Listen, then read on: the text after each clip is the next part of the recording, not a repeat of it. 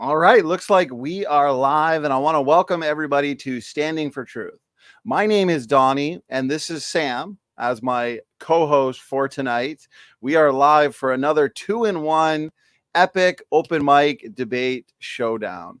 And so what I mean by 2-in-1 is we are going to be kicking off the night with another debate, this time Dr. Dino and Jackson Rowe. Definitely no strangers to each other, as they have debated quite a few times in the past. But I believe this is the first debate for 2023 between you two. So I'm excited for this one.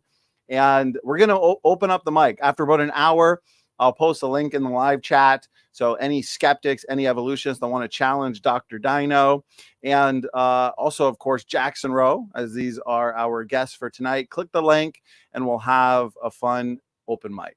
And so with that, let's just kind of jump right into it and hand it over to Jackson Rowe. So specifically, what we're focusing on in terms of evidence for evolution for this first hour is the fossil record and the geologic column.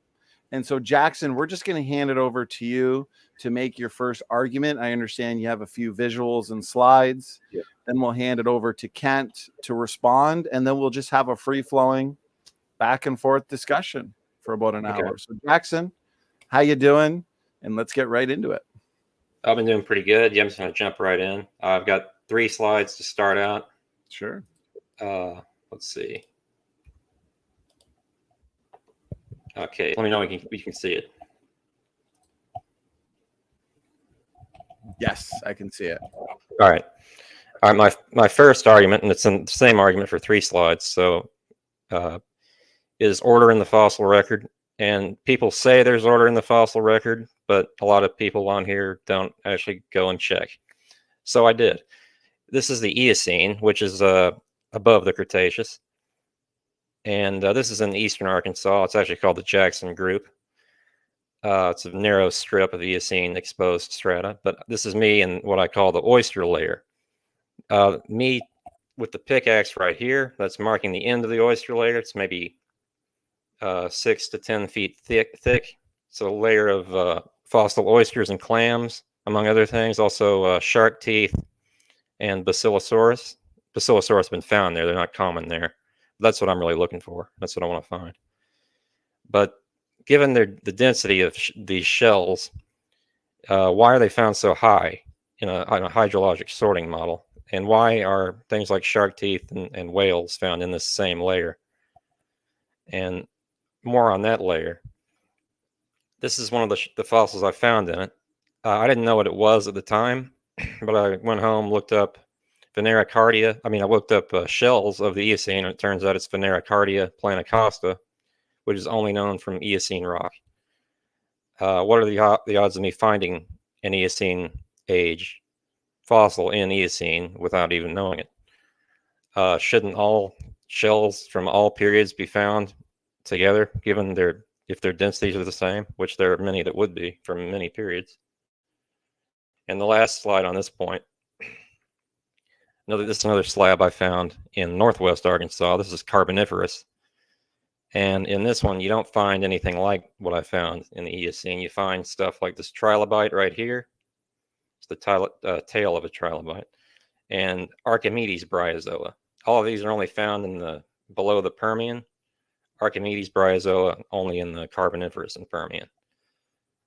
So all this stuff together makes for my first point, which is kind of interesting. So hang on. So I'll hand it over to Kent from there. Basically, why should it look like that? Jackson, thank you very much for that first point. That was a couple minutes. I do appreciate it. We'll hand it over to Kent now for a response, and then we'll kind of go back and forth on it. So firstly, Kent, how you doing tonight, brother? And we'll hand it over to you for your first argument. Well, thank you, sir. I'm doing great. God's good. Some of his kids still drive me crazy, but God's good.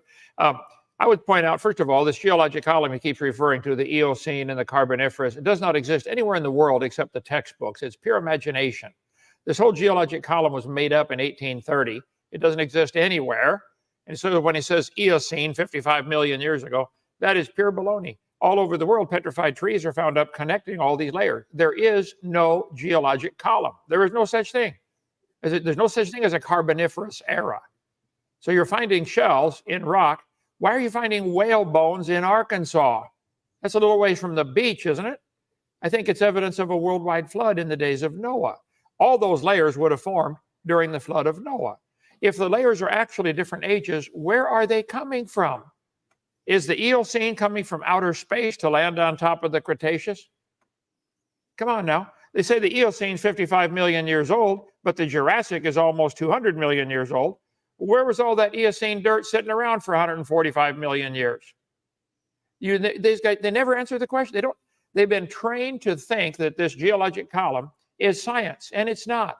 It's imagination. It does not exist anywhere in the world. And I keep showing them, these guys, the petrified trees standing up, running through all these layers. Dead trees only stand up for a couple of years around here in Alabama, but petrified trees in the vertical position connecting all the layers are a clear indication the layers had to form in less than a year. During Noah's flood, you'd get a phenomenon called tidal pumping. The moon is holding a bump of water called the high tide, and we're spinning around. I'll get on the side here.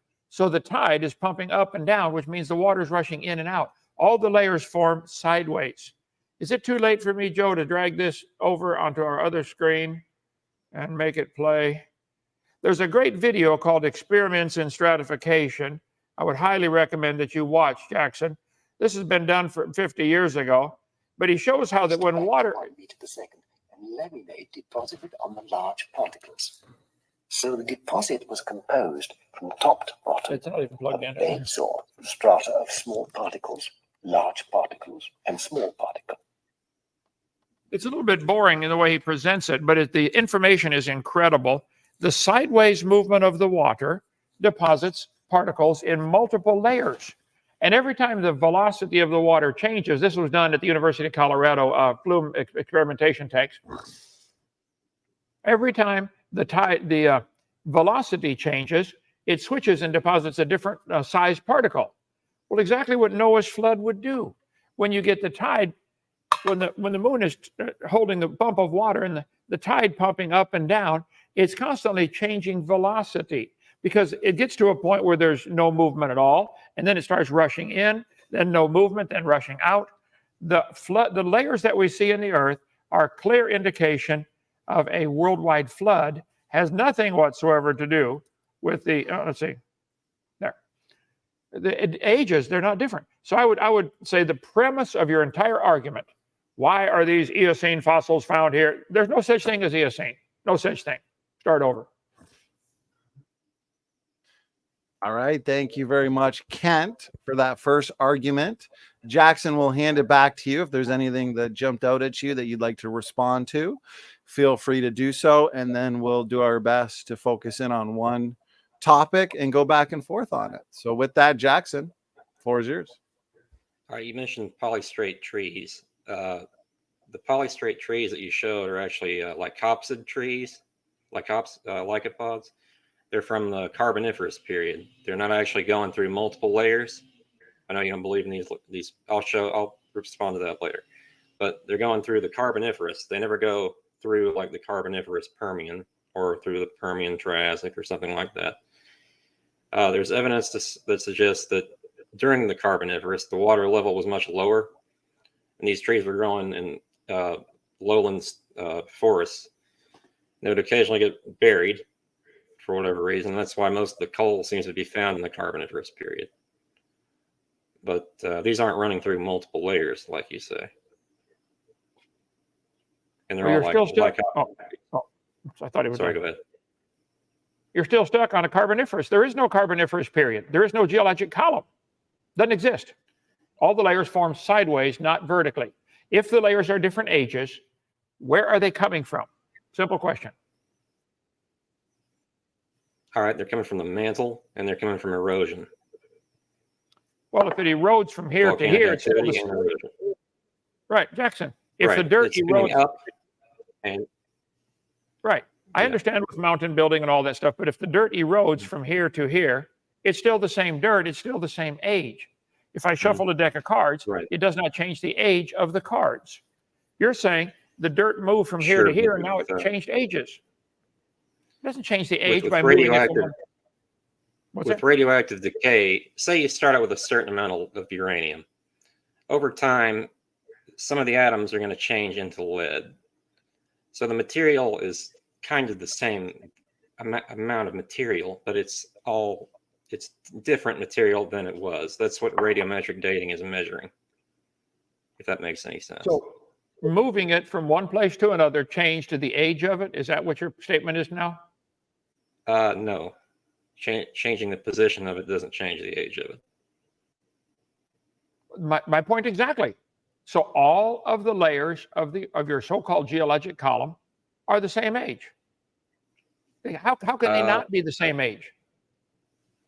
The material, I guess you could say, was all there, but the atomic isotopes are much different over time. The isotopic ratios. Okay, we can spend the whole debate on carbon dating, potassium, argon, rubidium, strontium, lead 208, lead 206. I'm familiar with all of them. All of them are based on the obvious assumption that we know what the initial content was. We know the decay rates never changed. We know there's been no contamination. None of those three can be proven. In a court of law, every radioactive date would be thrown out in an honest court of law. You cannot prove any of these, Your Honor. You don't know how much was in it when it started. You don't know it's never been contaminated for 14.7 million years. I covered that on my video number 7 about the radiometric dating. But still, if it moved from here to here, you're saying it will give a different radioactive age now? You can radioactive date the dirt in these layers as different because it moved. I don't understand the logic here. When it moved, like sedimentary rock, they don't date sedimentary rock. Like igneous rock is what they're dating. But right. But you said what did you say? Why are there? Here's an example. Let's use uranium lead. You can work backwards. The amount of daughter element lead that's in it now, you can work backwards to see how much uranium was there originally. So they can know how much uranium was there originally.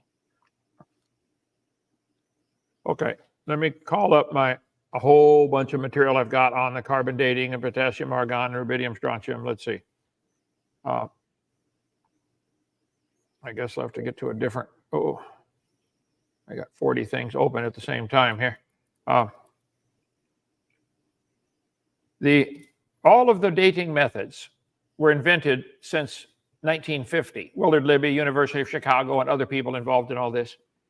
They dated this geologic column 120 years before that. They made up the geologic column in the 1830s. 120 years later, they invent the radiometric dating. And if the radiometric age they give it does not match what's already in the geologic column, they'll reject it. They might have to date a sample 10 times to get the right number they're looking for. How do you know which one's the right number? They date they'll date multiple samples of way more than 10 times. Okay, take 100 of them. Why don't they all give the same age? They don't. You know that. They don't, right? Well, they often do. They give a spectrum of ages, and it's all within pretty much a margin of error when they do this. Now, but again, Morris and Austin have done it, and they've used like unhomogeneous samples and xenocrysts that came out weird because they were obviously not homogeneous samples. So, and they used potassium argon dating on rock that was formed 10 years ago. So, well, if you went to a court of law and you're trying to prove my point, I'm trying to prove mine, I would say, Your Honor, this layer of rock has been dated 47 different times by these different laboratories. They did not all get the same age. Mm-hmm. What happened? So we get to take an average? No, it should work every time. If it's really science, it should work. And you're assuming you know how much was in it when it started. You know it's never been contaminated. And you know the decay rate's been the same. I use the illustration. If you walked into a room and found a candle burning on a table, and I asked you the simple question, when was it lit? We could do some science and we could say we could measure how tall the candle is. I mean, precisely to the nearest bazillionth of an inch if you want. That doesn't tell me when it was lit. I just now know how tall it is. I could also watch it burn and measure the rate of burn and say it burns an inch an hour, okay? We can get Olympic stopwatches and measure it to the nearest bazillionth of a second. We now have two indisputable facts. We know the height, we know the rate of burn. When was it lit? You cannot possibly tell me, unless you assume how tall it was. Has it always burned at the same rate? You cannot know either of those.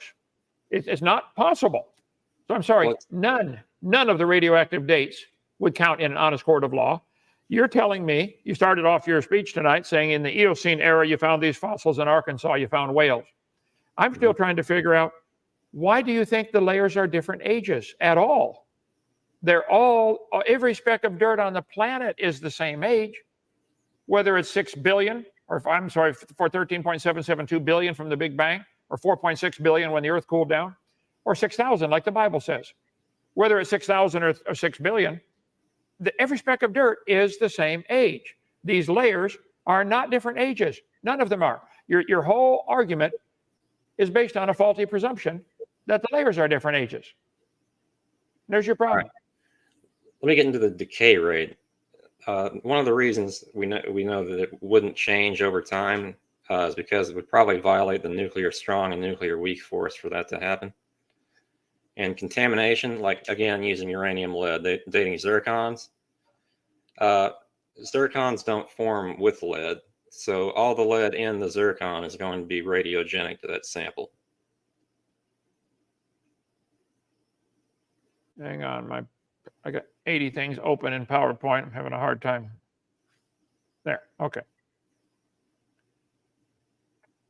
If I thought the debate tonight was on fossils, but if carbon dating, I've got plenty of stuff on that. Your geologic column is the assumption that you're going on. Your whole argument is based on the false assumption that the layers are different ages. There is limestone found in almost each one of these layers. There's Carboniferous limestone, there's Jurassic limestone, there's Cretaceous limestone. The only way to tell the difference between these different limestones is which fossils they contain. The layers are dated by the fossils, and the fossils are dated by the layers. It is complete circular reasoning. I wish you evolutionists would admit it is circular, and they do. It is circular reasoning. All right, so back to fossils and limestone. Let's talk about that. I did not. You mentioned Carboniferous limestone. You know the difference between Carboniferous limestone fossils and, say, Cretaceous limestone fossils? Well, you made a great point. They're both limestone. Mm-hmm. So, and the difference would be the fossils they contain, and there may be something more easily explained by hydrologic sorting in Noah's flood. But how can the Carboniferous be different than Cretaceous? How is it a different age? Where did it come from? You never answered the question. Did it come from outer space? No, limestone came from, well, later limestone. Cretaceous limestone came from coccolithophores mostly. But, say, Carboniferous limestone, coccolithophores didn't exist. So a lot of that's geologic limestone or made by other biological processes. Which I think is interesting because in a hydrologic sorting model, why are these light coccolithophores way up high, but down low? I mean, throughout the whole column, shouldn't some be mixed in if limestone is all basically the same? No, I can shake up this thing right here. There's only 2 or 3 different densities of sand in here. There is gold, blue, and white. But every time I flip it over, I'll get 40 layers. Only 3 different densities. And gives 40 different layers. Why? I've got a big one back here. It's only got 2 different densities. Somewhere, here we go. No, that one's got 3 also. There are 3 different densities of sand in this thing. Gold, white, and black. Why does it make more than 3 layers? This is what Noah's flood would do. The tidal pumping up and down every 6 hours, 12 and a half minutes. The tide's going to rush in. Then it's going to be calm for a couple hours. Then it's going to rush out because the world is turning under the moon. The tide is what made the moon, is what made all the layers on the earth in 1 year. All the age, every speck of dirt is the same age. And the fossils would be sorted in that. Put my slides back up, brother. The fossils would be sorted in those layers a little bit based on their body density. Clams are going to be found at the bottom. Clams are already at the bottom. They're sorted based on their habitat. That's where they live. Of course, they're the first ones buried. They're sorted based upon mobility. Clams can't run very fast. Sorted out based on intelligence. Clams aren't too smart. But you guys assume because a bird is found on top of a clam, therefore the clam turned into the bird. No I one would says say all clams these turn. fossils were formed by the moon doing the hydrologic sorting because of tidal pumping. Everybody that studies earth science knows the tide, the moon is pulling the tide up and holding it like a magnet while the earth turns under it. At Lenox, Alabama, we're turning 886 miles an hour toward the east, which means the water's rushing in toward the west constantly onto this tide at 886 miles an hour for maybe an hour, till it calms down. That is what formed the layers sideways. The tidal pumping would not only pump the atmosphere up and down, which they know it does, it would the crust of the earth. Google, how high does Arkansas go up? The whole state of Arkansas lifts up probably, I'm guessing, 2 inches under the moon and then goes back down. The whole world is, the crust of the earth is pumping up and down a little bit. The water's going up and down a lot more, and the atmosphere even more than that. And before the flood came, the water under the crust would be tidal pumped back and forth, circulating under there. And when the fountains of the deep broke open, that water shot to the surface. It's the sideways movement of the water that forms all the layers. Just Google, watch the video, Experiments in Stratification, Colorado State University. The layers form sideways. They are not forming vertically. The top one is not younger. I'm sorry somebody taught you that. Get your money back. It's not true. No one taught me that. I didn't pay anything for that information. But let's try to stay on one point at a time. Okay, fossils. Because I'm having trouble keeping track of everything you're saying. Okay, let's keep. And I can't take notes as fast as you're talking. So let's just keep track on one point at a time. Let's talk as for the tides forming all the layers. Aren't the tides usually washing up on the shorelines, and that the waves under hundreds of feet of water, isn't it not going to do a ton?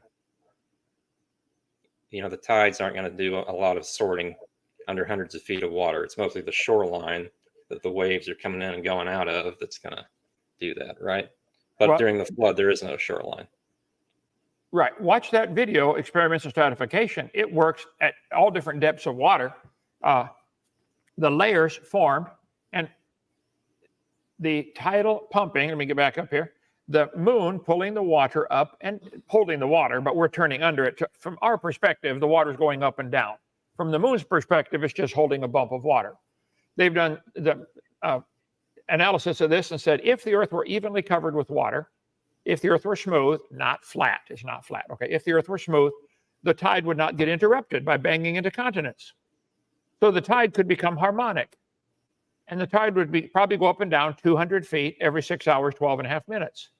So if the water came up 200 feet for high tide and then went back down 200 feet and came back up 200 feet, and it did that over and over, it's going to pump the water sideways.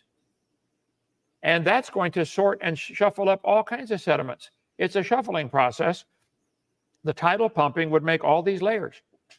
And I don't know if the crust of the earth during Noah's flood, I mean, if Noah's in the ark, I don't think the surface of the earth was perfectly smooth and evenly distributed water. It probably had underwater mountains then too. We'll have to wait and watch the video in heaven. But I really would encourage you to watch this, because your whole worldview and, believe it or not, your whole eternal future is based on what you've been taught. And you've been taught to believe this geologic column, and it's just not true. The layers form sideways, not vertically. The geologic column, made up in 1830, does not exist anywhere. All right, except the let me get to my second point. I got a few more slides I'm going to show. Donnie, if I can share my screen real quick. Absolutely. I think that's good. We spent about 15 minutes on that first point, and so now we can move to the second point.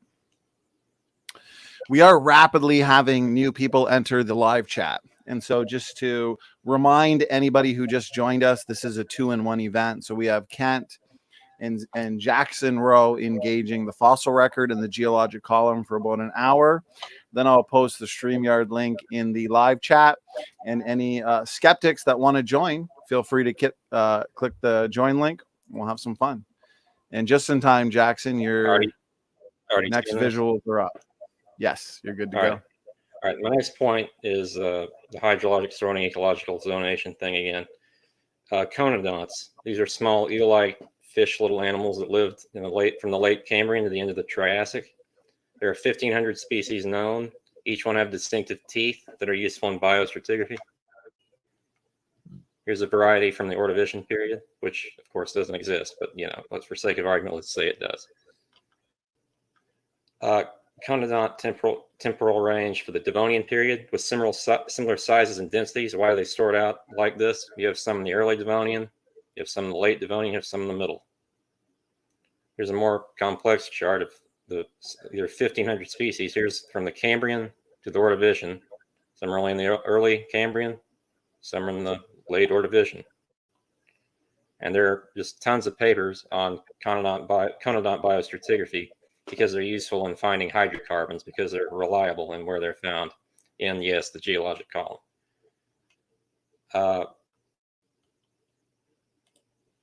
Let's just talk about that point for a minute. Okay.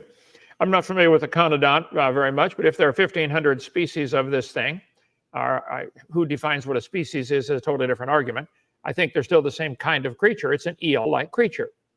And I think that when you turn all the animals in the world loose into the woods, they know what to look for in a mate.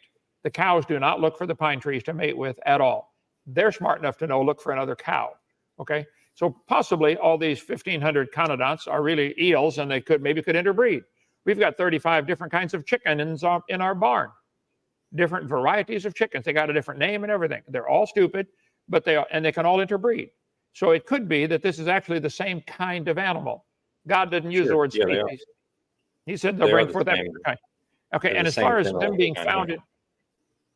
being found in different layers, again, you're stuck with your geologic column, the Ordovician layer, and would you say the Devonian, and there's no such thing. If they're different layers, could it be that they hang out with the ones they're most similar with? Could it be the black cows prefer to hang out with the black cows, and the white cows prefer to hang out with our white ducks hang out with each other as opposed to with the black ducks? Prejudice, maybe we're in Alabama, I don't know why, but it could be another reason for them being generally found in different layers, or it could be whoever's naming the fossil decides, maybe again it's a case of the fossils determining what the layer should be called. How do you know it's Ordovician? Well, it contains a conodont with only 28 teeth or whatever they got, So they're dating the layers by the fossils and dating the fossils by the layers. There's a strong prejudice to go back and bow down and believe in the geologic column because it's been standard science. I'm telling you, there's no such thing. You got taught something wrong and you need to get your money back or else change your view, because this is going to have an eternal difference in your life. This is the Bible to the atheist and evolutionist right here. That's their Bible. You're going to mention these layers 30 more times tonight before this is over, because you really believe there is a Carboniferous period and a Cretaceous and an Eocene, and none of those exist. They're all from the flood of Noah. But the Bible said the scoffers would be willingly ignorant of the creation and the flood. 2 Peter chapter 3. The flood formed the layers. I'm sorry. There is no geologic column. Let me get this straight. They don't exist, but they're all formed by the flood of Noah. They said the geologic column they're not different ages. There's no such thing as a Jurassic period. There's a layer of rock that somebody decided to put that name on it, but the rock doesn't care. And it may contain a certain kinds of fossils that die at a certain time during Noah's flood. I think the flood would be progressive, and some animals the birds, of course, would be the last ones to die. They can fly around till they run out of gas. The clams are the first ones buried. They're already at the bottom. But I just showed you clams. Your whole premise, all of the evolutionary premise, well, they could be sorted anywhere, but generally they're found at the bottom. And generally birds are found at the top. If they're found at all, a lot less bird fossils found than clam fossils, because birds would tend to get on top, end up on top and rot. See, fossilization requires special rapid burial, like Noah's flood would do. So I think if there's any sorting to the fossils, it's best explained, again, by hydrologic sorting or tidal pumping up and down. It's the water moving sideways, shuffling things up. Why on earth would this make 20 or 30 layers in a matter of a few minutes? It's only got 3 densities of sand. Mm-hmm. That's just the way it works. But the thing is, there are 1,500 different types of conodont teeth, and they're all basically the same density. Are there different types of human teeth? No, not really. They're molars, premolars, incisors, canines. I Right. mean, if you count that. Would they be buried in different layers? I generally know, but if they were separated, I've never done that experiment. But 1,500 teeth of basically the same density. Why are they all, and reliably different species are found in certain stratigraphic areas? It seems. I don't know. Like I said, I haven't studied that particular one. There's a whole lot of animals, but if indeed that what you're saying is true, is there any other possible explanation, or would that lead you to the conclusion that all 1,500 of these kinds all came from an amoeba with your family tree? My argument. Because you do believe, if I recall, in evolution. My argument was that all these different conodonts lived at different times, and that's why they're found in different layers. Different conodont species live. They may be. It may be they hang out together. If there was a worldwide flood today, I bet the buffalo would be in an area, and the cows might be in a different layer, because cows and buffalo don't normally hang out together. Maybe they're similar. Maybe all these conodonts hung out with their own same kind. Maybe they like those that had certain kind of teeth. Oh, honey, those are beautiful teeth here. Let's hang out together. I don't know. But well, see, they would, that what you're taking is such a tiny, minor. Well, I will do some research. I wrote it down on the conodont, 1,500 species of conodont, and I'll be ready for my next debate. I've never studied that one. But you're saying because there's 1,500 different species of conodonts, therefore, this is evidence for evolution? I'm saying it's evidence that there are different time periods in the fossil record, yes. Well, I'd go back to my original question. If there are different time periods, and there is no fossil record, if there are different time periods, where are these layers of dirt coming from? Where did all the conodonts live before they got deposited 2 million years later? Where did all their material come from? I mean, we've gone back and forth on that point for many times. And I think we're not going to get because you never answer it. I did answer it. You've never answered it. No, you never answered it. Okay, here's the Earth. Not really, but here's the Earth. It all has the same material. But it starts out, say, with more uranium. It ends up, over time, with more lead. And these layers, and the crust of the Earth is coming from inside the mantle.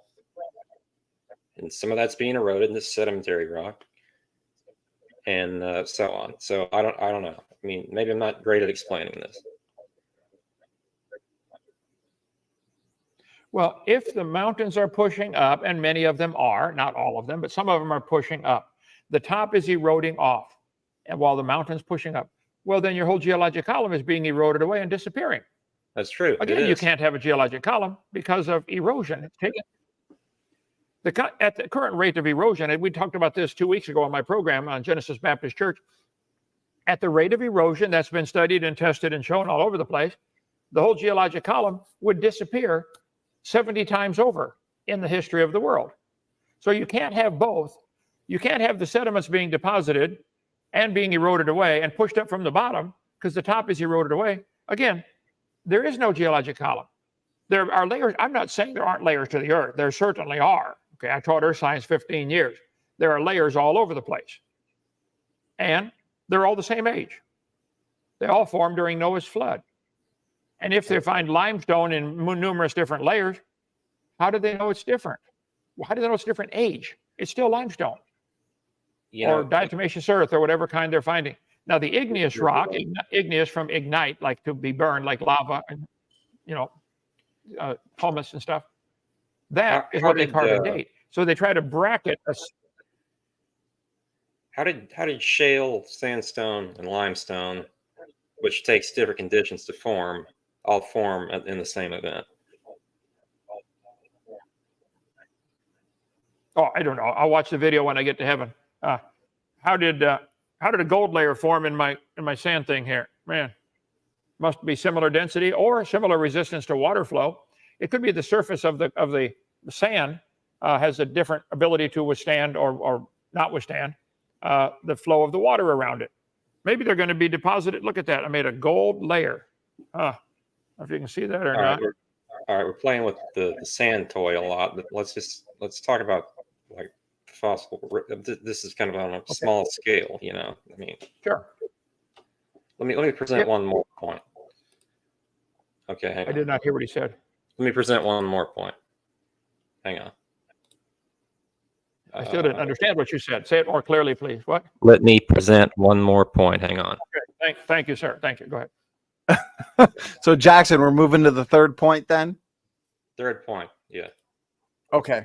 Yeah. Whenever you're ready, go ahead. Hey, calm down a little bit, Jackson. I have to step in and moderate. That was a little out of control. I'm just kidding. All right. Sorry about that. I'm just trying to earn a paycheck here, you know. I'm going deaf. Just have him talk louder and more clearly. All right. You guys are Sorry, I doing almost great. broke Go Sam's ahead. speakers. Okay. It's getting way too heated, other- this debate, Jackson. I'm just kidding. Go ahead, Jackson. Yeah, Whenever you're ready. All right. My other point, tracks in really anywhere in the column, and I'll get to the column. Someone who you guys agree with says the column exists. I'll get to that in a minute. Tracks in the Coconino sandstone, of which there are many, can't be explained in a global flood. Like Answers in Genesis explanation is that these animals are running from the flood as the flood is happening, which they're in the Permian, which it's in the middle of the column. It would make sense if these were like the Tapete sandstone and the Cambrian at the start of the flood. But this layer was being formed underwater, under hundreds of feet of water, presumably. How could these animals have made these tracks? Okay, fair question. Let's assume the biblical account is correct and there was a flood in the days of Noah. Noah was in the ark for over a year. Read Genesis 6, 7, 8. We don't know how long it took to kill all the animals outside the ark. It may have taken 3 months. The crust of the earth may have been flexing up and down because the Bible says the fountains of the deep broke open.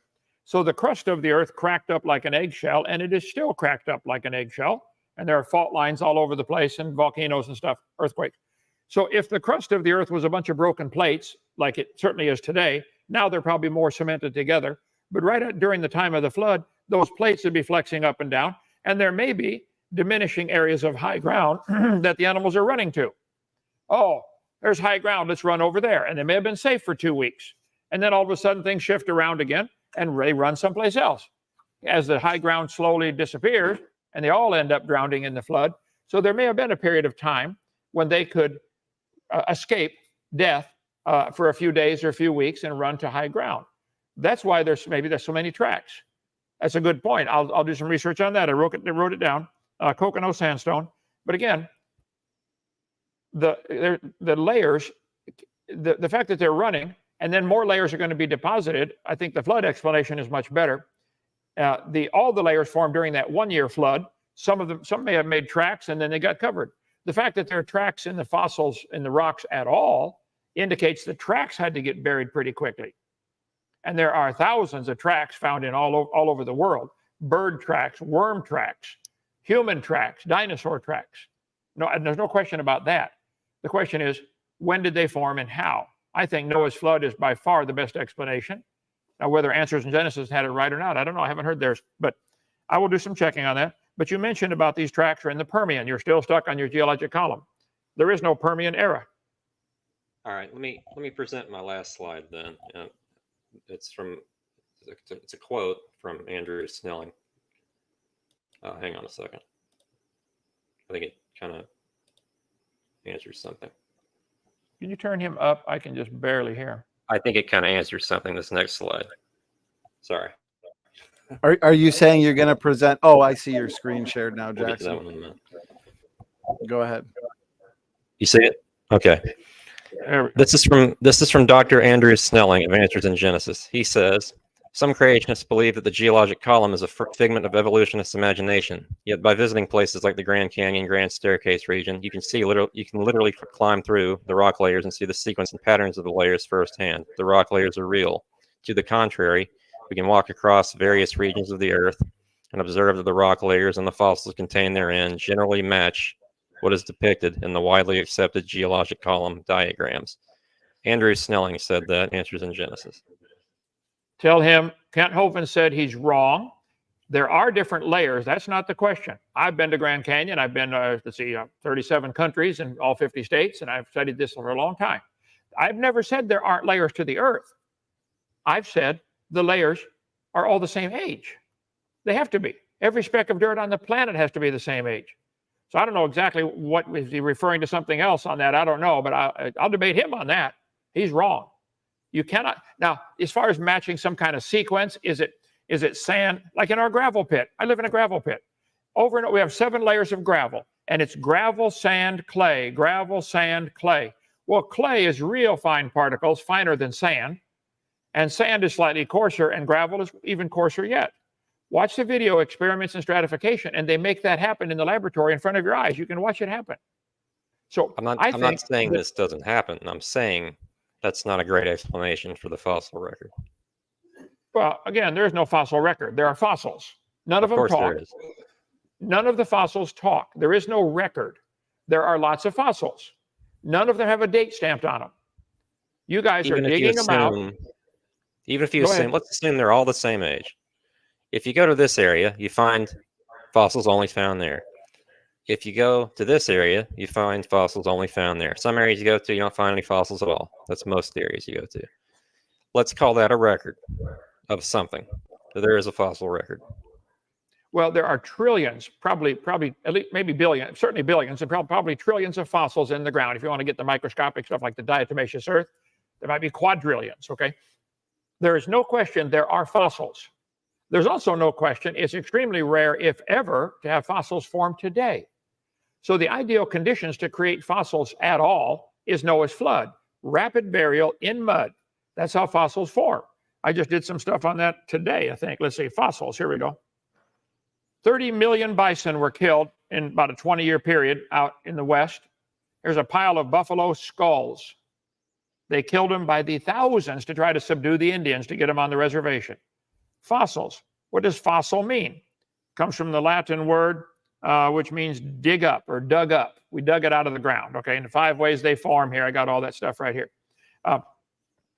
Fossils have to be buried quickly. That's what Noah's flood would do. How do you explain trillions of fossils all being buried rapidly in soft mud? Is it a bunch of little bitty floods? It's thousands of little floods rather than one big one. Mostly, yeah, but also volcanic eruptions, ash covering things, falling into a cave. The ash makes a different kind of fossil, okay? Right, it does. Right. Permineralization is most of the fossils that we find, like my clam here. Right, I'm not saying you're wrong. I'm saying there's other ways to do it. Right. He's got 5 different ways to do it. The impression, where a cast is made, or the amber, which is petrified tree sap, or trace fossils or soft tissues. This is from the Australian Museum. If you want to look up that article, how fossils form. I agree there are fossils. I agree there are layers to the earth. I do not agree that the layers are different ages and the fossils can talk or tell you anything about themselves. Every fossil they've ever found was dead. Every one. You can't prove it had any children. You certainly couldn't prove it had different children. And lining them up from clams to birds does not prove the clam turned into a bird over billions or trillions or quadrillions of years. Well, no one argues that clams turn into birds. Well, let me go back and show you here. Does someone say clams turn into birds? Right here. The humans, the birds, the reptiles, the ladybugs, the pine trees all come from a common ancestor. So sure, the that amoeba doesn't mean clams turned to birds. The amoeba turned into a bird. Do you believe amoebas turned into birds? No, amoebas are modern organisms. I didn't understand a word of that. Amoebas are modern organisms. Okay. Did a single-celled creature of some kind, bacteria, protozoa, amoeba, whatever you want to have, this chart shows the origin of life, a single-celled creature becoming humans and birds. Do you believe you are related? Do you believe you are related to, let's see, a frog? They got frogs on the chart. We've been over this. It seems that all life on Earth shares a common ancestor until they find one that has like totally wacky genetics that match nothing. That's what it appears. So yes, you are related to a frog. Everything's related in your book. Everything's related. Yes. Okay. This is not science, Jackson. This is not science. We don't ever see a frog produce a non-frog or a clam produce a non-clam. We don't ever see this. Finding them in a layer and saying, "Wow, look at this clam is in this layer, and here's a different animal in this layer." Therefore, this turned into this because these layers are millions of years different in age. That is the Right. idiocy of this whole thing. Let's imagine a line of 1,000,000 generations. If you look at any place on this line, one generation next to another on that chart is going to look like itself, pretty much. But if you look at the first generation and the millionth generation, and there are little changes in between, don't you think they're going to look pretty different? Well, you said your key word was there, let's imagine. Okay. Right. I said, We let's don't see imagine. Yeah, we don't see this happening. The little changes, there are changes, but they're always within limits. Yeah, but we Farmers know have that been trying- animals reproduce. Yeah, well, like We don't have to cows, for imagine that. instance. Well, let's go one at a time. Are you done? Sorry, go ahead. Okay. Farmers have now developed over several thousand years, 450 recognized breeds of cows. They might have had a common ancestor called a cow. They get big ones and little ones, and more milk and more beef, etc. But there's limits. They now have a world record. A cow in India this year broke the record: 281 pounds of milk in one day. 36 gallons of milk one day. Utterly insane. Do you think they'll ever get a cow to give 10 trillion tons of milk in one day? Or is there a limit anywhere? No. Is there a limit, I guess is my question. Is there even 10 trillion tons of water in the ocean? I'll rephrase your answer. Yes, there is a limit. You cannot get a cow to give 10 trillion tons of milk in one day. Can you? No, you can't. Okay. So there is a limit. Is there a limit to how far amoeba or protozoa or bacteria or single-cell creatures can change? We see them change. We see them mutate. We see lots of things happen to these creatures, the single-cell creatures, whether it be bacteria, protozoa, or whatever. But the changes are within a particular box that we all call bacteria. Nobody's ever seen a bacteria turn into a non-bacteria. Nobody's ever seen a frog turn into a non-frog. There are now 7,371 recognized breeds of frogs. They might have had a common ancestor called a frog. That doesn't prove frogs are related to cows. All right. There are 450 Are frogs related to salamanders then? I don't think so. Frogs don't think so. Frogs are not the least bit interested in salamanders when you put them together. They don't try to mate. They've got sticky skin. Depends on what do you mean related? So amphibians are not related to each other. Well, see, I don't think that frogs even think of themselves whether they're amphibian or bird. We are the ones making this crazy. You want to talk or me? Oh, I'm sorry. Okay. Go ahead. The whole classification system of deciding this is a bird and this is a frog and this is a cow, this is all man imposed on the animals. The animals don't care. They don't care at all. The fact that we put them in a box and call them a reptile or a mammal or whatever, they don't care. They know what their kind is. Turn them all loose in the woods. They'll pick their own kind to mate with every time. We may have decided, wow, that's a different species. They don't care. So the fact that this is man's classification system superimposed on the animals and plants that absolutely don't care. The pollen from our trees, when our trees pollinate around here, they send out bazillions of pollen grains.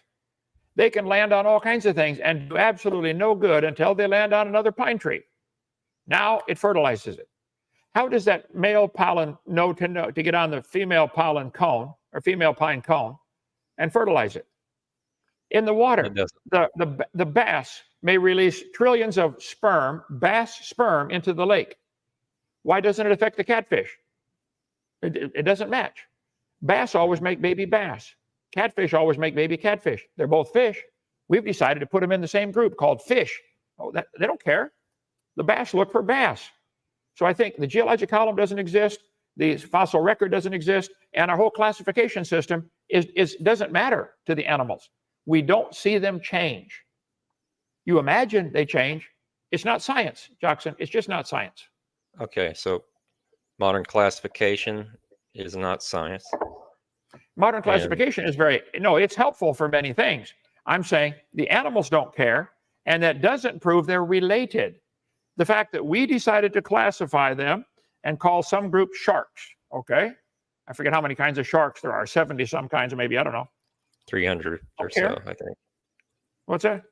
300, something like that. Okay. Yeah.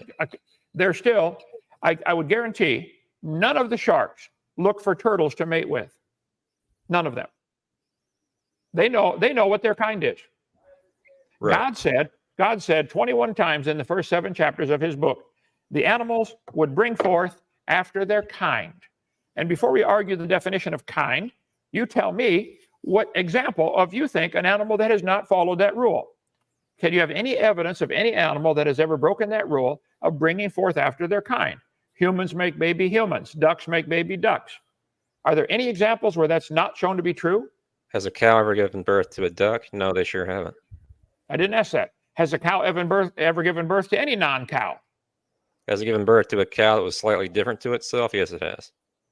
But it's a Is it still non-cow. considered No. Is it still considered a cow? Yes, it would still be considered a cow. Okay. These family trees they show to make the kids learn in school, and we all got to pay for. They show this single-celled creature turning into a human and fern. Has anybody ever seen a single-celled creature, a bacteria, produce a non-bacteria, let alone produce a shark? Well, they've gotten some yeast to produce a large colony of multicellular kind of mass that has differentiated cells recently. But Sure. Yeah, I understand the differential cell. They each get a different job in the colony. Sure. We got different jobs around here at our camp. One guy runs the tractor. One guy else, does the cooking. They're still human.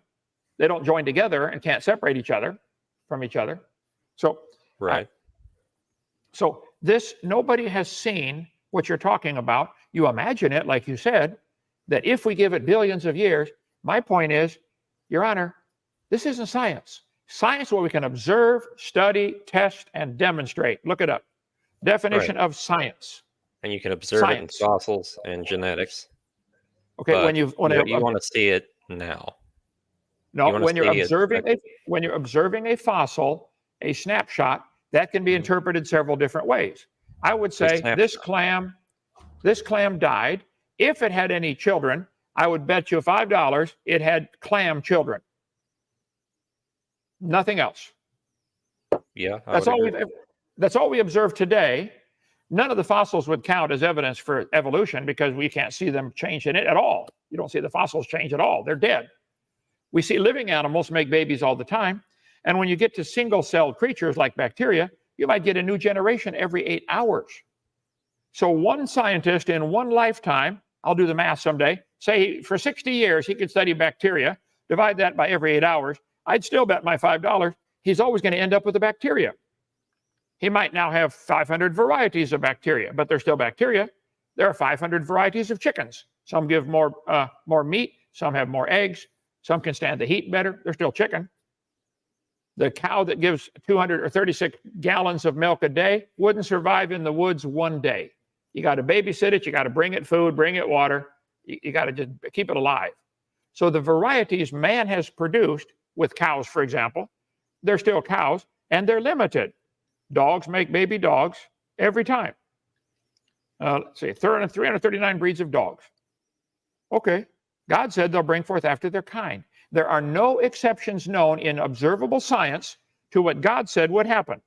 21 times, I believe, he said in the first 7 chapters, they're going to bring forth after their kind or after their sort. What do you have for an example to say, oh, that didn't happen here. Look, these dogs made a non-dog. Why would we teach this as science that a protozoa turned into a human? Why should kids be taught this stuff? This isn't science. This is religion. Okay. Do you believe that dogs and foxes are related? Dogs and foxes? Mm-hmm. I don't know. Interesting. There are 37 different varieties of foxes. I don't know. Can dogs and foxes both have a tail, both have hair on the outside? I think our classification system, kingdom, phylum, class, order, family, genus, species, they probably split at the family level. I don't know. But again, they don't care. If they got desperate enough, maybe a dog would mate with a fox.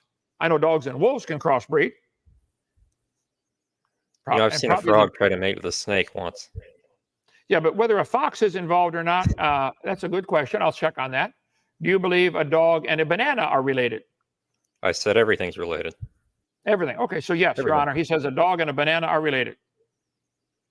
But see, to give me the example of a dog and a fox, and then jump to the conclusion that a dog and a banana are related, it's a wild jump, Jackson, a wild jump. I wish you could Right, see it would seem so, but I'm giving you an example of things that are obviously related.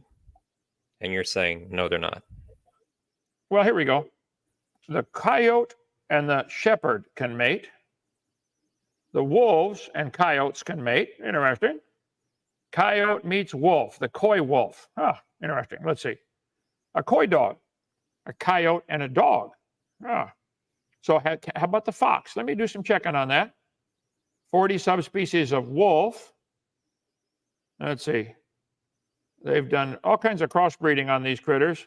The canid family, wolf, coyote. Is the fox, can somebody Google that real quick? Is the fox in the canid family? Interesting. 19 different species of coyote. I bet they look for a coyote to mate with.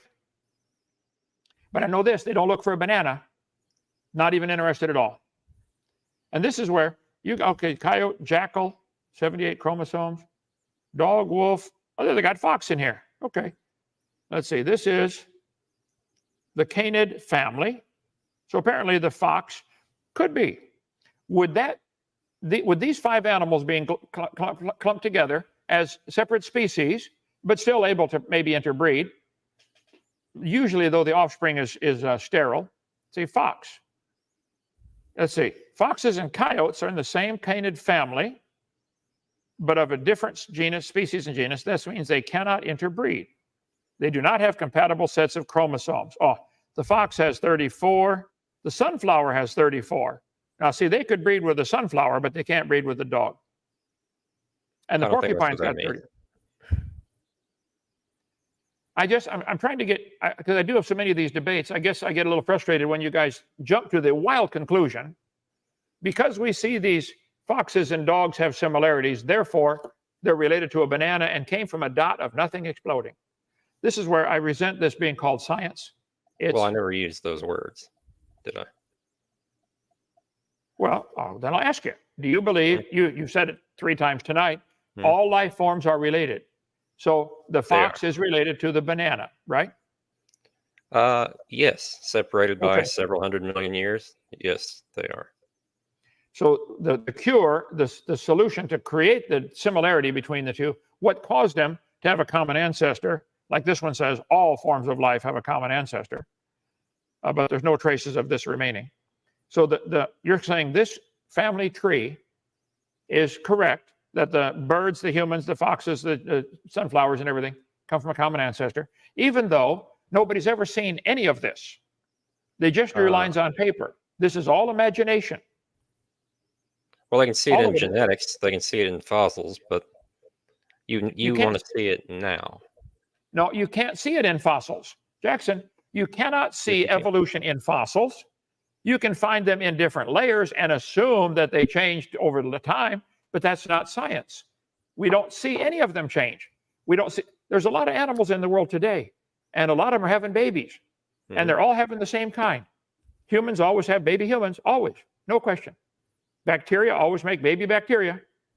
It just doesn't happen in reality. You have to imagine if you gave it millions of years, it could happen. Okay, I'm just pointing out. Even if it's true, it's not science. It's not observable. Actually, Jackson, before you respond, I just did want to let you gentlemen know the hour has really flown by. It's been a very interactive back and forth discussion, tons of fun. And so, Jackson, if there was a final point that you wanted to get to before we open up the mic to allow other people in, feel free to do so, as we'll probably start to shift towards the open mic portion in about 5 to 10 minutes max. All right, let's extrapolate this out a little further. If the fox and the dog are related, what about the bear? Where does that fall in? Do you think bears are related to dogs or foxes? No, I don't know. Again, this is our classification system. It's humans putting their classification on top of the animals, and the animals do not care at all. There are 8 recognized species of bear, and they may avoid each other. I don't know if the black bear likes to mate with the grizzly bear, or the grizzly bear would eat the black bear. I don't know. We got a bunch of stuffed ones up in our museum here. Come see them. So I don't know, but they can't interbreed. I think God created them different kinds. I think the dog kind and the bear kind are probably not the same. There's limits, though. With dogs, almost 3.8 inches to 44 inches. There's a limit. There's a limit with bears. Not being able to breed now and not being related are not the same thing. That's true, yeah. But again, what do you mean by related? Who's making this decision, okay? Are the 37 different kinds of foxes related? Is the red fox and the silver fox related? They live in different areas. They have different environments, so they probably don't ever see each other and don't interbreed. It could be some of the varieties have developed because of the habitat they live in. Only those that are able to handle the cold weather have the long fur. I bet if you turned all the dogs in the world loose up in Alaska, just turn them loose, come back in 5 years. Mm-hmm. All the chihuahuas would be dead in 5 minutes, okay? But the only ones that would survive would be something similar to a wolf. Thick fur, big body, tough, mean disposition, able to survive in the wild. So the nature may select, there's a natural selection factor here. Most of the dogs are from artificial selection, somebody deciding they want a little one to cuddle with or a big one to protect them or whatever. So the dogs don't care at all. So again, what we're seeing is variations within the dog, and they're limited. They're still dog, barely. So my wife has a completely useless dog, pug right there. She likes it. Okay. I like her, so I'll keep the dog around. All right. So, but this thing wouldn't last 5 minutes in the woods. I got to feed it every day. Yes, it's still dog. Nose is caved in, tongue hangs out the side, half an IQ, about maybe 3 points in on the IQ scale, and obviously still dog. And it doesn't even consider mating with the squirrels that live around here or the cats. They don't even consider it. When it gets ready to mate, it'll look for another dog. That is science. I've seen dogs try to mate with cats before. Yeah. But that's not really the point. But my point is, they know what their kind is. We might not be able to classify them, a bear and a dog. Bear and a pine tree, guarantee they're different. Anyway, all right. I know, Donnie, you wanted to get on to questions, but go ahead. Yeah, we can go with that. Gentlemen, great job keeping the discussion engaging for exactly an hour. So lots of fun. We're now going to open up the mic. And so for anybody in the live chat who has wanted to join the open mic for impromptu debate, discussion, or simply to ask a question, I have posted the StreamYard link in the live chat. I've also pinned it for people to join. Of course, we want to keep it professional, cordial, and sticking to one topic at a time. And so with that, let's bring in our first couple of guests here. And so we've got one on the evolutionist side and one on the creationist side. So it looks like we're well balanced for now. Okay, so also reminder to the audience, we're going to, for the next hour, we're going to allow Kent to engage the critics. At the 2 hour mark, we're going to allow Kent to get out of here and get some sleep. Kent, I appreciate your time, brother. And then Sam and I will engage the skeptics for a little while as well. Okay, so with that, Doc, as in Doc Dino, was the first here in the backstage. So to be fair, let's give you the mic and give you the opportunity to pick a topic. Tonight, again, is evidence for evolution. So at least make sure it's something in the world of evolution, and we'll go from there. Doc, how you doing tonight? And go ahead. I'm doing all right. Just finished my own stream, actually. Nice. But I do have a topic that is related to evolution. So Kent, since our debate, I've been doing a bit of thinking. Thought of a few questions that I'd like to ask. So first, can I ask? Yeah. If one of them is, how can I give up my dumb religion of evolution and accept Christ as my savior? Oh, I'll be glad to help you. But go ahead. Well, you never know. You might get me to that point tonight. Yeah, someday. Anyway, first, can you give me a definition for kind? Just a nice catch-all definition. Well, the Bible says they will bring forth after their kind. So if they are capable of bringing forth, they're the same kind. There are 27 different definitions of species. Nobody's ever been able to get a good definition. Look at this. Species is a kind or sort. How's that? Well, Webster Dictionary says kind, sort, and species are synonymous. Kind, synonyms, kind, there it is. So if the Bible says they can bring forth after their kind, I would say the 37 or the 8 different varieties of squirrels we have in our museum, the stuffed ones, when they were alive, could have probably brought forth a baby and it would have been a squirrel. But the squirrels and the snakes absolutely cannot interbreed. So it's kind, species, like I said, to this day, scientists struggle with the question, what is a species?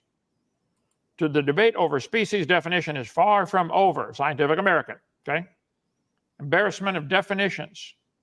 Scientists are still struggling on what's a species. I got a ton of stuff on that. But this ties in with your question. I don't need to define the word kind. I'm not asking the Bible to be taught in schools. I'm pointing out there is no evidence of any animal bringing forth something that anybody with 2 IQ points would say, wow, that's a whole different kind. They're still producing after their kind. Dogs make dogs. Some are just barely dogs, but they're still dogs. Cows make cows. You tell me, what is the evidence for what you think is what somebody would call a different kind? And species, like I said, they've never got a good definition of species. So, okay. So your answer was kind is if 2 organisms can bring forth. I understand. Right. That. Now, let me you asked qualify my that. definition for species. There are multiple definitions, and it's not that the scientific community can't decide. It's more so that we have different data for different animals or plants. So sometimes we can't use the same method to describe a species. And actually, my next question is related to that. So let's say we have we have some extinct animals. So we don't know if they can bring forth together because they're extinct. We can't observe them. How would you determine a kind in an extinct animals? That would be tough. I don't know that it wouldn't matter. They're dead. Why would anybody try to do that? But we would try to see, it's always man trying to impose his classification system on these bones or on these animals, and the animals and the bones don't care at all. Okay. If we dig up a dinosaur bone or a whole fossil, a skeleton, put it all together, say, wow, that's got a long neck, long tail, looks like a brachiosaur. Then we dig up another one, say, wow, this got front legs longer than the back legs or back legs longer than the front legs. Maybe they could interbreed in nature. I don't know. There's no way to tell that. Doesn't matter. They're all dead. So what I'm getting from that is you'd probably group them based on their anatomy. Does that sound about right? So like there'd be a sauropod kind and a, say, theropod kind or something like that? Well, we would start with anatomy, I'm sure, but really, if you're finding only the bones, you have to be careful. There's a whole lot about the anatomy that cannot be determined from the bones. So generally, that's all you find with fossils. The vast majority are just simply the bones, okay, the skeletal system. You're not finding the reproductive system or the integumentary system or the respiratory system. We can make some guesses about those things based upon, the anatomy that we know by comparing it to other creatures. But it would quickly devolve into guesswork rather than empirical science. Okay. All right. So maybe separated a bit from kind then. Would you say that, say, mammals is a group that exists? Again, that's man's classification system. We have decided if it has hair, breathes air, bears live young, it's called a mammal. They don't care. Mm-hmm. Okay. Well, I agree that they don't care, but we are categorizing them based on, things that exist. Right. So it is a valid category. Is that right? Hang on. In our shop, we classify our tools. We put the power tools in one area and the battery powered tools in an area. And somebody else might come in and say, oh, I classify my tools differently. I put the DeWalt's in one area and, they might. It's a classification system that whoever runs the shop can classify them. We might have all the 3-inch screws in one pile. And somebody else might say, oh, you should separate 3-inch galvanized versus 3-inch non-galvanized. Okay, separate them how you want. Okay. Well, that's a Torx drive and that's a Phillips drive. We should separate them. Again, the screws don't care. We Sure, are classifying that's all the totally animals. fair. But But my Doc, point just is that you can categorize them. right, but hang on. The purpose of the categorization for you guys is to prove evolution. That's your whole goal in life. You want to say, wow, look at those are the same kind. We should put them together. Your whole goal is to prove your dumb religion. That's it. Not necessarily. Sometimes it just helps to group animals into categories. Oh, yeah. Okay. I enjoy But it. there are two categories that I have a question for you then. And Okay. Donnie, if I might share my screen. Sure. All right. There's probably So I have a 40 few different animals I'd like to show you, and I'd just like to ask you what kind you think they belong to. So first would we be have a an guess. eagle up here. Would you say Yeah. it's of the bird kind or the dinosaur kind? I would say that would be the bird kind based upon the claw, the beak and stuff, but that would be guesswork. And again, it's a fossil. It doesn't care. Is that a bird kind? Let's say probably yes, but I would reserve judgment and say I'm willing to be convinced otherwise. Okay, that's fair. Up next, I have another bird. This one is from the fossil record. But I call it a bird. Would you say that this is a bird? Don't know. Not enough Don't know? data to tell yet. Okay. It certainly has it has some similarities to birds. Go ahead. Yeah, the breastbone and the teeth in the beak. It would be very rare. Only one hummingbird, I believe, has teeth in the beak today. So that may be more reptile. And if there are similarities between bird and reptile skeletons, I'd say that points to a common designer, not a common ancestor. I'd bet $5 that thing you couldn't prove that both those bones had any kids. Well, I mean, regardless of if they had a common designer or common ancestor, I would put this in the bird kind. Go ahead, put it because wherever you of want. The keeled breastbone, wishbone, fused wing fingers that did have feathers. It has this special little hip here and shortened tail, and it did have a beak. It had teeth, but it also had a beak. Would you agree that it would most likely be a bird? As I said, I don't know. It has some of the characteristics of a bird. There's probably 40 more people waiting to ask questions in the next hour. Is there the point you're making here? Yeah, I'm almost done. And then we have this little guy.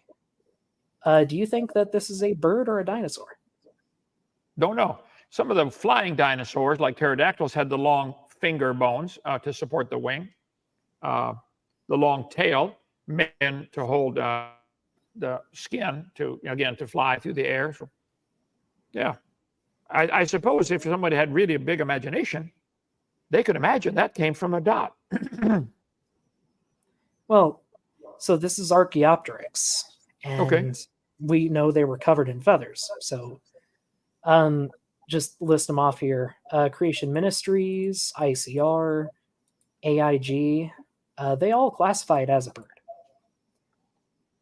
And the last thing I want to show you, they classify as a dinosaur, even though its skeleton is just about identical to Archaeopteryx. And I'm just curious if maybe you could give me a hint as to why. Yeah, don't know, don't care. The similarities of the skeleton, again, could be common designer. It does work pretty good, having a backbone down the middle and two legs to run on. And I mean, the birds seem to enjoy it, and the reptiles seem to enjoy it. Does that therefore mean they're related? No. You kidding? The similarity of, my pickup truck has a steel frame. So does the Honda car. Whoa.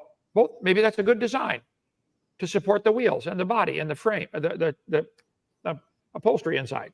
So I think it's a good design, and it works for lots of different things. I think you'd find frogs also have a skeletal system with some similarity to that. And hamsters. I bet they don't have the long tail, but I bet hamsters, you could find a lot of similarities. Radius, ulna, humerus, maybe even some of the muscles might be named the same. Again, this doesn't prove a relationship. It proves they have, I think you could point out they have similarities. We probably all agree there's similarities. then that's the end of the science. Now it's imagination time. So, Kent, all I was trying to ask was what category they belong to, regardless of whether they were created or whether they evolved. Again, And the whole thing. all except the last one, most creationist organizations put in the same category. And I was just curious if you could tell me why the last one didn't fit there. They can put it wherever they want. You didn't know, so fair enough. Yeah, anybody can classify that things was my any way they question. want. Go ahead, Kent. Yeah, anybody can classify things any way they want. The animals know what their kind is. When you let them loose to mate, they'll find one like themselves. Every time. Okay, Doc, feel free to stick around. We're going to move to the next person. Once we go around the room, if we've got time, we'll get back to you. But also feel free to stick around for the second portion of tonight's event. Okay, so next on the panel, waiting patiently, Brian from Apologetics 101. Good to have you, brother. Hope you're doing well. And if you had a question, whether it's for Jackson or Kent, the two main debaters for tonight, feel free to present it. Go ahead. Thank you. Can you hear me okay? Yes, you're coming in well. Awesome. I have a question for Kent and a comment for Jackson. I'll start with my question for Kent. I was wondering, and by the way, I came up with this question before Doc had asked about kinds, so it's unrelated. It was back when y'all started talking about foxes and stuff. I was wondering, foxes cannot interbreed with anyone else outside of foxes, and I was wondering, because of their physical qualities being similar to that of canid, would they be qualified as a different kind because they can no longer mate with other animals within that group, or be considered a separate kind? Well, I think when God created the world, he made, let's just pick a number and work from there. He made 8,000 basic kinds of animals on land that breathe air and would need to go on the ark. The fish would not be included because they had plenty of water outside to swim in. Insects would not be included. God said, Noah, bring onto the ark all those in whose nostrils is the breath of life. Well, insects don't have nostrils. They breathe through spiracles in their skin. So I'm going to guess the bearmanology.com website has said there's probably 8,000 basic kinds of animals. From those 8,000 kinds, you could diversify into the millions of species. Farmers have developed 450 breeds of cows in the last few thousand years. Dog breeders have developed nearly 400 breeds of dogs. And one family told me they've been in the dog kennel business for 100 years. Grandpa started it. They said, you give us a couple dozen generic mutts, we'll selectively breed them, and in less than 100 years, recreate all the breeds around today. They think it could be done in 100 years. I don't know. See, there's a difference between artificial selection and natural selection. Artificial selection will go faster because people decide what they want. That's humans deciding. So all of a sudden something cannot interbreed. I think you asked about foxes not being able to interbreed. I think God originally made them the dog kind. They have now diversified, and maybe some have diversified far enough that they can't interbreed. I know this, the Chihuahua and the Great Dane can't breed. I mean, they probably could make a puppy, but it'd kill somebody. Right. That was kind of my assessment as well, that originally they were made where they can breed after their own kind, but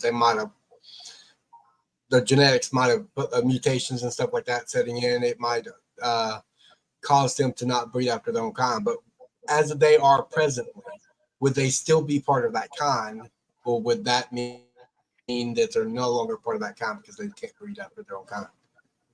Yeah, that's a question of little importance, I think, to the bigger picture of things. If they have diversified where suddenly we decide that's a different kind or that's a different variety, the fox and the dog and the wolf, we can trace back, they had a common ancestor. Does that therefore prove the fox and the mosquito have a common ancestor? No. So this whole idea of classification is largely a waste of time, because they are going to try to use that to say, wow, look how far the cows, we got 400 kinds of cows. Yeah. Therefore, cows are related to mosquitoes. That's what they do. They put them on a family tree. Yep. Look at that. Everything's related. How do you know? Well, we got a line drawn on paper between them. Can't you tell? I just keep pointing out, and they never admit it. This is propaganda. This is religion. This is not science. To say humans and sharks it all came from an amoeba. This is propaganda. Is all it is. It's not science. There's probably another word better would be stupid, real stupid. Okay. All right. I have a comment for Jackson on that. On the quote that you quote for Andrew Snelling, you do realize he was talking about people that was denying maybe the order of fossils and these sedimentary layers existing. He's not necessarily affirming different ages for the layers and Cambrian and things like that. You are aware of that. In fact, the title of the article, I have it here on my computer. It's the order of the fossil, the order in the fossils, fossil record. That's what it's called. So the whole quote was intended to say that the sedimentary layers and the order of the fossils exist. Why is the fossils in this order? And he starts to explain this in light of a global flood. You are aware of that. I'm not denying that's what he believes. I'm just saying he says it's there in this order.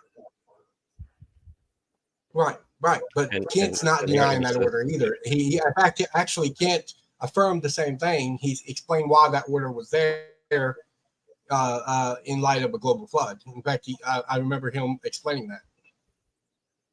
Right. So, I never said he didn't believe point that out because that was the actual context of what Andrew Snelling was saying. All right. I got to leave now, Donny. I just wanted to say those two things. Okay, Brian, appreciate you joining. Thank you for the questions. And feel free to join anytime. We're going to move on to our next panelist or guest. Brian, God bless. Paul Price from Uncensored Pilgrims. Good to have you here, brother. Our genetic entropy open mic debate is coming quickly. I'm excited for that. So, Paul, how you doing tonight? And if I remember correctly, you specifically have a question for Jackson. I have a quick question for Jackson.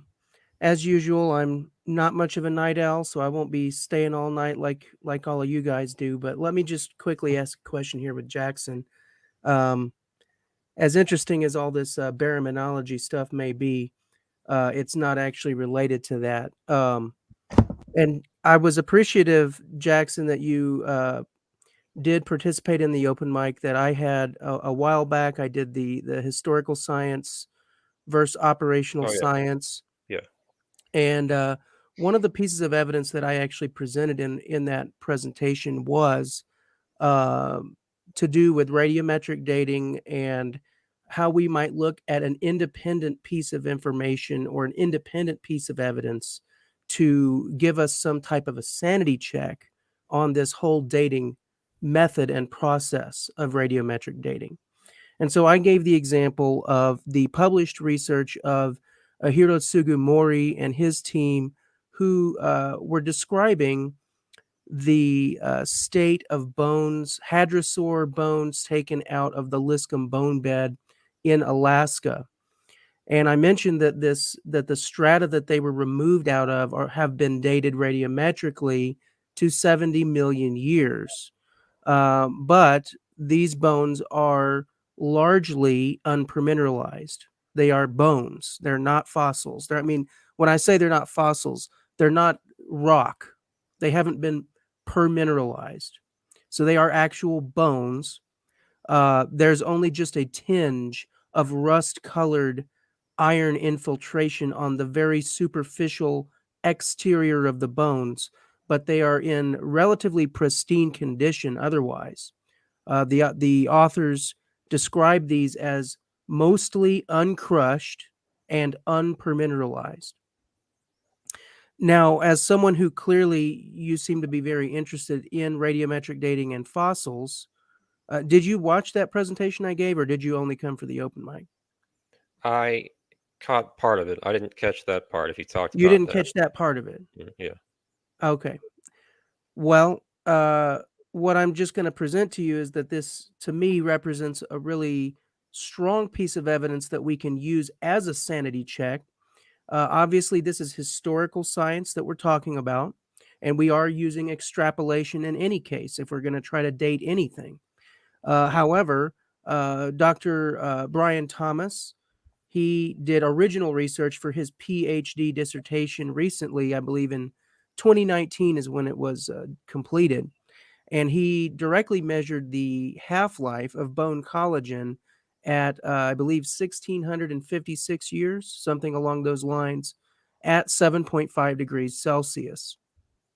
Now, that half-life of bone collagen is significantly less than the half-life of carbon-14. And nobody thinks that carbon-14 can be used to date millions and millions of years.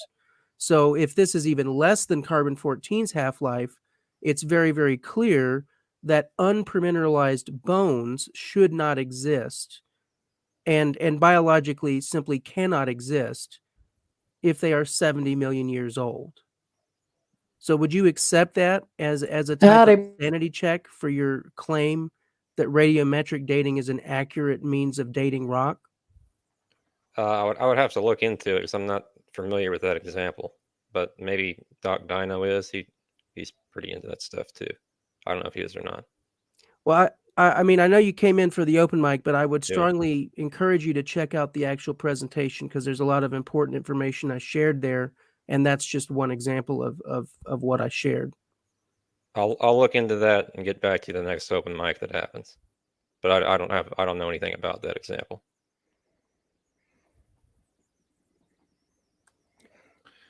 Alrighty. I don't know if anybody else wants to address that or speak about how we're able to pull unpermineralized bone out of 70 million year old strata. Sorry, could you give a link to the to something about the unpermineralized bone? I'd like to take a look.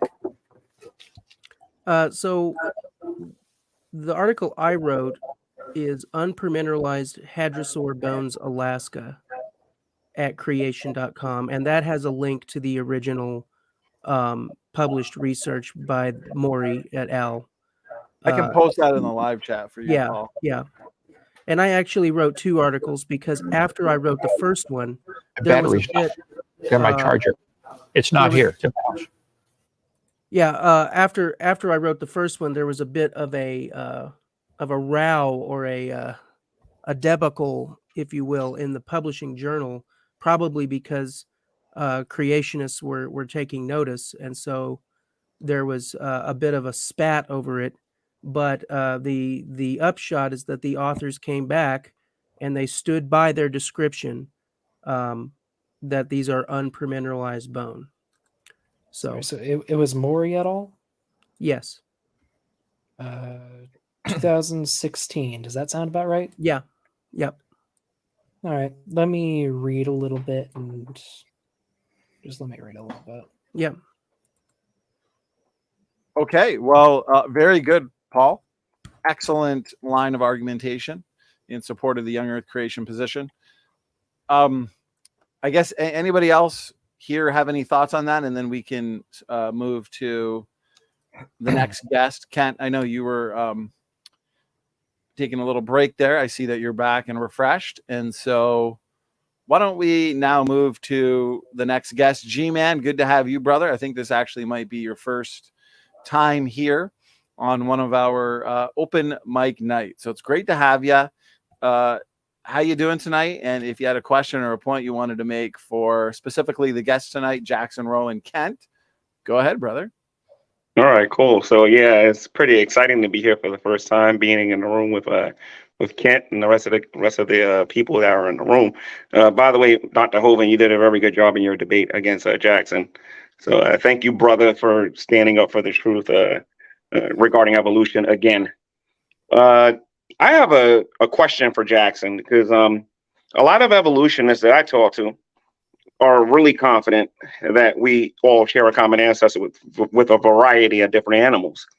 When we look at mutation, Jackson, how many of these changes has to happen in order for you to have proof that we share a common ancestor, let's say with a cow. Because the way I understand mutations is that these are mistakes, in that a cow will generally have a bigger ear than the parents, or they might have a longer tail or be a different color. But I'm not really sure how you get something that's not a cow, because you have to get that in order for them to be related. And I'd like for you to break that down for me, using mutations, using actual science, and showing how we're related to cows, and how cows can make these changes where we can show relation or whatever. Well, there's a thing called a molecular clock. You can track back generations based on the generation time through the DNA. And you can do that for many different lines of animals and find when their probable last common ancestor was. And a lot of times that lines up with fossil evidence. But as for mutations, what was your question about mutations? Where's your observable evidence that shows that we're related to cows? Like I said, when the mutation happens, these are mistakes that happen. Like, you get a bigger ear, you might get a longer tongue, you might get a longer tail, or the fur might be a different color. But it's still a cow, like Dr. Hovind said earlier in his debate with you. I would like to know, do you have any observable evidence that proves that we share a common ancestor with a cow using mutations? Okay, You can use as many billions of years as you want. Using mutations. Yes. I would refer back to the molecular clock, but tracking kind of how many mutations per generation. But mutations are not always bad. Like the vast majority are neutral. The next biggest category is negative. Then there are some beneficial ones also. And it's really the context of the environment that decides what's going to be beneficial or not. Do you have any science to back that up, though? Like in terms of like what we actually see, what we can test, and what is repeated over and over and over again to prove that we share a common ancestor with a cow? That we share a common. Let's use mutations. Okay. Mutations, yeah. Like that's what all evolution is used to argue that we share a common ancestor with various different animals. And I would like to see some observable evidence to prove that. Let's say there's a mutation. Just a quick point. Hold your thought, Jackson. I don't mean to interrupt you. G-Man, you asked a great question. We just want to make sure that Kent can get in on this question also, or if he wants to respond after you, Jackson, of course. Okay. He's only going to be here for another 20 minutes or so. About. All right, let's say there's a mutation that causes, let's use a cow, to have thick fur, and it lives in the desert. That's going to be considered a harmful mutation. But if you have a cow that lives, which cows are domesticated animals, this is just an example. A cow that lives in the Arctic and it has thick fur, that's going to be a beneficial mutation. That cow with that mutation is going to breed, spread this trait around, and that's not tracking it back to how is everything related. That's kind of how mutations work. So we don't have any scientific evidence that we share a common ancestor with the cow, then, because what you described is a cow that's either going to be warmer or a cow that's going to be slightly not warmer or whatever, because its fur is going to be thicker in some cases and it's going to be thinner in some cases. Where's the evidence that shows that this cow is in our family tree? Well, G-Man, do you believe that a cow is a mammal? Yes, I do. Okay. Do you believe that humans are mammals? No. You don't? I believe I'm human. Okay. Why do you not consider humans mammals? I believe that I'm a human and I have similarities to animals, but considering that there are obvious differences between us and, let's say, your house cat or your dog or a cow, you know what I mean? There's no evidence to suggest, relation there at all. None. So if you use mutations, and that's how most evolutionists argue that we are related to these animals, there has to be something that we observe on a daily basis when two cows get together and they have offspring and we see these changes that would suggest over a very long period of time that you're going to get something that's not a cow, after all these little things or whatever, that proves that we're related to cows. There's obvious differences between, myself and a cow. I don't eat grass, All right, name some differences. that make us not mammals and a cow. No. I didn't ask you about whether or not we're mammals or not. I'm talking about as far as being related. Me and you will agree that there are similarities. We both breathe. The cow breathes and I breathe. The cow drinks water. I drink water. A cow eats and I eat. But there are obvious big differences between myself and a cow. What I want to know is, since the evolutionists believe that we're related, like, no one's going to argue that myself and Dr. Ken Hovind is related to some degree or another, or myself and Standing for Truth and other human beings are related. But where is this scientific data that proves that we are related to cows?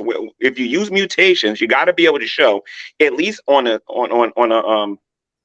micro level, where you can show where these changes happen really small, and if it happens enough over time, that you can prove relation. And I don't believe any evolutionist on the planet can do that. All right, we're gonna let you tackle that. Just instead of asking a response question, Jackson, if you want to deal with that, and then we'll get Kent's thoughts here. All right, my best answer would be the molecular clock. How many mutations per generation does a cow have? How many mutations per generation does a human have?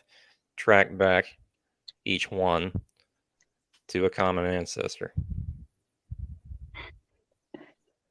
based on generation time, etc. So, Kent? Okay. You're muted, brother. I don't think there's any such thing as a molecular clock to trace back at all.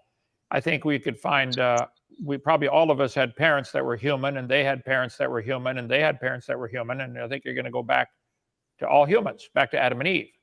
If you wish to believe you're related to a cow, I suppose you can believe whatever you want, but I'd watch out getting around slaughterhouses. Somebody might decide, oh, hey, we'll take it. As far as mutations, he said they're not always bad. I would like you to show me some proof of a mutation that added information, not scrambled existing information, added new information. And you'd have to get two of them of the opposite sex in the same place. It's a pretty big world. And at the same time, what if the male evolved 50 years before the female? They both had the mutation, but man, they're 50 years apart or 50 miles apart.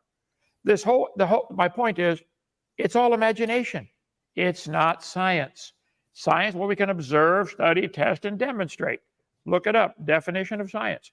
Evolution doesn't fit the definition. I'm sorry. It's sad that it's taught like as if it's science, and it's been taught for so long that some people think it is. It's just not. Oh, species. Yeah. Anyway, and then yes, humans are mammals, but that again is an arbitrary classification system that we made up the word classification. Humans did. We made up the whole system: kingdom, phylum, class, order, family, Carolus Linnaeus did that, 1700s. Animals don't care. They know what their kind is. Oh, I don't want species. I want science. There. So it's sad that we try to say because we can classify them, therefore they are related. That whole concept is dumb.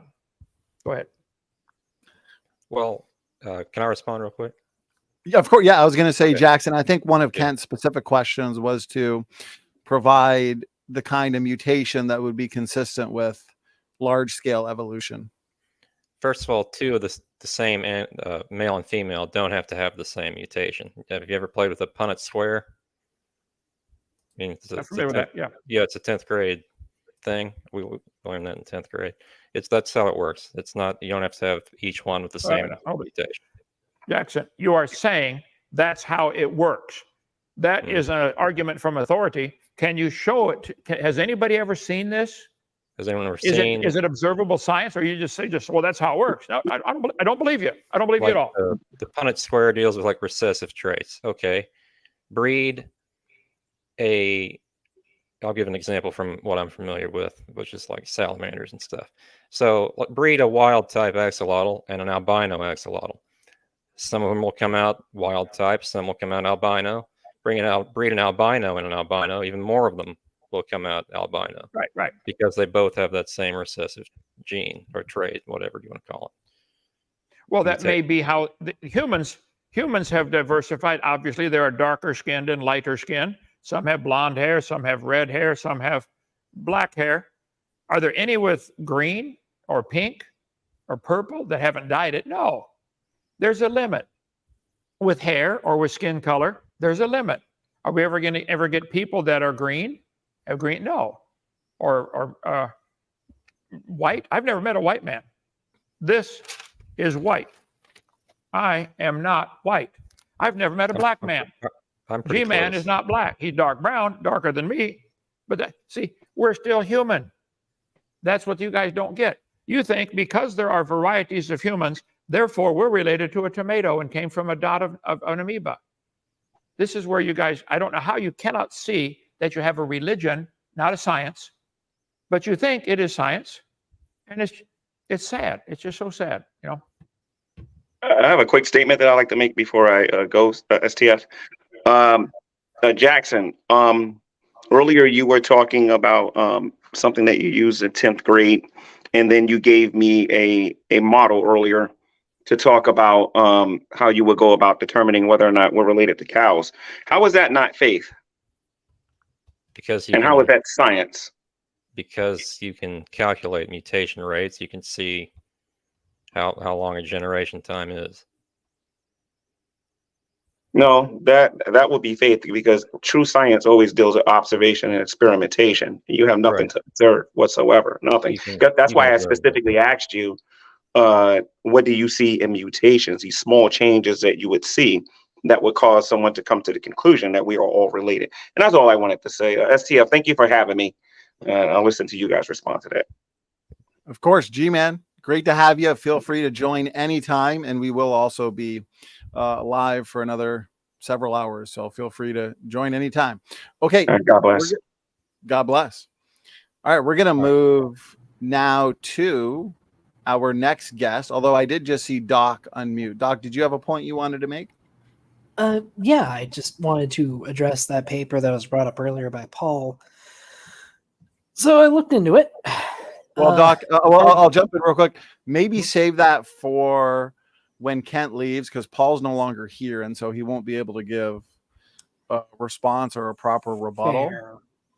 Fair. So maybe I can hold off then, sure. Okay, yeah, hold off, and maybe Paul, if he is still in the chat, maybe he'll want to join in about 15 minutes and give a proper rebuttal. So hold that thought, Doc. Let's now move to Preston St. Pierre. Good to have you here for our open mic.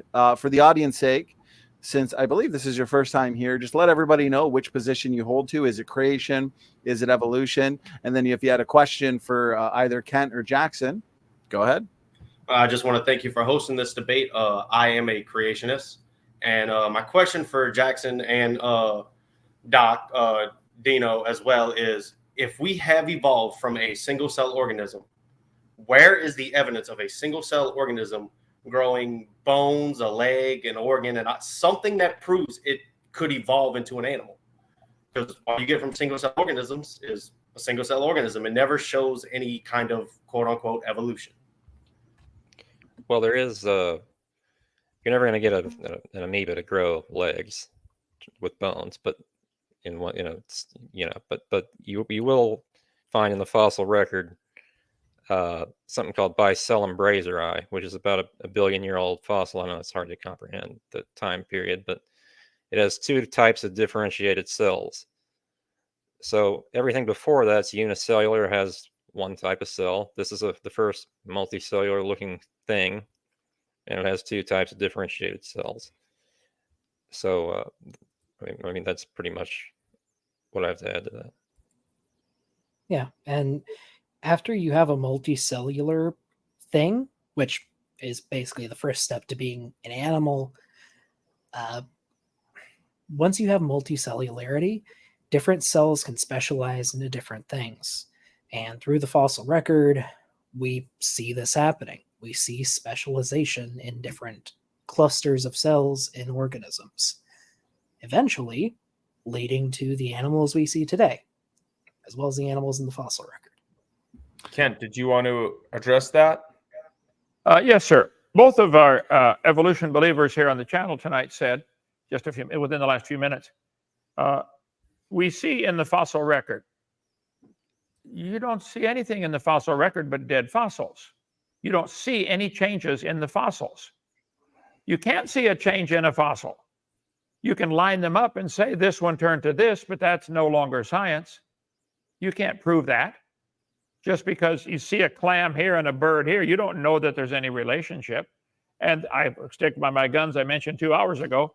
There is no there is no geologic column. All the layers are the same age. They have to be. Whether it's 6,000 or 4.6 billion, every speck of dirt on this planet is the same age. They say it all came from a big bang. Okay, well then every speck of dirt's 13.772 billion years old. How can they? The layers are there because of sorting. We take these sand toys and flip them over. I can make 40 layers in a matter of a few seconds. I don't know how they can't get that and understand it. They're not much. Go to Walmart, like $10, get a sand toy, play with it for a while and say, wow, Hovind's right. Yeah. So I'm sorry. Your whole future, your eternity is based on this dumb geologic column, and it doesn't exist anywhere. I wish they could get it, but they keep talking about in the fossil record and in the Cretaceous period and the Cenozoic. No such thing. I'll debate anybody on that. There's no such thing as a geologic column. All I have to say to that is I addressed that in our debate, and I'm sad you don't remember my explanation, Kent. And I didn't understand a single word he said, brother. Yeah, go ahead, Jackson. I want to add that if my entire eternity is reliant on me not thinking there's a Jurassic period, I think that's pretty weird. That's all. No, I would say because you've been taught these different layers are different ages, you have then therefore swallowed a whole big crazy religion called evolution, and it's all based on this geologic column. And that's what's keeping you from accepting the obvious fact God created the world. He owns it, and he makes the rules. And you're going to be judged. I never said God didn't create the world. He could have. He could have created the world. I'm not saying he didn't. I'm saying if he did, I think this is the way he did it. Okay. But yeah. Right. We'll see how that works out for you, Judgment Day. But all right. Gentlemen, okay, so we next up on the panel, appreciate the question, Preston. Secular Muslim, I believe you as well. I think this is your first time here in an open mic, and therefore feel free to introduce yourself. Let us know what position you specifically hold to. And then if you had a question or a point for Kent or Jackson, go ahead. Salam alaikum, everyone. Yes, I'm a former Christian of more than 10 years. Bible believing. I was a hyper literalist as well, but one simple fact for me debunked the literal reading of Genesis, and it's this. And so it's sort of a question or statement, and Dr. Hovind can give a rebuttal. Adam and Eve had just children, and then who did those children marry? According to Genesis, if we descended from a common ancestor, the only option would have been their brothers and sisters.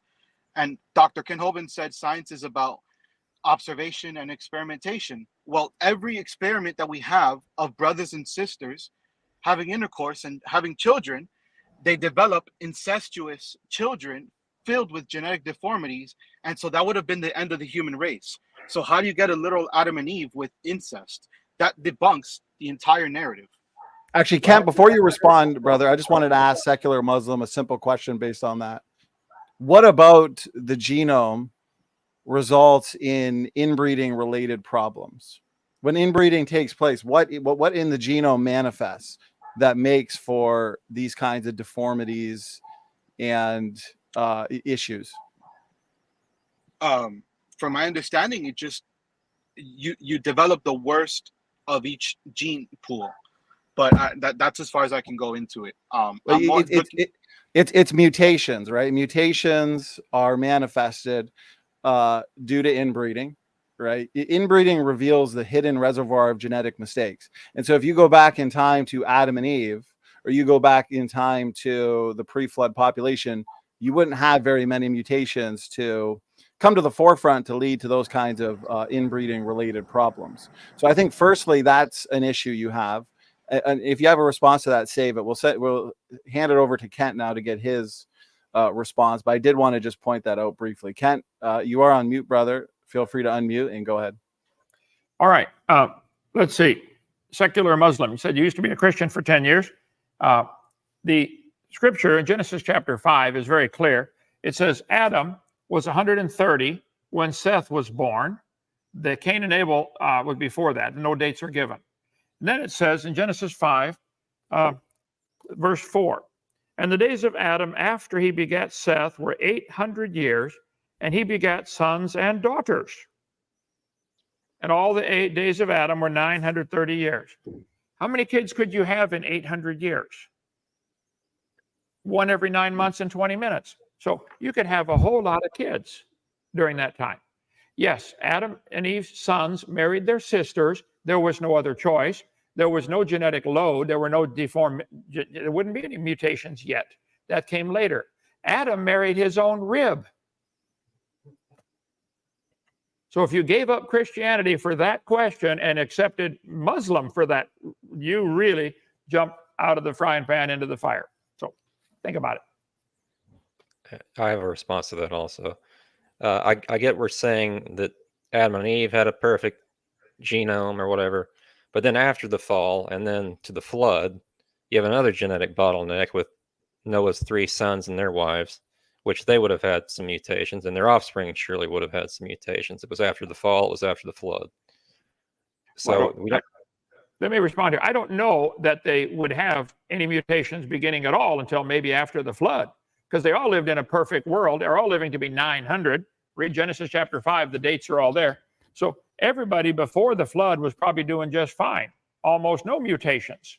That would come in after the flood, not after the fall necessarily. So I think after the flood, we would see this begin to start to happen, mutations. And you'd probably have, 8 or 10 generations where you could marry cousins. Even today, people marry first cousins. Sometimes there are no problems. Some states allow first cousin marriages. Most you have to be second cousin or more to legally get married in that state. But the point is, they're still male and female. They're still able to make a baby. And if there's a mutation, this is 6,000 years from the original event of the creation. So I don't think you could say we know there were mutations creeping into the gene code before the flood came. I think that there's a lot of reasons why we have mutations, and in biology class you can study all that. But the mutations are so minor and negative, as now you're trying to argue mutations are negative. A minute ago you were saying that's how we improve. Well, I'm saying recessive mutations are negative, and inbreeding brings out recessive traits. Right. I still want to see some beneficial mutations, maybe next debate, but okay. Well, and Kent, as you were saying, there has to be recessive negative mutations to come to the forefront to lead to any problems with inbreeding. And so Adam and Eve wouldn't have had any recessive gene disorders of any kind. And if Noah and his family did, it would be very few, because the highest genetic load we currently have is today, after the flood, many years after the flood, I should say. And our genetic load is constantly increasing. And humanity is getting generally sicker and generally worse off. Lots more problems happening today. There's hospitals in just about every major city. Well, you wouldn't need them for a long time, I think. God created a perfect world. Man has destroyed it. And the idea of Adam and Eve children having to marry sisters is not a problem. And giving up Christianity for that reason, I think, is really, you need to think that through one more time. Brother, it's been 2 hours. I had to get up before breakfast. It was terrible this morning. So I'm ready to go. I hope breakfast was good. Bacon, eggs, maybe some pancakes, brother. Start the day off right. My wife can cook. Man, come on down. We'll feed you here at Dinosaur Adventureland. I will, definitely. Okay, Kent, thank you for another 2 hours. We do have another one of these in another 10 days. So looking forward to it. Okay, Kent, God bless. And as Kent leaves, and we still have secular Muslim here, I would be curious to ask what his thoughts are on the responses provided to your challenge, basically, to the separate ancestry model that would, you were arguing basically that, Adam and Eve, and especially at the flood, Noah, his family, right? Noah, his wife, their 3 sons, Shem, Ham, and Japheth, and their 3 wives, there would be an inbreeding problem. I was curious what your responses were to what we've said. Go ahead. Sure. There was no scientific evidence given. He just claimed that there was no genetic deformity because everything was perfect. So he made a theological claim, but there was no science provided. Like there's no evidence of any creature on Earth ever in any fossil record of there being perfect genes or anything like that. That sounds like a mythical tale. So secular Muslim. Yeah. Let me ask you a question. Just hypothetical. You can stay unmuted. I'd like for you to interact briefly, but let's just assume, I'm here. Let's just assume if it is the case that God exists and the biblical creation story is true, would God create Adam and Eve with a perfect genome, or would God create them with a bunch of harmful mutations from the beginning? What do you think? According to your hypothetical, just say hypothetically, yeah. Hypothetically, if it is the case that God exists and the biblical account of creation is true, sure. Would God have created Adam and Eve with the perfect genome? Yeah, absolutely. Okay.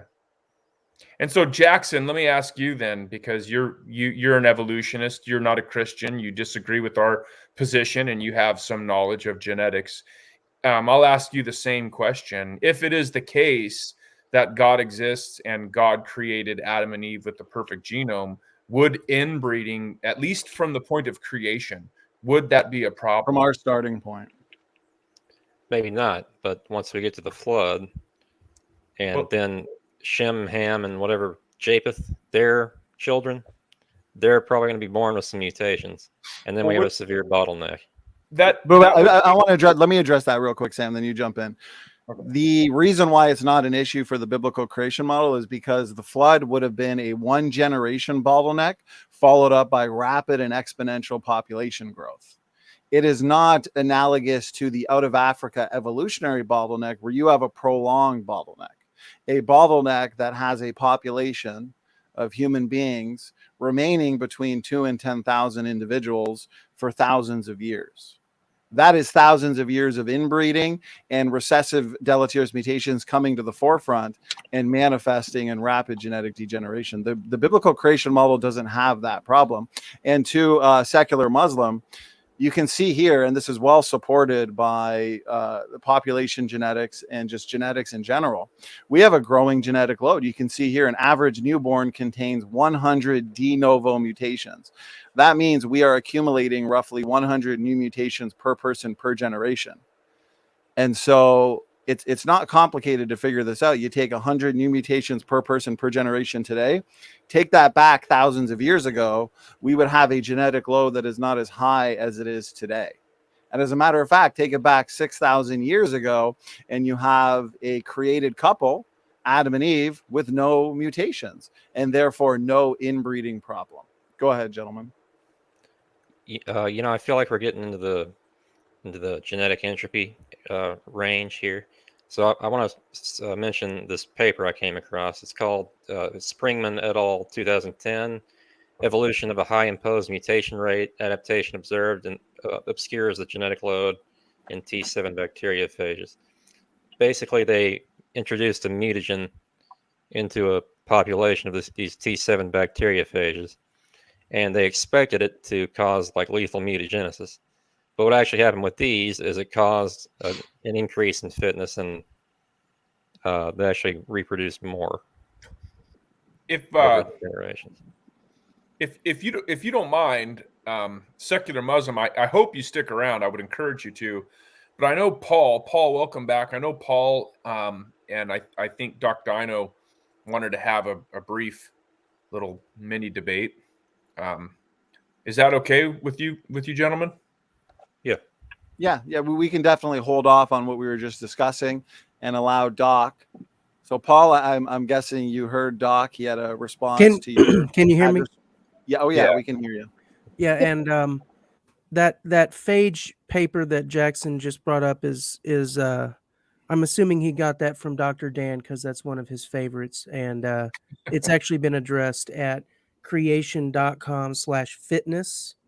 I went into quite a bit of detail on that paper since, he likes to talk about that paper a lot. Now, go ahead. Oh, that's why you're our champ here, brother. You've got it all covered. Doc Dino, go ahead. You said you've uncovered the secrets of the paper. More you get out. Well, Before you wouldn't say do, uncovered the. before you do, hold that thought, Paul.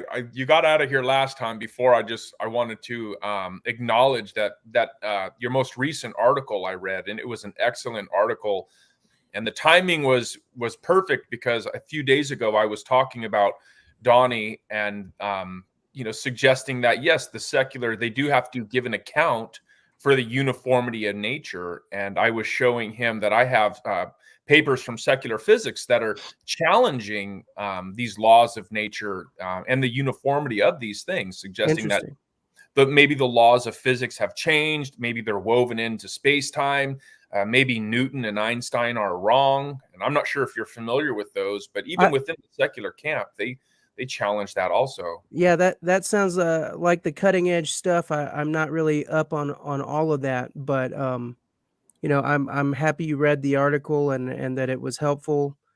It was kind of a distilled down from all of the work I did to actually do the presentation here on Donnie's channel, and I even referenced some of the interaction that happened in the open mic after that presentation. So it was a lot of fun. Yeah. Anyway, I just wanted to mention that before you left. Thank you. So yeah. Absolutely. All right. Carry on. All right, Doc Dino, let's hear it. So first, I wouldn't say I uncovered the secret or whatever. Okay. I just figured I'd look into your source. So I went to Mori et al. And the bit about them talking about uncrushed and unpermineralized bone is lifted from an earlier paper by a few different scientists, Gangloff and Fiorillo, which was basically an analysis of a bunch of fossils at this site in Alaska. And the thing is, I searched through this original article that this is from, and I can't find it's not anything there. about It's the not there. permineralization. It's not there because I would agree with you that the way that he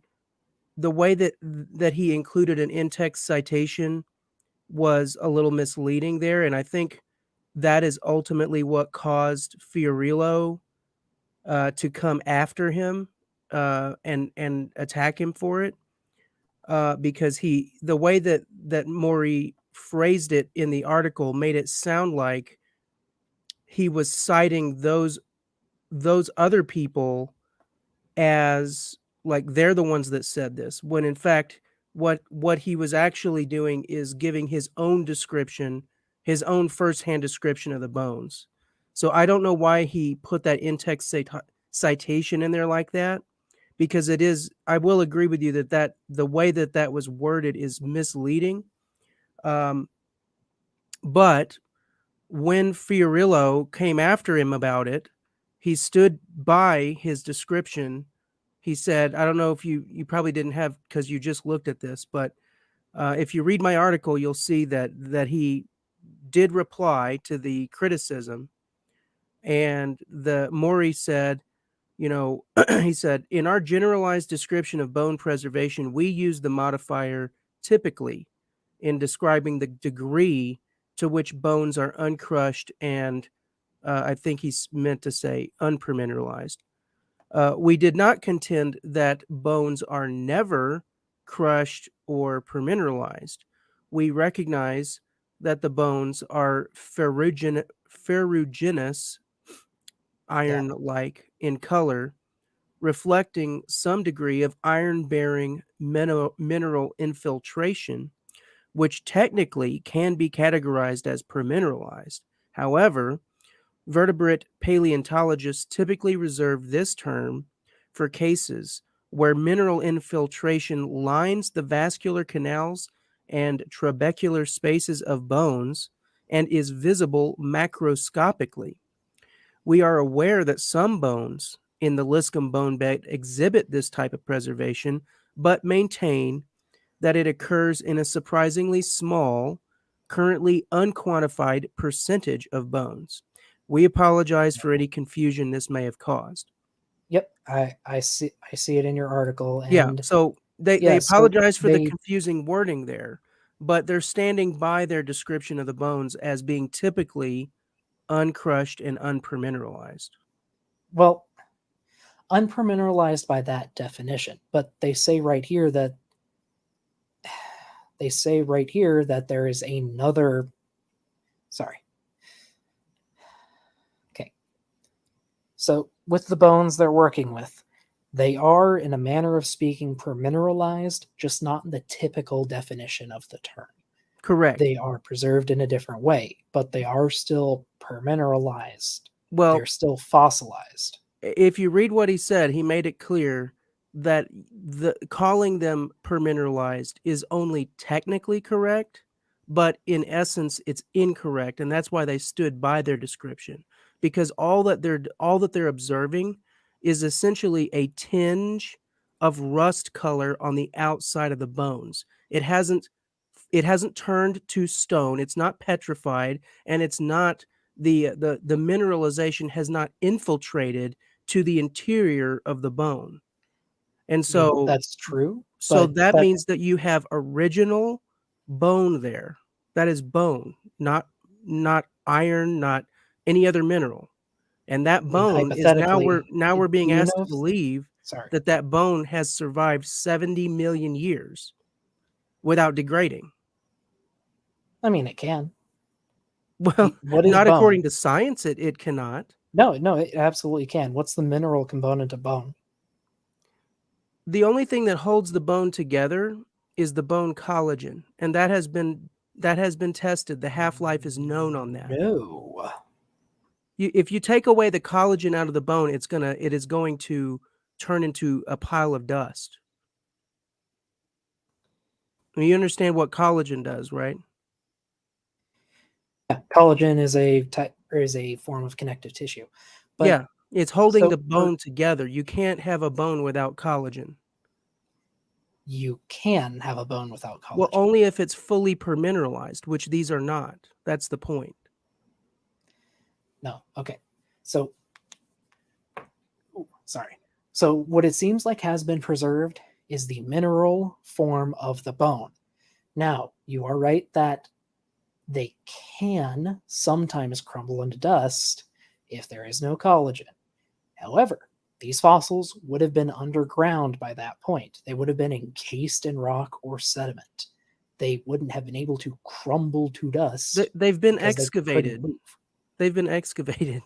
They've been excavated millions of years later. I know, but if you're trying to tell me that there's no collagen left in the bone, then you're going to have to explain why it isn't a pile of dust now, because it's been excavated. You can't say it's being held together by the surrounding sediment. It's been excavated. The collagen is still there. It has to be. Didn't you say there was a bunch of ferrite in it also? No, what they said is that there is a tinge of iron color on the exterior only, and that's it. That's what they're saying. It has not infiltrated into the bone. So if the exterior is infiltrated by iron, that means that it has been infiltrated by iron, and the exterior is the shape of the bone. Yes. How do you think that they know that the interior is not infiltrated? How could they possibly know that? Well, probably obviously either they've got a broken cross. pieces or sliced it Obviously they've open. got a cross section of it, right? Yeah. So probably. again, so they got a cross section of it. It's bone. They're looking at it with their own eyes, and they're standing by that description. If the collagen is gone and you cut into it, and you're claiming that the only thing holding the bone together is this iron on the outside, well, if you cross section that bone, guess what? It's going to crumble into nothing on your theory. But that's obviously not the situation we've got here. But what you're doing here is that you're backing yourself into a corner, trying to grasp at a straw to explain how this is possible. But what you're showing us is that you agree that this bone should not be here if it's really 70 million years old and it's not permineralized. If you So- didn't see that, you wouldn't be trying to explain away the existence of the collagen of the bone. There's no way the bone is there without the collagen. Do they say anything about there being collagen in the bone? Collagen is one of the main component parts of a bone. If you take it away, you don't have a bone anymore. You have a pile of just mineral dust sitting on a table. That's what's holding the bone in its shape. So obviously, these bones could not be described as they are being described if that were the case. Okay. So I'm going to need a source for bones crumbling to dust without any collagen, because Okay. everything I can find just says that the collagen provides structural support. Exactly. the bone That's can, exactly what I'm saying. Structural support.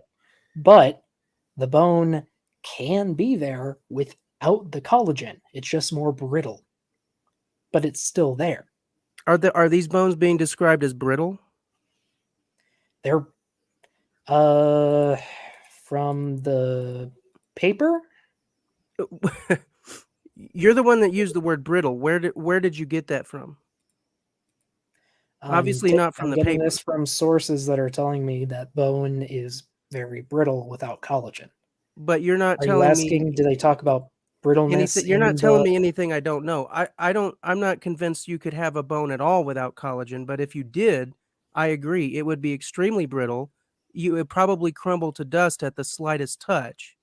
Probably. Can you show me that they would? Can you show me any evidence that the bones that we're actually discussing here can be described in the way that you are describing them now? Because it sounds like you've just pulled this out of nowhere. That's not how they're being described by the paper or anyone else that I'm aware of. Where did it go? I had the paper here. Where is it? You know, Paul, you might know this, and I could be wrong, but it seems that I recall them opening up like mummified caskets and that very thing happening because the bones had no opportunity to become mineralized; they just fell apart. Yeah, I think so. And the reason why these bones are around today, because 4,500 years since the flood, ideally, we wouldn't really expect to even see them on a creation viewpoint either. But these were pulled out of Alaska, the far north of Alaska, in an area where the average temperature is very, very cold year round. And so that is how we can explain how these bones have even survived 4,500 years, let alone 70 million. They definitely would not survive 70 million under the best case. However, how did they survive 4,500 years without being permineralized? That is a legitimate question, and I think it has to at least have a lot to do with the fact that they've been kept in a deep freeze most of the time.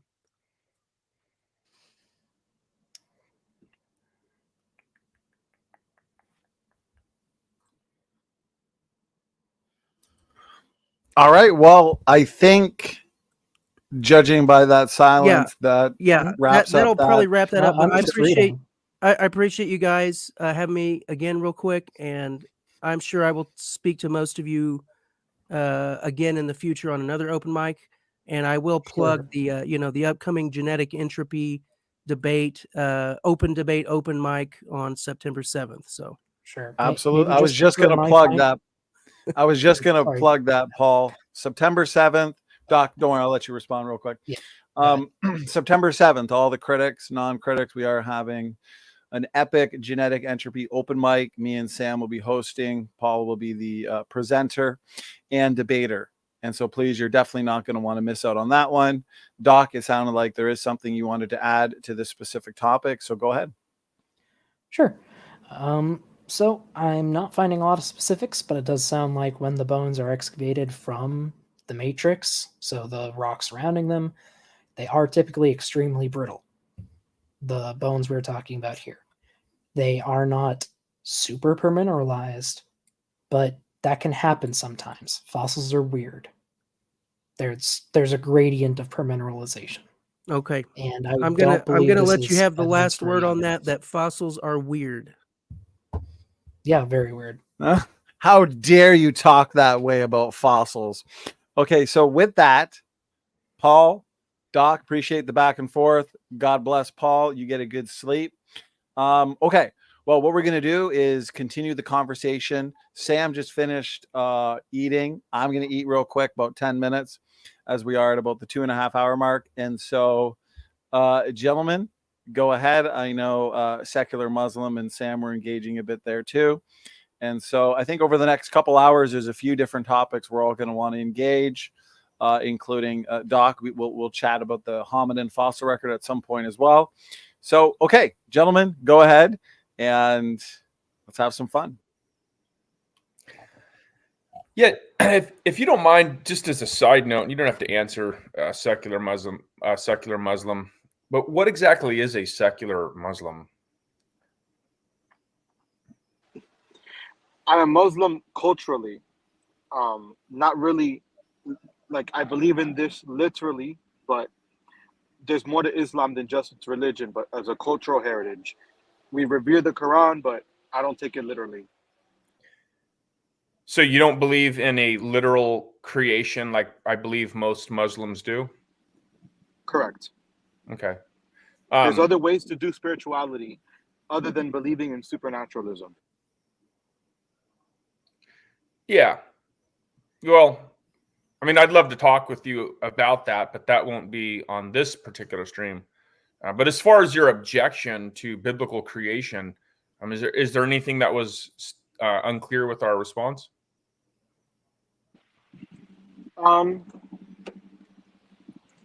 Yeah.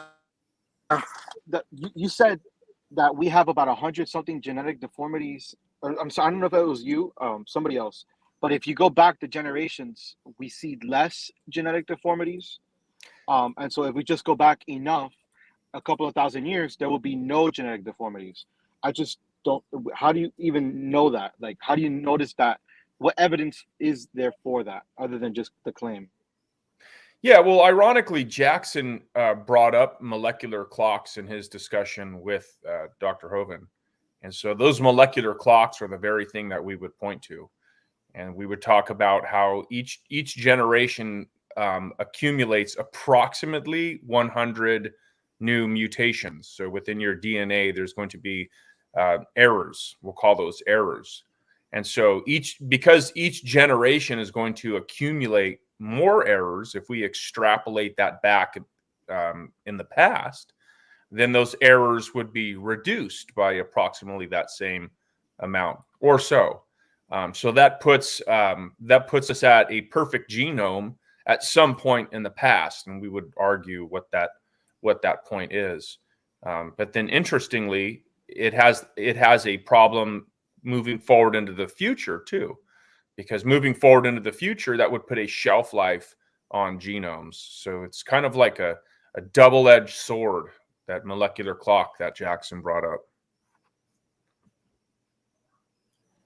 I think I have a modern day example that might call that into question. Well, you would just be.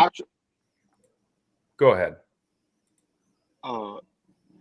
The North Sentinelese, they live in an island secluded. They're about like 20 miles off the coast of India, but they're so secluded that they've barely mingled genetically with anybody around the world for tens of thousands of years by every estimate. So if the whole mutations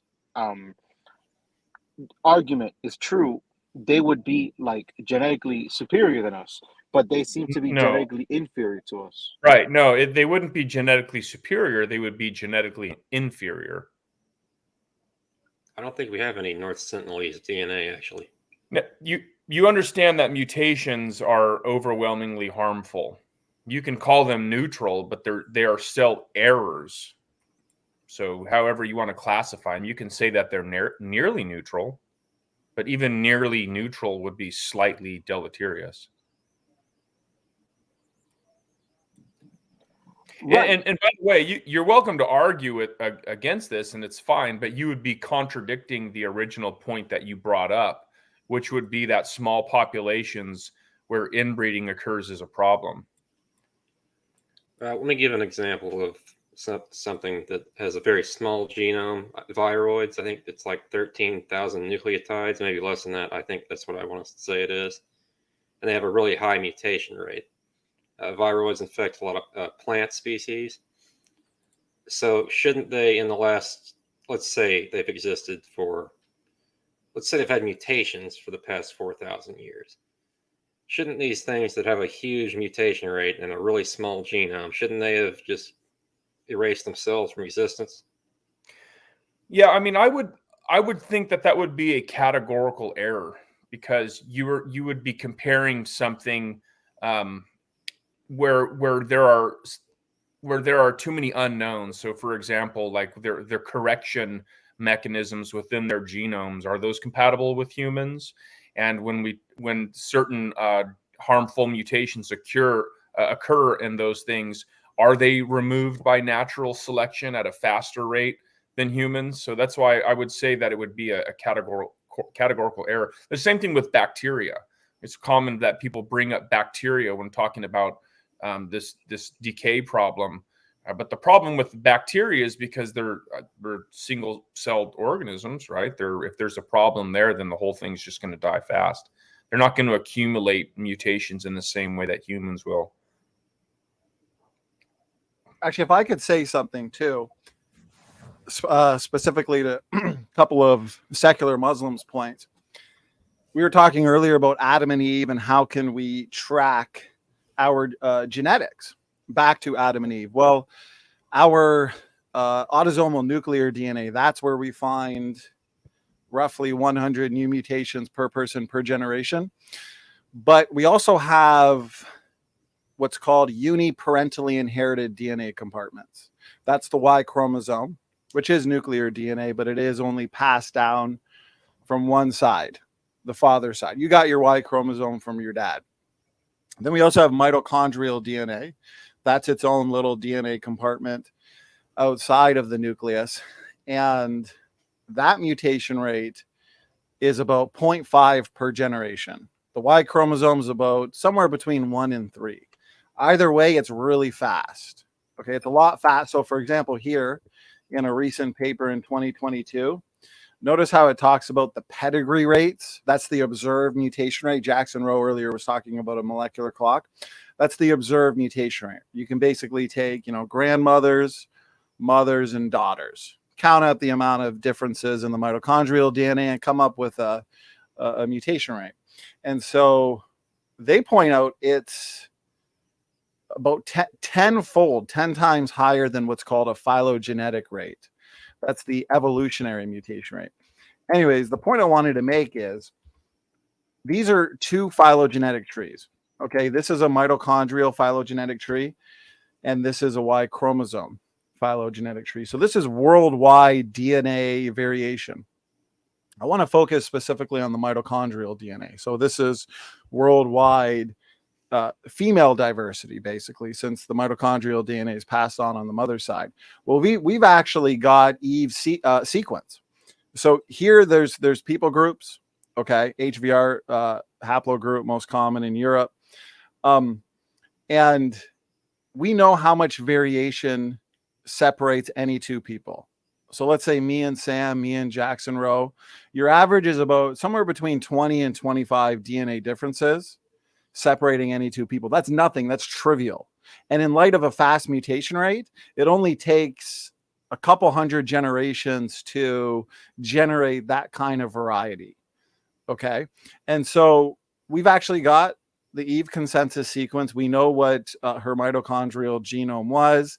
And there's far too little variation in light of the fast mutation rate for deep time evolution to be true. And so in a nutshell, my point is this. Yes, using genetics, we've tracked back to Eve, who would have had a perfect genome, because we're tracking back to where there's none of those differences separating any two people.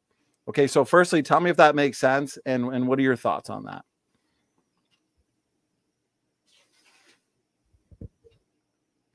Who are you asking? Secular Muslims specifically, but if this is new to him, anybody can respond. Yeah, this is new. I just don't know how exactly you are tracing back. This seems to be a model. It seems to be just an application of a theory. I just don't see how you're tracing it. Like, there's no evidence of Adam and Eve, so how can you even know that? Yes, it's Like, right they would here. it would be extinct. Like, Are you familiar with mitochondrial Eve and Y no. chromosome Adam? Literally all female mitochondrial DNA goes back to a single mitochondrial DNA ancestor. Now, you want to put that ancestor somewhere between 100 and 200,000 years ago in Africa.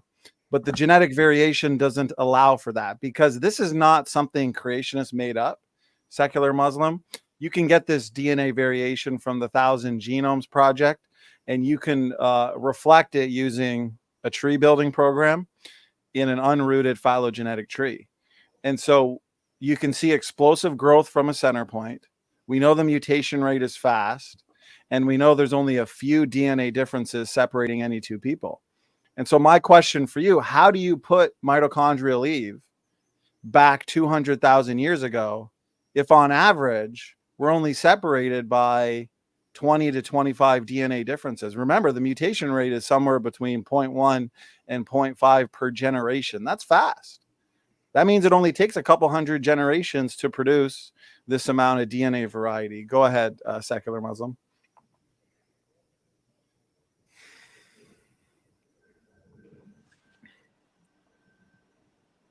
No, I'm just gonna have to look into it more when I gonna just have to compare the evidence. Well, and notice this: if you're familiar with the biblical story of the repopulation of the planet, basically in terms of humans after the flood, you've got Noah, his wife, their three sons, right? Shem, Ham, and Japheth, and their three wives. Well, what did you learn tonight? You learned that mitochondrial DNA is passed down on the mother's side. Notice what's called haplogroups. These are the three major haplogroups, L, M, and N. Well, when we start from the Bible, we understand that all people today descended from those three reproducing couples, Shem, Ham, Japheth, and their three wives. But what do we find on a mitochondrial DNA phylogenetic tree? Notice three major haplogroups corresponding to Noah's three daughters-in-law, and explosive growth from those center points. Now, to you, you'd have to say that's a coincidence. But to us as creationists, we would say this fits perfectly. After the flood, about 4,500 years ago, you have all people descending from those three original reproducing couples. And lo and behold, we got three major haplogroups, short lines separating those groups, long lines radiating out, suggesting post-flood history. What are your thoughts on that? Speak to that a little bit.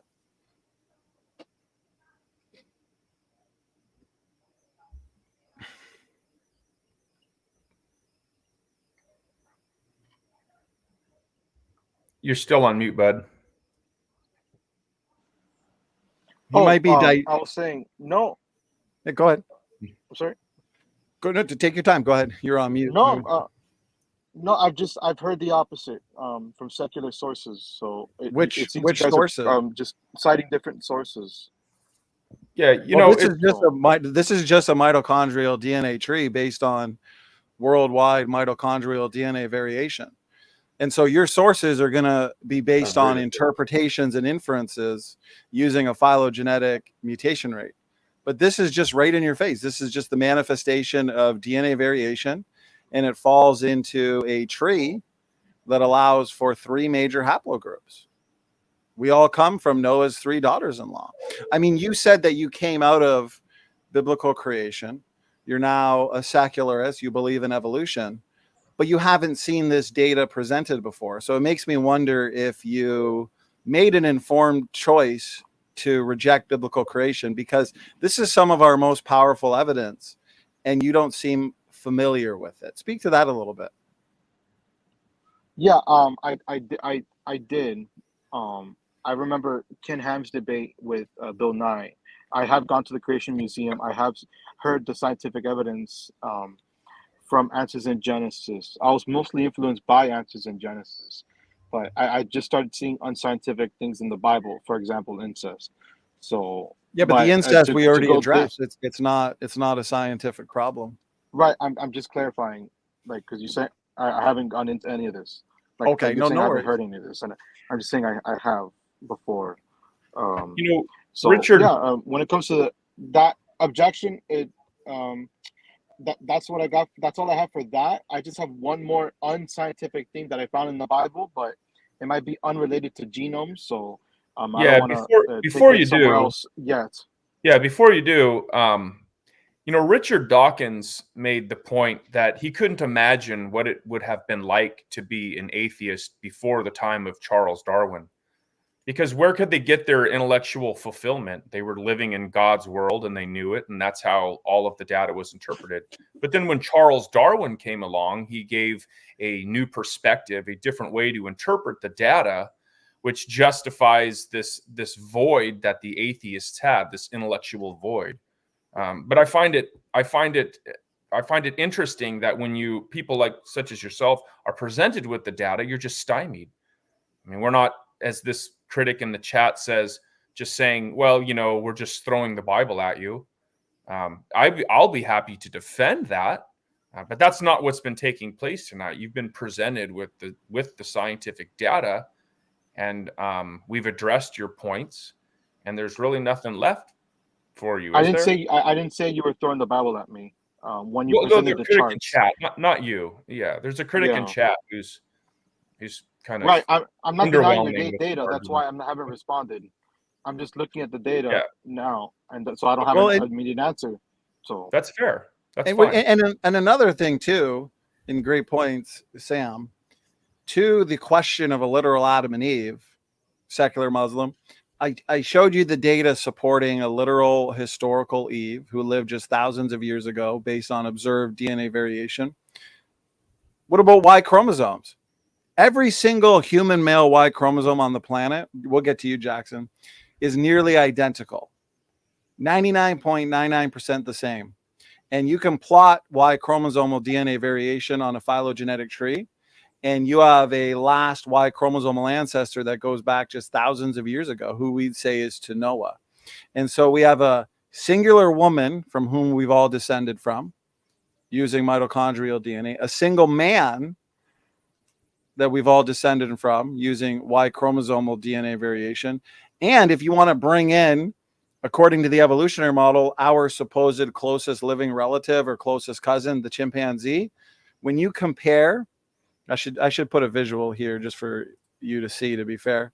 When you compare Y chromosomes, and I know Jackson will have something to say to this too, but let secular Muslim give his thoughts first. When you compare the Y chromosomes of our so-called closest cousin, the chimpanzee, notice, I mean, this is pathetic. This is the chimpanzee Y chromosome. Here's the human Y chromosome. Mind you, all human Y chromosomes are nearly identical, the same. Okay, very little variation. Bring in the chimpanzee, it's half the size. The gene content's totally different. The architecture is totally different. So when you consider overall gene content, architecture, and size differences, the human and chimpanzee Y chromosomes are only about 35% the same. So secular Muslim, using critical thinking skills, in case this is the first time you've heard this before, how do you address this? How do you account for such massive genomic changes or alterations in just 6 million years since the split, roughly? And here's a visual representation. This is the chimp Y. This is the human Y. To the biblical creationists, this makes sense. They're totally different because we're not related to the chimps. But you're arguing for a relationship. And so speak to this for a little bit. What are your thoughts on this? Do you find this to be curious? yeah, very curious.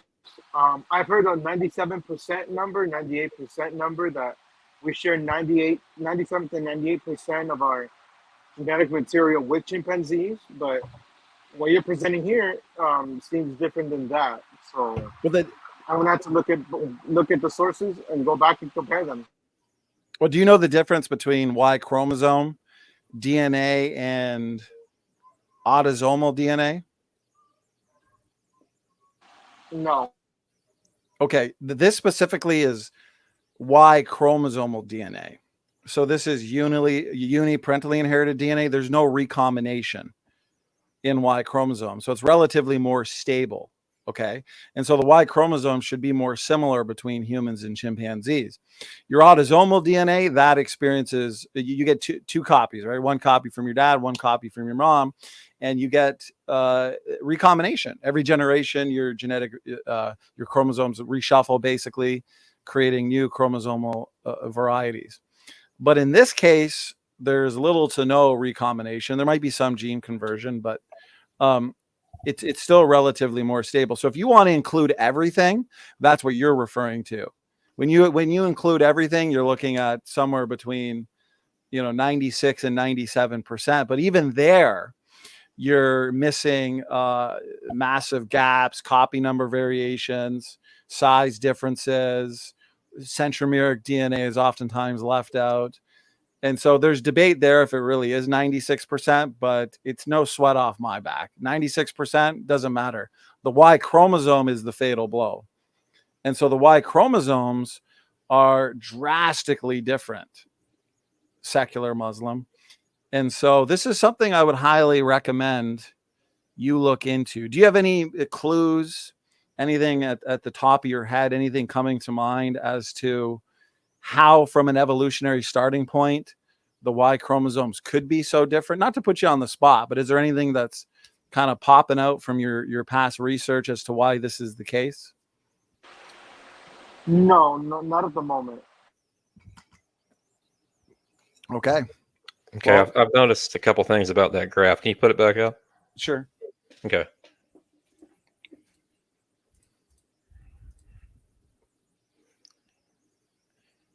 All right, you see the human one. It's obviously longest. Gorilla's long too, but they're not the closest. But you see chimpanzee and bonobo. Right. They're very closely related, and you see their Y chromosomes are fairly different right there. But let's get even more closely related. You see the Bornean and Sumatran orangutan on the right of the screen. Right. Yeah. And their Y chromosomes are very different also. Now, right. Now, with molecular clock evidence, they say humans and chimps go back, 7 million years? Bonobos and chimps, way less than that, and there's still some variation there. About 2 million. Right. Bornean Sumatran orangutans, not very much at all. Some variation there. I mean, I think you would agree that Bornean and Sumatran orangutans would probably share a common ancestor in some other orangutan, right? Right. I would argue that the phylogeny in terms of primates would be humans as their own created kind. You'd have an orangutan-like ancestor, chimp-like ancestor that includes bonobos, and then also your gorilla ancestor. And I think the Y chromosome data actually strongly supports that. And so if I were to go back to it, and as I'm doing so, feel free to keep speaking, Jackson, make your point.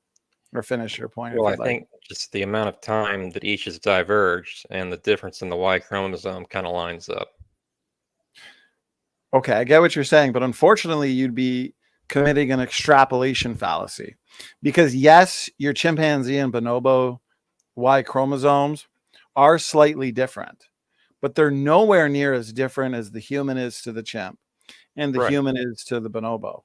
You can also specifically look at the gene content, and you'll notice that the gene content is relatively the same between chimpanzees and bonobos. There's mostly just some missing genes. Size is a little different, but you can see how similar these sections are. Yeah, you would expect them to be similar. They're very closely related. Well, and I'd expect them to be similar too, because they're related in the biblical creation model too. Chimps and bonobos, I'd argue, go back to a common archetype. And so I would argue humans are their own created kind, which is why the Y chromosome is so dissimilar. As a matter of fact, the human Y and the gorilla Y, you'll notice on the visual, are more similar to each other than either are to the chimpanzee or bonobo Y. Well, in size, probably not in content. I would have to look into that though. if you check the paper, you can see like what the light gray means, what the black means. You know, is it heterochromatin? Is it euchromatin?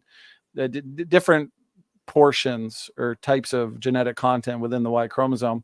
And you'll notice it's not very difficult to account for the chimpanzee and bonobo differences in light of the way chimpanzees and bonobos exist in polygamous relationships, sperm competition, other factors. It makes sense why there is some difference here. And I think it can be accounted for quite easily. Doesn't that Y chromosome, that competition, doesn't that explain one of the reasons our Y chromosomes are so different?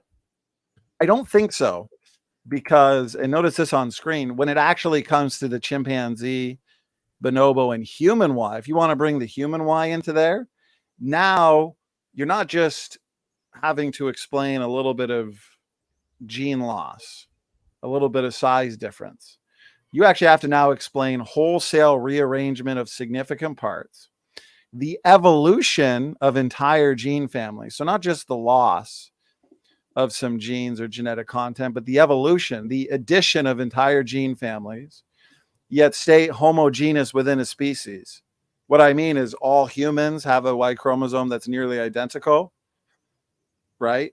But when you bring in the chimpanzees, there's a lot of dissimilarity there. I would argue you're extrapolating it without any experimental data. So for example, this is from 2020. As far as I know, this is one of the latest discussions or thoughts on this issue. And so this is from the secular literature, and they point out that they do have a hypothesis which involves sperm competition. But they point out that this hypothesis needs to be evaluated in subsequent studies. And so currently it's just a hypothesis. It's an idea. Okay. But it's an idea that hasn't actually been tested. And so I would argue it's not science. It's a story. It's a hypothesis. You can believe it needs more work. But until that work is done, then you'd be hard pressed to argue a strong case for chimpanzee and human relationship, evolutionary speaking, until this work is done. What do you think? Well, I don't know. I've kind of forgotten most of these arguments about the Y chromosome, to be honest, but I'm just looking at the graph. Yeah, I mean, just look at the graph. There's the phylogeny challenge from Aaron Ra. You know, show me created kinds. It's like, I'm showing you right here. This is from the secular data. This is the conventional data. And it lines up perfectly with the phylogeny over here that I defend. Okay. This is my starting point. The Bible claims to be the history book of the universe. The Bible claims that, or points out basically, that humans are created. Adam's the first man, Eve, the mother of all living, created separate and independent from any other form of life. And so from that starting point, you know, we build a model as humans within their own created kind. Here's the extinct groups we can get into in a bit. I know you like the hominin fossil record. Yeah. And then I would place your primates, who you would call non-human great apes, chimps as their own kind, gorillas as their own kind, and orangutans as their own kind. Now I take a line of data, specifically the Y chromosome, and I match it up as best as I can to my model and see how it matches. And it matches great. I mean, this is not young earth creationist work right here. No. And yet it matches up so nicely. Human is their own kind, chimps and bonobos is their own kind, gorillas is their own kind, orangutans is their own kind. Matches up beautifully. What are your thoughts, Jackson? Well, I mean, just looking at the graph again, we're looking at the Y chromosomes and their differences. Look at the X chromosomes on chimps and humans and their similarities. Sure. Yeah. It's basically identical. Well, that doesn't take away from see, I like to point out that the differences make all the difference. Similarities in general. Sam, tell me if you agree with this, you know, from a creationist perspective. Similarities in general are more or less agnostic to the creation versus evolution debate, because you would argue for similarity or homology due to common descent. descent with modification, right? These similar structures have been inherited from past common ancestors. We as a creationist, we would look to common design to explain homologous patterns in the biological world. Human engineers design in homologous patterns. Why wouldn't God? And that's why I say the differences make all the difference, because I believe the differences is where the discriminatory lines of evidence reside.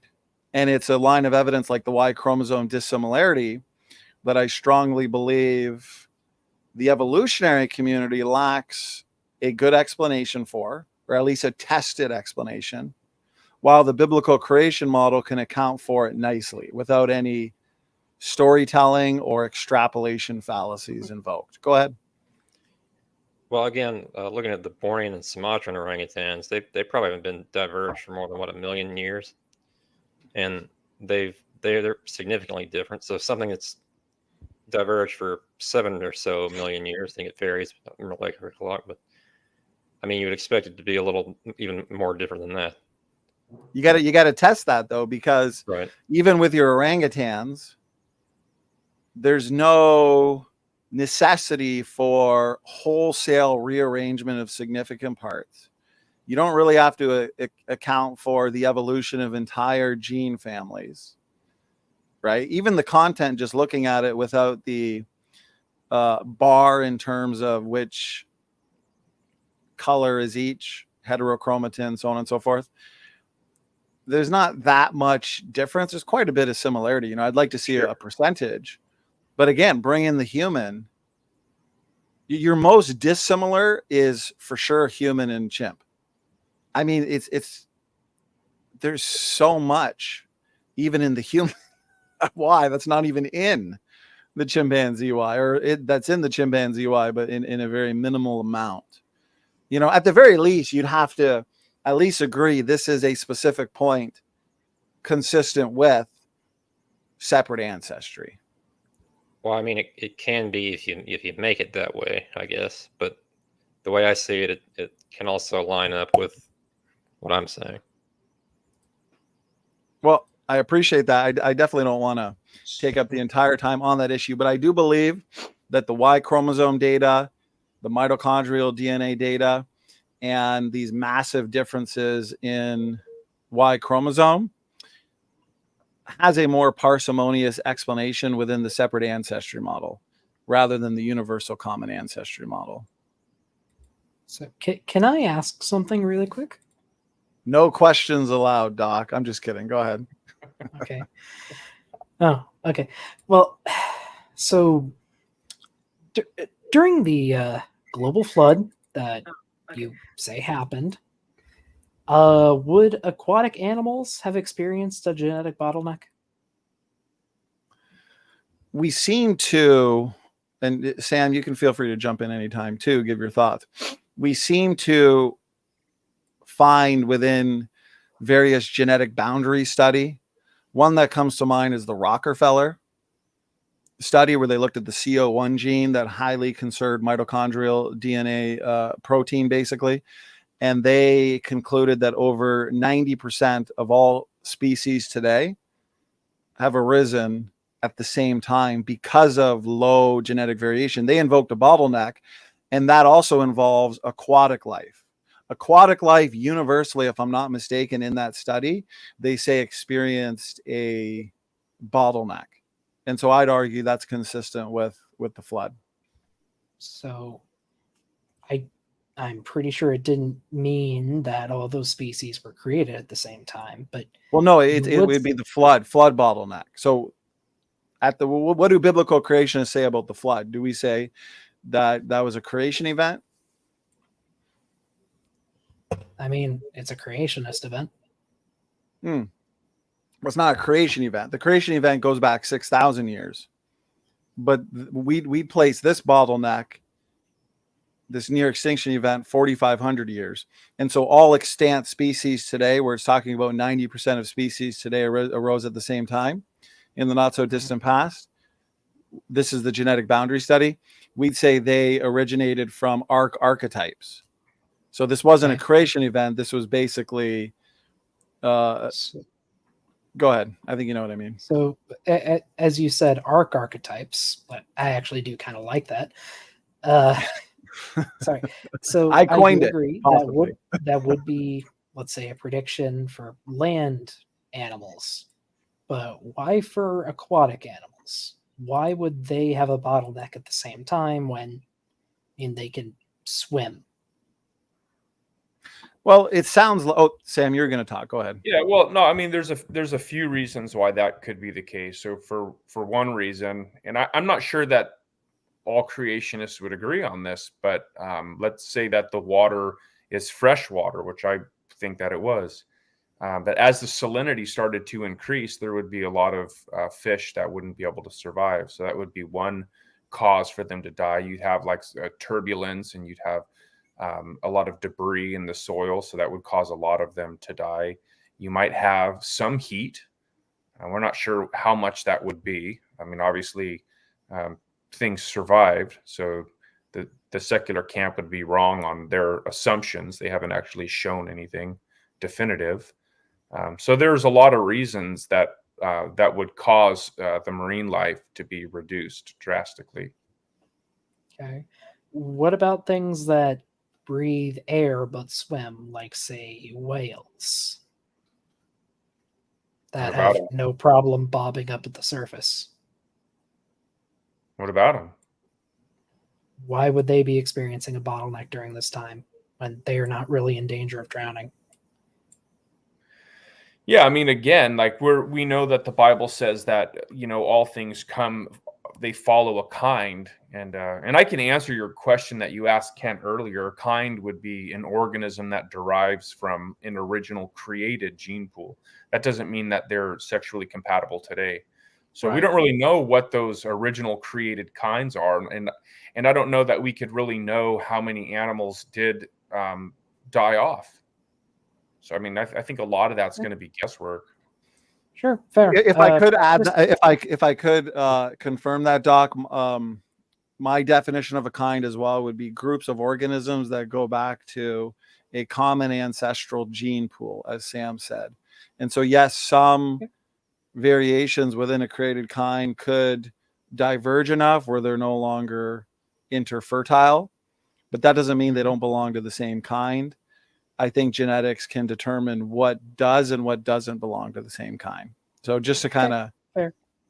Okay, Just go ahead. my whole reason for asking all this was because both sperm whales and giant squids have a mitochondrial eve. Do you have a? I'm not saying that that's not the case. Yep. But do you have a? Yeah, I'd like to see that for sure. Just sent them in the chat. Because that has been a question that Matt and myself, who's my ministry partner, we've thought is important and interesting. How many other creatures can be traced back to, a single either mitochondrial DNA ancestor or Y chromosomal ancestor? And also, last I would like to say on this topic, we do have an explanation for why there is a mitochondrial eve. I'm not a geneticist, I'm not an expert, but there is an explanation. Coalescence? I think the Wikipedia page actually explains it pretty well. So from my understanding, let me say this real quick, Sam. Also, just how catastrophic the worldwide flood was and how much heat, energy, and radiation would have been given off during that year-long period, that would have killed off a lot of the whales as well. So just because a creature can come up for air or doesn't exist, deep within the ocean or the sea, doesn't mean that they're not going to be knocked out to just a few individuals. Fair. But then you would have to give evidence that this catastrophic event took place. No, that would be a non sequitur. How? Because you're dealing with a worldview. No, so a worldview. You're saying there was this selection event. Let me show that the answer event took place. Let me answer your question.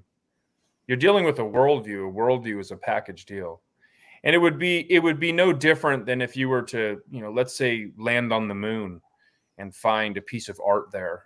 If someone were to say, hey, this can't be a piece of art until you tell me who the author was. Well, that would be a non sequitur. That would be a silly thing to argue. Whether or not you're convinced, because ultimately, when you're talking about proving something, you're not really speaking about anything more than your own incredulity. And I would argue that the global flood has been proven because the revelation of God is true. And so if you want to argue with that and explain to me how it's false, then you might have something. But if you're not prepared to do that, then again, it wouldn't follow that because you're incredulous, you have a mental state and a state of disbelief. It doesn't follow from that the global flood hasn't been proven. So you've got two answers there. One of them is that it's a fallacy, and the other one would be a challenge to you directly. So you can run with either one of those. So first, not a fallacy. You guys are saying there was this event that caused a genetic bottleneck. So if you can't show the event happened, the event didn't happen. But the genetic data does show that it happened, because But there's an explanation for that. No, hold on. So again, I explained to you why that's the case, and my example again would be that if you were to find some sort of artifact somewhere to ask, who did it or whatever, that would be a non sequitur. And when you're dealing with a worldview, just really quick, you're dealing with a whole explanation of reality, a complete explanation of reality. And so that would include the way that one interprets the data. And so when you're asking about what type of proofs that we have or individual lines of evidence, then we would also present you the way that we interpret the geological column. See, but you want to reject that, and that's fine, but that's the thing that we're arguing about here. But your question just reveals that you don't understand what a worldview is. That's what you're arguing against. And before you respond, Doc, I want to give you as much time as you need to respond before we move on to another topic.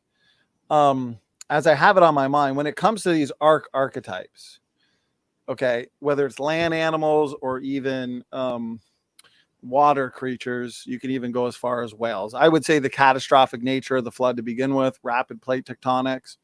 We could get in evidence for the flood for sure. I mean, the massive slabs of cool rock that we found near Earth's mantle, basically deep within the Earth, that still has a relatively cool temperature, I would say, is testimony to the predictive power of catastrophic plate tectonics. But even without going into the geological reasons why there's a flood, the genetic data, again, that boundary study where they looked at the CO1 gene, the Rockefeller study, they determined that based on levels of genetic variation, all creatures, including marine creatures, experienced a bottleneck, a near extinction event.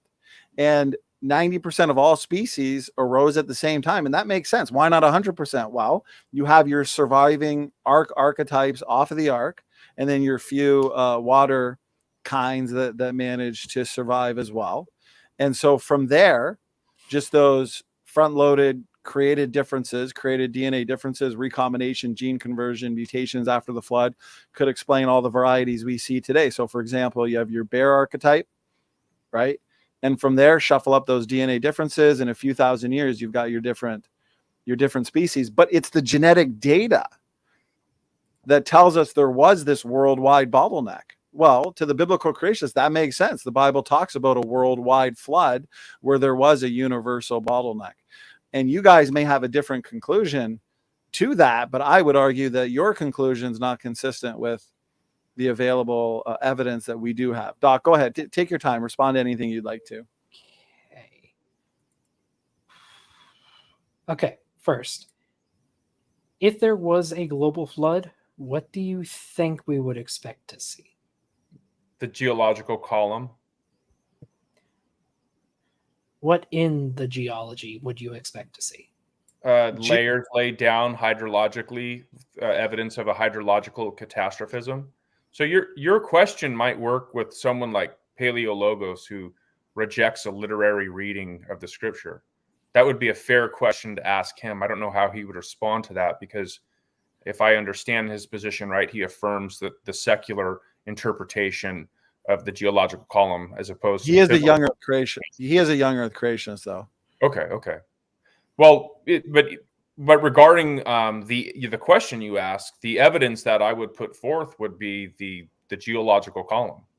And then I would remind you again that you're dealing with a worldview. And a worldview would include the way that we interpret the data. Okay, so where to start? Wherever you want. When it comes to hydrologic sorting, do you know how sediments are sorted in a flood? Yeah, there have been numerous experiments in stratification. Kent mentioned them multiple times. In fact, to be fair, he's been encouraging you guys to actually do your research on that and go and watch those videos that are readily available and in experiments conducted by secular universities within these watery these experiments. So I'm not sure why you haven't done that, but are you familiar, Doc, with the very powerful prediction, I would argue, based on the catastrophic plate tectonics model that Dr. John Baumgartner has put forth? He predicted that we should find evidence for what's called runaway subduction. During the flood year, you have your plates essentially moving at meters per second movements through the floodwaters. And relatively recently, we found these subducted cold slabs deep within the earth. And many of these slabs go down hundreds of miles into the deep hot mantle. Well, it turns out that these slabs of cool rock, they're the same density as they are at the surface. And because they're the same density, that implies they're the same temperature. So these slabs, they haven't even warmed up to the surrounding material, or they haven't completely melted, and they're still cool, I would argue, because they were just subducted or taken down there thousands of years ago during this flood event. Your uniformitarian or actualist scientists, they struggle with this, because if those were taken down there millions of years ago, they should have, as I pointed out, warmed up or even melted. So cold slabs is a relative term. I think the normal measured temperature for them is about 700 degrees Celsius. That said, the reason why they've remained cool is because cold slabs are mostly subducted oceanic crust, and oceanic crust, as you might expect, is very much enriched with water. And that water tends to be the thing that absorbs most of the heat, but the water is heated up and rises away from the cold slab, taking the heat with it. And the reason why a lot of these cold slabs have remained cold, quote unquote, is mostly because of the sheer mass of both the rock and the water. And also, just, I'm trying to get my friend Beamsy in here, because he actually knows enough physics to do the calculations. But frankly, if catastrophic plate tectonics happened, the friction alone would have turned the Earth into a ball of plasma. There's not enough mass on the planet to absorb that heat. I would argue... You don't know what... Actually, let me just say this, Sam, and then you, because I want to specifically talk about the cold slabs. If my wife brought me down a coffee and I put an ice cube in it, right, and then walked away, and somebody came down later and that ice cube was still there, let's say it was half the size, it hadn't melted yet. I mean, would you conclude that that coffee was, that ice cube was there for a long time or a short amount of time? Regardless of the size, I think it's more parsimonious to say, okay, the reason why we've got a hot cup of coffee here with an ice cube that hasn't completely melted is because that coffee is relatively fresh and the ice cube was more or less just put in there. And so, again, I would say that the fact that we find these slabs going down hundreds of miles into the deep hot mantle, the more parsimonious explanation is that they were taken down there just thousands of years ago during a year-long catastrophic event where these continents or plates are basically moving at meters per second. And I would argue that the friction would not have resulted in the melting of the crust completely, for one reason, because we find those cold slabs. Those cold slabs shouldn't be there if there was as much friction related heat given off as you would.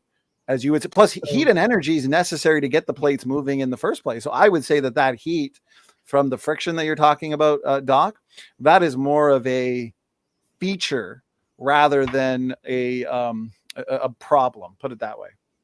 So sorry, I did a little bit more reading on the cold slabs while you were talking. Sure. Okay.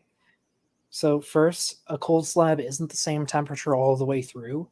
The farther you go into the mantle, the hotter the cold slab is. And we would expect that because that material has been subducted for longer. And eventually, the gradient goes so deep that we can't measure them anymore. Second, the friction that I'm talking about. So most creationist organizations say that Pangea was what the world looked like before the flood, right? All the continents together?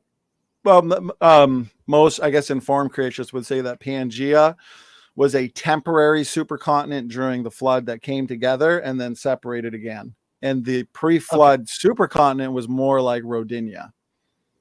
Okay, fair. Either one works. So with Pangea then, if you took all of the tectonic plates as they were and then moved them to their current location over the course of the year and then stopped them, or at least slowed them down to their current rates, that friction is the heat that would, again, plasmify, I don't know the correct term, the planet. Like, there is not enough mass. Beamsy is here. He can do the math. No, I did the math, and it was terrifying. Okay.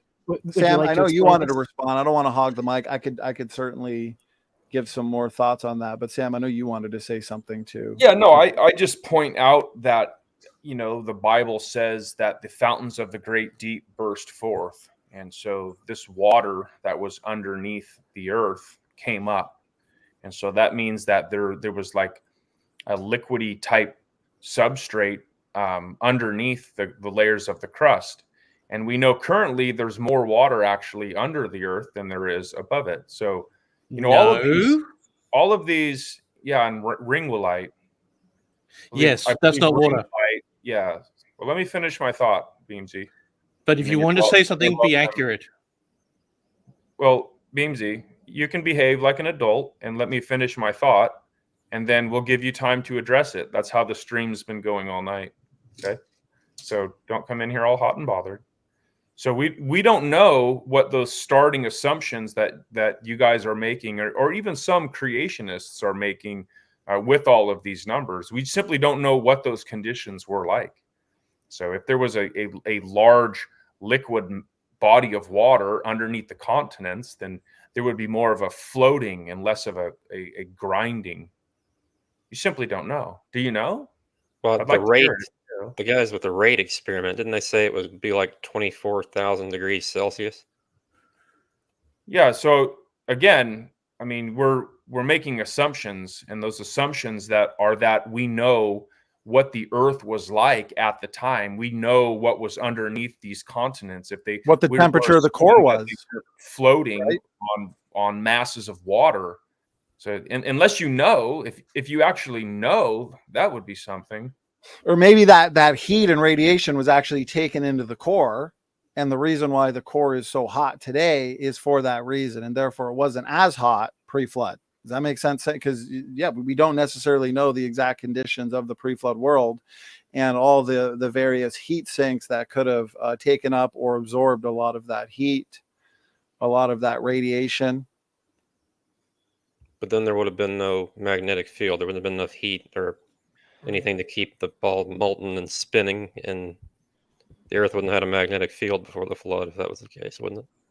No, it would have been at that limit or point where it would allow for the magnetic field, a healthy magnetic field, but also enough of that heat and energy to be absorbed or directed into the core itself.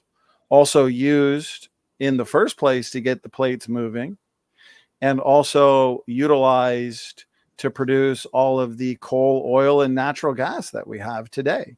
Heat and pressure can rapidly form coal, oil, and natural gas. And we know there's meters upon meters of thick coal beds that exist on this planet that heat and energy could have been used to rapidly form. Yeah, we also know that water does very interesting things, especially when it's under pressure. So, for example, the water will only reach a certain temperature before it starts to boil. It won't go any higher than that. So when you put water under pressure, you can raise the temperature of that water. But again, water also disperses heat. It's an excellent way to store energy and disperse heat. And water does some interesting things. So, I guess if you guys know the exact conditions, then you might have something when you run your numbers. But if you're just running numbers based off of assumptions and saying that I need to accept them, I don't. So can Beamsy give his answer, please? Yeah, take your time. Yeah. The aspect of saying that below the crust there is oceans of water is very much incorrect. It is, as you said, it's actually imbued within rock. So it's not water under the crust. So saying that is very dishonest and creating a very bad image. The idea of saying that the core was cooler than what it is now is very much misleading, because how would we have volcanic activity then? So, Beamsy, before you come in here all hot and bothered and accuse me of being dishonest, it would help if you actually listened to what I was saying. I did not call you dishonest. I was The saying oceans, you were misrepresenting you. hold on, bud. Calm down. The oceans are not under the crust today, right? Because the fountains of the great deep burst forth. A lot of that water escaped. So again, you're looking at the world today, and you're making a lot of assumptions, and you're extrapolating those to the past, and then you're running numbers based off those extrapolations. And what I'm saying is those extrapolations are unjustified unless you know something. Do you know something? I was bringing out the point that you said, as now we have water under the crust. That's the part I was pointing out. Were you being misleading? Yeah, go ahead. So before the fountains of the deep broke forth, Beamsy, where was the water? Where was the water? What? As in, are you talking about there were liquid oceans below the crust? If I could add this real quick, I do have a source here that says there's a finding that suggests a massive reservoir of water that's hidden in the Earth's mantle, more than 400 miles below the surface. So made up of? Pardon? Made up of? There, it gives you the mineral that it's actually imbued in. It's not an actual liquid water. What happens, and maybe you would know this, and I'm asking you this because I don't know. What happens when you heat that mineral up? How do you extract the water from that mineral? It normally goes into hydrogen sulfate, and that's how it actually gets raised up through the crust. Is there heat involved with that? Yes. So when it heats up, the water is extracted. No, the hydrogen sulfate's extracted. Oh, there we go. It said ringwoodite. Yeah. Yeah. From my understanding, ringwoodite can be made of water. No, it contains a large amount of water. Okay. Right. And so that how do you exists extract in the Earth mantle. How do you extract water, Beamsy? From which province? Well, I'm asking you, like, hypothetically, if there was an event that caused some heat, would that not separate the water from the mineral? You'll need to heat it up to at least 3,000 degrees Kelvin. Well, I mean, you guys are the ones that say there's this heat and radiation problem. You have the fountains of the Great Deep breaking open, right, where these subterranean water vents basically burst forth. You'd have magma and lava coming through as well. And so all of, just as we see in this source, 3 times the volume of water on the surface exists trapped in these rocks. And so if the fountains of the Great Deep break open, these rocks would release all of this water. The thing is, if you actually were talking about ringwoodite, it would be, and it was underneath at great pressure, it would actually come up as hydrogen sulfide, not as water. Right. Here's my problem. Here's the problem that I'm trying to make clear. When a critic suggests that there's a heat problem, and I start asking them questions about the preconditions, and we just get mystery. Well, I mean, how do you know there's a heat problem? You don't know what the starting conditions were like. I mean, that's fine. It's fine that you have a worldview and you want to attack ours, but I mean, you got to do a better job. That's all. I mean, if you're going to tell me I have a heat problem, then you're going to need to tell me what those starting conditions are. Because if you can't tell me what those starting conditions are, well, then I'm just not really convinced. Well, the issue that you're putting forward is saying that there were oceans of water underneath the crust. The pressure and the temperature would actually disallow that. If you still want volcanic activity, there would be no way for volcanic activity to occur if we had oceans of water under the crust. Can I jump in real quick? You would not be able to have that amount of heat as well as liquid water. Yeah. If it was ringwoodite, if that creates a second problem, because the water would come out as hydrogen sulfide, and then it would oxidize and then become water with the sulfur left as a poisonous gas. Yeah, let me ask something real quick. Go ahead, T-Rock. Okay, so Beamsy, I apologize. I do not know you very well. I don't know what your credentials are, but I take it you're a geologist? Yes. Okay. Water coming out of the crust. Do we not have water coming out of the ocean floor today? You're talking about artesian basins. Okay. But it sounds like you're saying they can't be under the continent, but they can be in the ocean floor. No, they can be in the continent. Or would you like me to? Oh, you can. I'm drugged off my face, so I'm just probably going to be rude, unfortunately. Fair. Okay, so hydrothermal vents, which I mean that's the term I've heard for them. Wait, they're hold fueled by. Dino, real quick. I'm sorry. I don't want to. I wanted to address one more thing that Beamsy said. Don't lose your thought though. And then T-Rock, I'm welcome to the stage. I'm sure if you want to engage for a while, you can. But Beamsy, when you said that you can't have water escaping and then volcanism at the same time, I mean, are you just assuming that everything was one like monolithic substrate of water and volcanoes?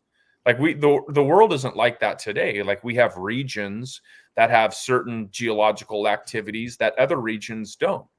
So, I think that you're making yet another assumption that you're just simply not going to be able to defend. And when we look at the world, today or even in the past, I don't think that it even makes sense why you would say that anyway. You can have volcanoes over here and fountains over there. Right? I mean, that's not some fringe thing to say, is it? Where is the evidence that the fountains of the Great Deep were cracked open? Most people will say it's the fault lines. The fault lines are where the most amount of volcanic activity are. So that's a catch-22. Well, what is it? Today. So where was the volcanic activity that you have recorded in antiquity? Because there is records of volcanoes going off, so that means there would be more fault lines, so we would see evidence of upwellings and upliftings. Yeah, well, we have the mid-Atlantic ridge where you basically have that baseball seam pattern right around the earth where the fountains of the Great Deep would have broken forth. I think that's pretty good evidence for the fountains of the Great Deep. Speak to that a little bit. No, that's just a fault line. That's nothing to do with it breaking open. Today. It's the continents like a glove. Today. Literally. I think there's I think Yeah, there's T-Rock another- gave a fantastic presentation right from Google Earth, showing all those fault lines and how they run around the Earth in a baseball seam fashion, if I remember correctly, T-Rock. Yeah, I mean, Maybe that's I can exactly help how the here. secular scientists determined that the continent broke apart at some point in the past. Here, well, that wasn't the only point of evidence, but so the Mid-Atlantic Ridge and other mid-ocean ridges like that, what Beamsy's trying to say is they're not vents. They are basically seams where the ocean floor is splitting apart. Right, They're that's not- basically they where we're never saying. pumped anything out. So, real quick then, we've got volcanoes all over the world, and they're notorious for spewing steam everywhere. Why would the Mid-Atlantic Ridge be different than that? So they do spew steam, but they spew out a lot of other things as well. The Mid-Atlantic Ridge, like I said, it's not a volcano. It's not a pump. It is literally a seam where the oceanic crust is being torn apart. It's That not a magma blows volcano, up but through it's the- exactly what a volcano would do if it wasn't forced into a very thin pipe. Yeah, look. Imagine volcanoes are pressurized looking magma at chambers, imagine usually. looking at a depleted ball on the ground today and say, look, it's there's with a rip in it. Say, well, it's just a seam. There's nothing coming out. Well, now there's not, right? That's kind of Not analogous anymore. That's kind of analogous doesn't to have a slicing your self-repair tire mechanism. with a great big wide cut gash through your tire. You instantly dump tons of pressure, but the volcanoes are small pinholes of it's essentially the same thing. Yeah, and then when Well, the and tire we goes understand out- that we understand that we have evidence for these hydrothermal vents that are found all over the ocean, including the Pacific, Atlantic, Indian, Arctic oceans. These exist all over the planet. Here, maybe I can explain that quick, actually, Donnie. I'm sharing something, if you wouldn't mind. Oh, yeah. If you could pop it up. Okay, so here are how these hydrothermal vents work, and we know how these work because this is the exact same mechanism that like hot springs and geysers in Yellowstone do. So basically, groundwater, quote unquote, is absorbed by the oceanic crust, and it goes downward. As it goes downward, it's heated up by magma that's pretty close to the surface, and then all that heat makes the water move upwards. As more and more water moves upwards, it slowly carves out channels in the rock, which eventually lead to a hole in the surface through which the hot water escapes. Okay, so and deposits minerals outside. It just Can you keeps back going. up for just a minute, Doc? You Yeah. said something that was kind of interesting. You said groundwater goes down. Well, it's absorbed. Yeah. Okay, so absorbed downward, right? Well, I mean, the the source fact of you called it groundwater is the ocean. groundwater, the fact that you called it groundwater implies to me that you're talking about essentially rain and runoff and that sort of thing. No, I'm using groundwater as a colloquial term. It's water from the ocean that's absorbed by oceanic sediments. Are you saying the it's sand at the bottom of the absorbed ocean is laterally wet? through the? Are you saying it's absorbed laterally through the rock strata? Not exactly at first. This is showing a developed black smoker or hydrothermal vent. The initial process is basically just the water going down, getting heated, and moving up. So Over time, the water flowing upwards carves channels that usually converge into several hydrothermal vents. Okay, so I'm looking at your diagram here, and it's kind of interesting because you've got 100% of the water coming from the ocean reservoir, from the ocean itself, right? That would be where water comes from. Well, Beamsy Most of the used an interesting word a little while ago. He said something about an aquifer. No, I said artesian basin. Okay, artesian basin. Where's the artesian basin in this diagram? You're looking at it. Well, no, because what I was describing that triggered him to say that was water literally coming up out of the ocean floor. No, I asked you, is that what you were referring to? But we literally have freshwater springs coming out of the ocean floor, not what you're describing here. not sure coming out of the ocean, but we do have freshwater springs. Yes, they most of them follow a similar principle. Yes, coming out of the ocean floor. We have fresh water coming out of the ocean floor. I mean, not sure I would call it fresh. It's usually loaded with sediments. Let me see if I can find that.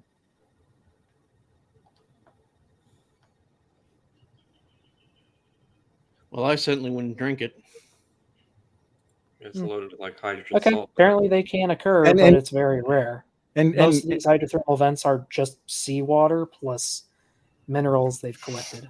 And George Bond here points out there's an estimated 100,000 to 1 million subterranean volcanoes, as per the secular sources.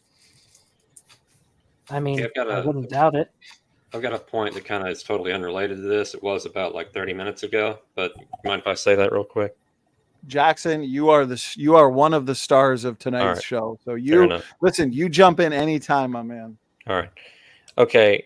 So I'll ask this to Donnie. Donnie, you believe there was like one pair of penguins for the penguin kind on the Ark? Well, it's going to depend on clean versus unclean. So, Right. 7 pairs of some, 2 of others. Okay, let's assume it was 2. Yeah. Or maybe yeah, it was with 7. penguins too. Yeah. Well, Okay. hold on. Just to be like really precise, it doesn't necessarily need to be a penguin. A penguin could be derivative of the kind that was on the Ark. Right. So it's possible that a penguin was not even something that existed at the time. It would have just been that alpha Ark. Or Right. I don't believe there would have been a penguin on the Ark. The penguin we see today in its Arctic environment is an adapted form of whatever that archetype was on the Ark. Okay, that kind of compounds the issue because penguins today have twice the genetic diversity of humans, and there were 3 pairs of humans on the Ark, or 4, Jackson, depending on how you count it. One more caveat real quick for you.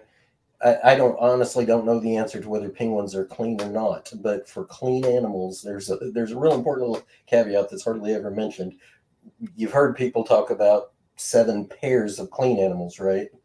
But probably most or all, or at least a bunch of the clean animals, a male was sacrificed after the Ark landed. So what that means is for clean animals, you would have 6 breeding males and 7 breeding females, 13 total.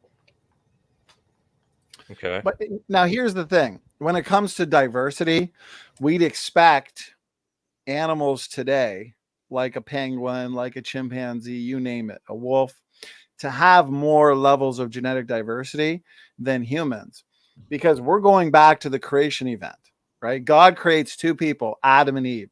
What does that do? Well, right off the bat, that restricts levels of genetic diversity. You're not going to have a whole lot of genes floating around a population of 2.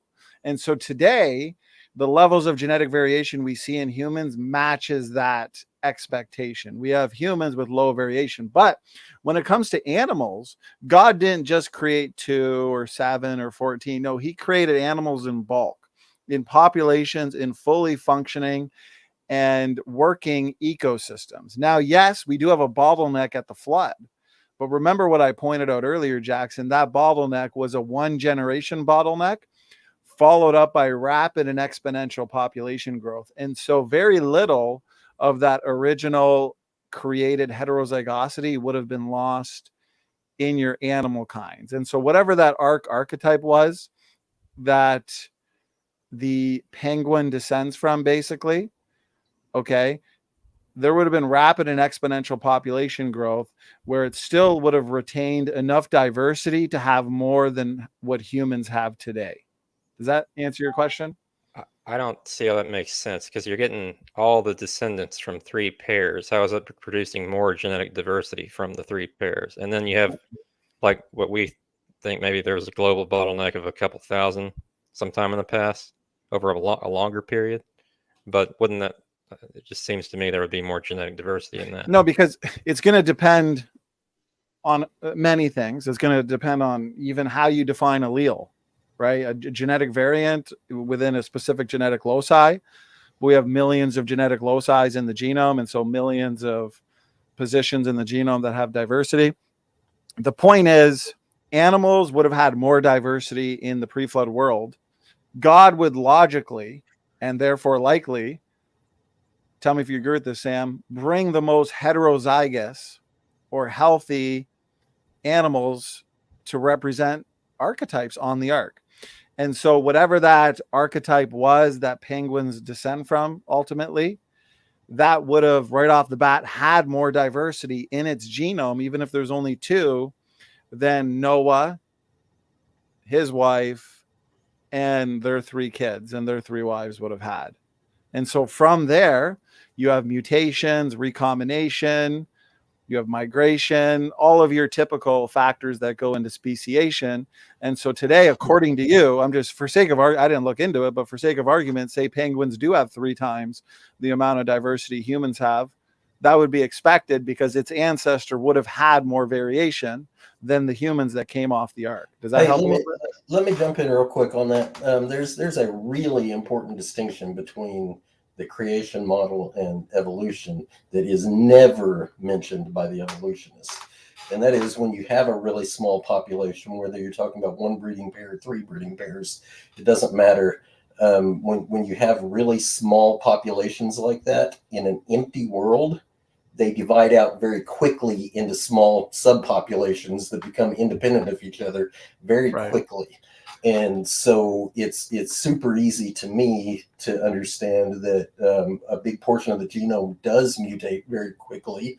Animals typically, or commonly, I'll put it that way, animals commonly have more chromosomes than humans.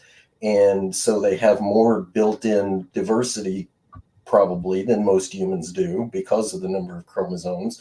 And so when you have all these small populations branching off very rapidly, it's super easy to get the number of species that we see today for any given land animal and the genetic diversity. Go ahead, Jackson. I don't really have a response. I see in the private chat they're still talking about volcanoes. So I think. Well, let me say this then. Let me say this then. With what T-Rock said, he nailed it. Because again, this bottleneck at the flood was a 1-generation bottleneck followed by rapid and exponential growth. As a matter of fact, all of your biblical bottlenecks, whether it's the creation event with Adam and Eve, the flood event, and then the Tower of Babel dispersal, they were all very short-lived bottlenecks. Okay.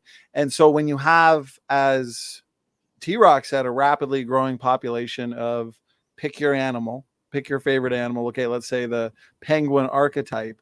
You can have this population rapidly growing, diversifying, daughter populations basically forming, isolating themselves, accumulating their own independent mutations. And then that independent group is going to diverge more from the parent population, so you can get a lot of diversity that way in just 4,500 years. But if that animal started off with more diversity in the first place than humans, then yes, we'd expect them to have more diversity today than humans do overall. So one more really important point there too is, like, if you take an animal like a rabbit that I know is unclean, so you only have 2 rabbits to start with. Now that's not to say there can't be more than one rabbit archetype, but typically the way I think of it, there's 2 rabbits on the ark. But anyway, another really important point that's always overlooked: evolutionists tend to think of wildlife, number one, as always managing itself out there independent of human interference, number one. Number two, people selectively, I'll say it's a behavior behaviorally chosen. We make behavior-based choices is the way I put it. Behavior-based choices. What that means is you'll have a couple people that really like the warm weather, so they'll head south to Florida. You have other people that really like the cold weather, so they go north. Animals do the same thing. And so if you have 2 rabbits starting out and they turn into a population of 10, 15, 20, whatever, and a small group of them prefers the warm weather just like people do, and a small group of them prefer the cold weather just like people do, then these populations are going to become separate very quickly, and they're going to start mutating independently of each other. Right. And go ahead. Yeah. Someone from the evolution side, to be fair, feel free to speak. I just wanted to put a pin in the hydrothermal vent thing, but it can wait.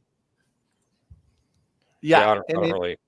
And Doc and I know Doc and Jackson, to be fair, also wanted to talk about human evolution and hominins soon. So we'll get to that real shortly. But I did want to point out one thing that's important too in terms of these adaptive episodes and how your archetypes basically from that pre-existing diversity or ability to adapt can evolve in just a few thousand years into all the species today is the world of epigenetics, this extra layer of sophisticated information on top of the genetic code, basically, where sections of our DNA can be tagged with a methyl group, right, carbon atoms, that actually allows the cell to turn a gene on or off. We have millions of genetic switches in our genome just waiting to be turned on or off, depending on the environment. And so depending on your environment, you can grow taller, you can grow shorter, you can have thicker hair, you can have thinner hair. And so ever-changing environments, which is what we would have after the flood, requires ever-changing genomes. And so ever-changing genomes, in light of the post-flood environmental conditions, can explain all of the variations that we see today.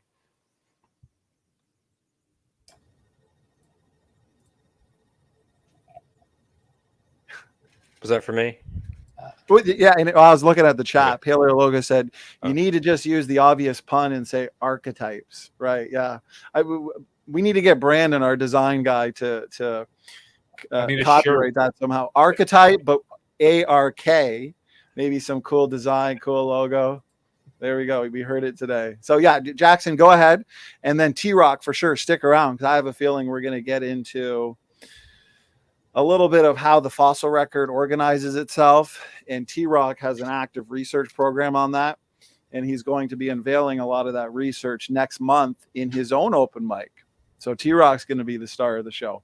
Anyways, with that plug out of the way, Jackson, go ahead.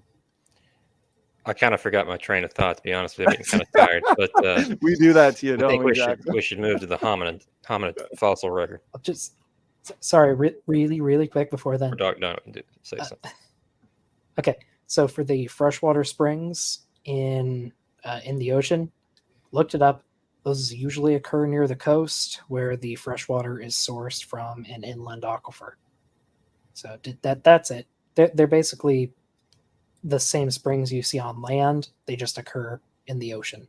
So what you're saying then is that because Beamsy, what he was describing a little while ago was water trapped in the rocks above the continental crust. And what you're saying alludes to this idea that water above the crust somehow gets forced down through and coming out laterally into the ocean floor. It's pretty well understood. That's just how aquifers do things. Like you have a rock layer that can absorb water and transmit the water. It's going to absorb the water, and the water usually follows gravity through the layer. Since the layer is bent, the water goes down. It happens.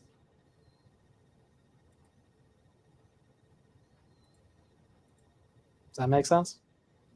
I mean, my whole background has a lot more to do with mechanical engineering and physics. So yeah, it makes sense to me that you can have pressure from above push down and force something out that way. But you got to wonder how it is that we have water gushing out of the continents and gushing out the ocean floors. I explained that. For millions of years, no doubt.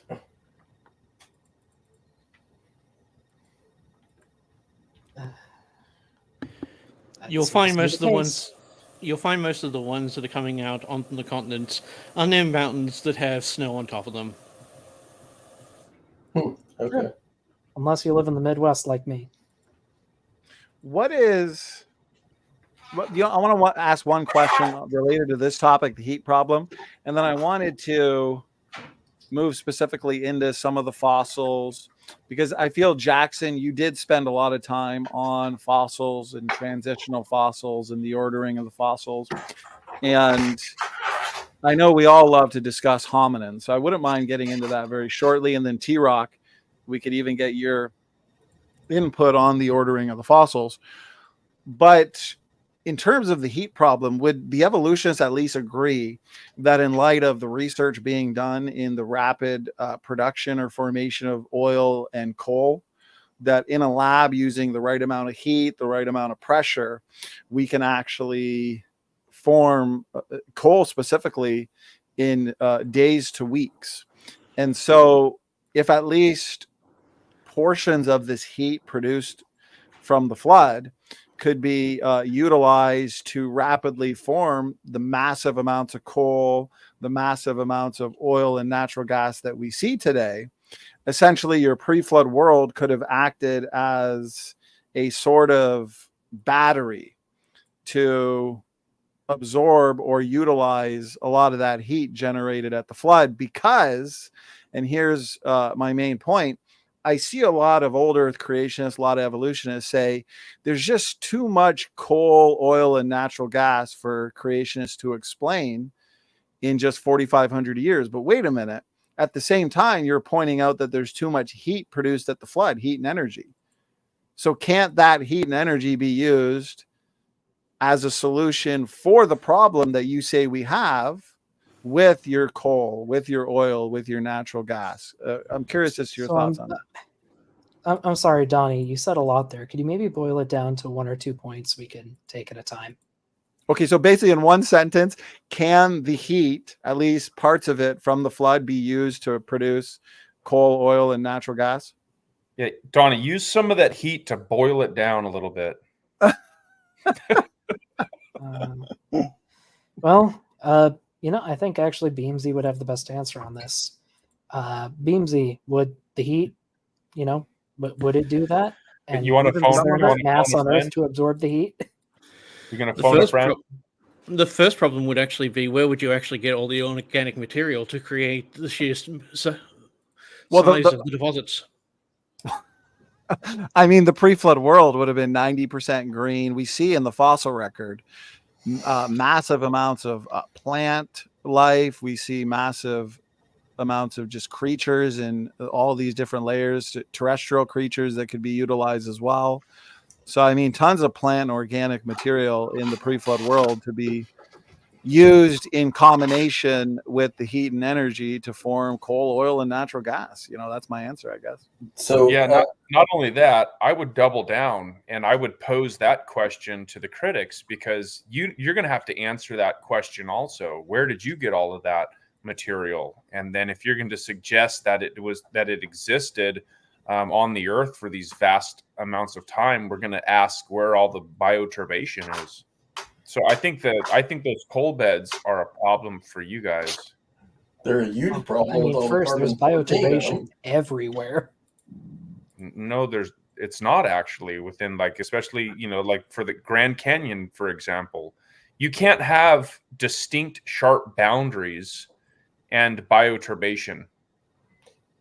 So I mean, if you go to bbc.com and just look at how fossil fuels are formed, they'll say over millions of years from the remains of lots of dead organisms, dead trees, and plant material. I mean, that's exactly what the pre-flood world would have comprised. A lot of dead organisms, a lot of plant material, and a lot of trees and other organic material to turn into coal, oil, and natural gas. Go ahead, T-Rock. You're going to say something. Doc, is your background also geology? Paleontology, but paleontology. Okay, good enough. Anyway, so I live in Oklahoma, and they did something pretty interesting here recently. They cut. Are you guys there? There it is, boys. There it is. The debate of our lifetimes. There you go. Coming up. Coming up, we got some good stuff to talk about. But yeah, I live in Oklahoma, and they did something here recently. They cut a new highway through a path. Actually went through a couple of hills and then cut down across a riverbed. And anyway, it's up in the hills that it's not a real tall hill or anything, but it's distinctly at a higher elevation than the riverbed. And so it's a pretty sharp contrast, the drop that you do. But anyway, in this hill, because they cut through an existing hill, one of the things that's exposed there, you can drive right past it. It's a town called Owasso, Oklahoma. You could drive through this highway and you can see a coal seam actually running horizontally through this hill cap. And like Sam's was describing, very distinct boundary below it and above it, very sharp boundaries. And it's up at the top of the hill. So when you look at that stuff, it just screams not slow processes. Where did that much compact vegetation come from to make a coal seam in the top cap of a hill? I mean, it wasn't always the top cap of a hill. There would have been sediments above it in the past.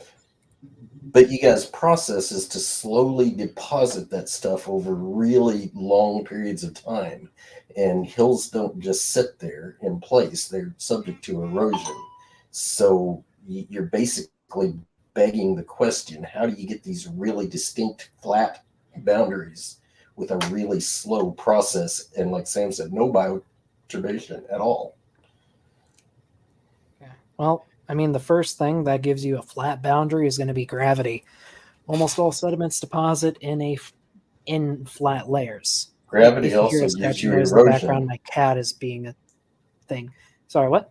Gravity also gives you erosion, but the only thing that really gives you flat parallel layers is moving water. It's the only thing known to actually do that for significant it can happen in distances. sand dunes as well. It can happen in swamps. Actually, more likely to happen in swamps. No, it happens everywhere. We're talking about marine deposits here. Oh Yeah, yeah, especially out in the ocean. Yeah, almost all flat. So the moving problem, water. Yeah. Not at the bottom of the ocean, at least for the most part. Yeah, there are thermal currents in the bottom of the ocean. Okay. So, gentlemen, why don't we, now that we've spent a solid 2 hours on the heat problem, geology, and those related topics, why don't we move specifically to fossils and back to more so the evidence revolution topic? We could talk about the geology and heat problem side of things forever, though, but since we're at the 4-hour mark, might be good to transition to something that I know our star of tonight, Jackson Rowe, wants to chat about. I'll open it up with Naledi because I've been fascinated with Naledi since all the in-house, Doc, I'm sure you're aware of it, the in-house debate in the paleoanthropological community with Lee Berger. And I've listened to several interviews and lectures from Lee Berger recently, basically supporting his position and conclusions on Naledi being a very sophisticated people group. You know, the evidence that they're finding in the D. Naledi chamber within the Rising Star cave system suggests that they could make fire. They buried their dead in a way that suggests spirituality.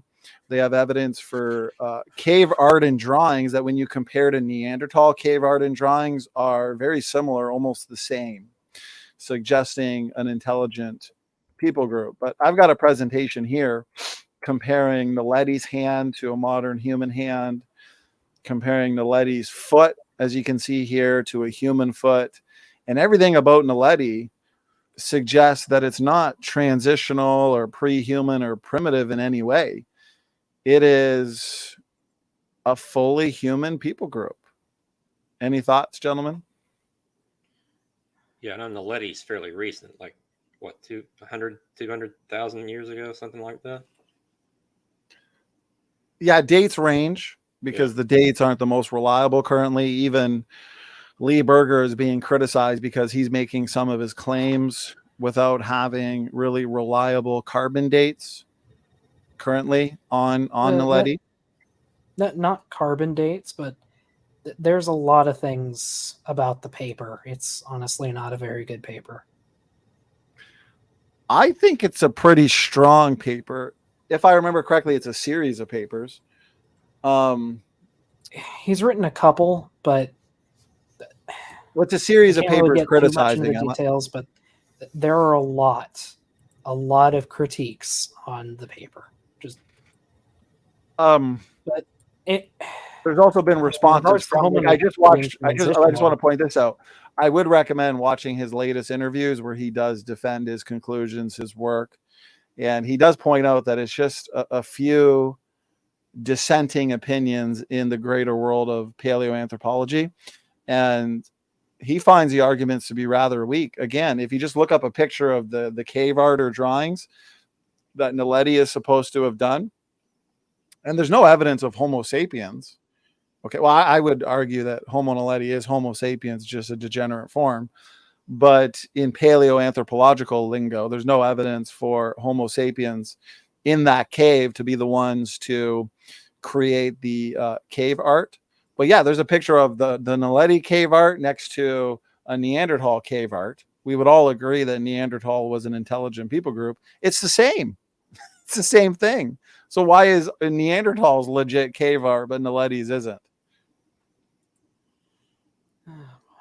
Well, it might be. I honestly haven't looked into Homo naledi that much. I'm more interested in like the older ones, like the Australopithecines.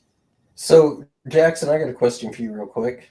Yeah. Since this is your one of your favorite things, is Naledi supposed to be ancestral to modern humans? No, it's not. No. A side branch, then? Yeah. And why is that?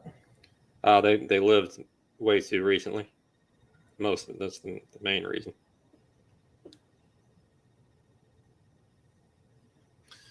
So now here's the main point I want to make is when it comes to the hominins, and yes, your Australopithecines, Jackson, would fall within that group. Okay, your Australopithecines would be hominins. Soon we'll get into the ordering of the fossils like you were talking about with Kent. I'd like to get into, in more detail, burial by communities, where you can basically take the so-called geologic column and turn it on its side horizontally. And when you look at it that way, you see, burial by community after community after community that is not communities over time, but communities living at the same time, but living in different areas. Okay, so we'll get into that. I know T-Rock's going to want to speak to that. But my point on Naledi is you get, like Doc, holding to common descent, many in the paleoanthropological world that'll look to atypical features associated with Naledi, associated with Floresiensis, Luzonensis, Erectus, just to name a few of your so-called pre-humans. But what we have here are examples of highly isolated, highly inbred, and highly degenerate people groups. And this can be supported by the conventional literature. Here's Professor Chris Stringer. Okay, he's not a young Earth creationist, but he points out that this is not surprising that we see these isolated people groups and these atypical features associated with them because of the conditions that they existed in. For example, your islanders, subject to island dwarfism, subject to reductive evolution or reductive adaptation. So the final thing I'll say, and then Jackson, Doc, whoever, speak as long as you want, is your atypical features or your anomalous features that evolutionists want to say are primitive or basal or, not derived meaning more human-like, are not due to evolutionary change, but due to inbreeding, severe founder effects, pathology, and degeneration. I mean, you can make that argument with Luzonensis and Floresiensis. They lived pretty recently, and they probably descended from Homo erectus, but you can't really make that argument with Homo erectus. Sure you can. Erectus lived, and you can find this information in the paleoanthropological community. They existed in small tribes, less than 100. Some say 50. They existed in isolation. We talk as if there's evidence that Erectus lived on the globe for 1 million years. That's the story. But did you know, Jackson, every single fossil associated with Erectus can be fit in the back of a trunk of a car? And so the evidence I believe we have for Erectus is independent tribes that existed in under 100 Donnie, people. Can you give me a source for that? That does not sound right at all. Yeah, I think there's a lot more Homo erectus material than that. We have tons of Homo erectus. You think that we have more Homo erectus material that could fit in a trunk of a car? Yes. I think so. Okay, well, you know what? We can verify that after the fact. Regardless, okay, Erectus and the paleoanthropological community has pointed out that they've existed in tribes, they've existed as hunter-gatherers, and they existed in numbers that were less than 100. And some of the different groups didn't even meet with each other. And so there was no gene flow between different groups. The gene flow seems to have comprised within the isolated groups. And so we understand that groups that remain isolated for a long enough period of time always show evidence of inbreeding. And then eventually what happens is those atypical features, they become fixed in that whole group. They become stuck in place where all members of that group have those features. Go ahead, speak to that a bit. So another quick question while you're at it, when you respond, Jackson or Doc, either one. Homo erectus is in the modern human line, correct? Yes. Yes. But, okay, go ahead and respond to Donnie's deal, and then I've got another question. Sorry, really quick. So just on the island of Java, so in Indonesia, I think, we have over 80 Homo erectus just on that one island. 80 Homo erectus bone fragments or complete skeletons? It says individuals. Yeah, but individuals in the world of paleoanthropology means one bone fragment. Right, but these things range from Africa all the way to Indonesia. Not individual. Pardon? These things range from Africa to Indonesia. Yeah, because from Africa to Indonesia, right? But okay, you have more material. You have small tribes that I would argue are probably somewhere between 50 and 100 individuals, maybe in some cases 200. They're living independently from each other, and the gene flow is within each independent group. And so over time, you have almost certainly inbreeding and pathology and degeneration, and these features drift or shift to the norm. They drift to fixation, would be my point. Doc, did you just correct that and say specimens and not individuals? Oh, I was saying like individual bones are classified as specimens. Individuals are from individual. So what are you saying? Are you saying that they have 80 bones or 80 complete structures? So, okay. So if I found a skull, a jaw, and an arm bone, that were from one individual, they would still be 3 specimens. So I'm saying we have over 80 individuals. Okay. But the examples we have of these individuals, I would argue, is evidence of them existing in isolation, existing as a highly inbred tribe or group. And notice all of these different so-called pre-humans here on the slide. Neanderthals, they lived in small, highly inbred groups. That's not even contested. In the harsh climate of glacial Europe, we understand environment can dictate morphology. Naledi lived among the caves of the South African wilderness. It appears that Naledi lived in a mosaic environment, actually. And mosaic environments would dictate a mosaic morphology, and that's what we find. Hobbit lived in the remote Indonesian island of Flores, isolated as well. And so the point is, each of these settings would lead to exactly what I said: founder effects, isolation, inbreeding, and anomalous features that become fixed in each group. And so I'd argue these are not evidence of pre-humans. These are not primitive features. These are evidence of a normal population that has become degenerate. Go ahead, gentlemen. I've got a quick question for Doc and Jackson. When you look at the morphology of Homo erectus and you look at the morphology of a modern human, and to be clear, I'm not asking how long did it take. I'm asking how long should it take under, I'll use the phrase lightly, ideal circumstances. How long should it take for Homo erectus to evolve into a modern human? Well, they didn't evolve into modern humans. You said they were in the human line, though, right? No, that's Homo erectus. That's sorry. That's what I mean. He's Homo erectus. How long should it take Homo erectus to evolve into modern humans under ideal circumstances? so I'm gonna take this one. It's really hard to say how long it should take.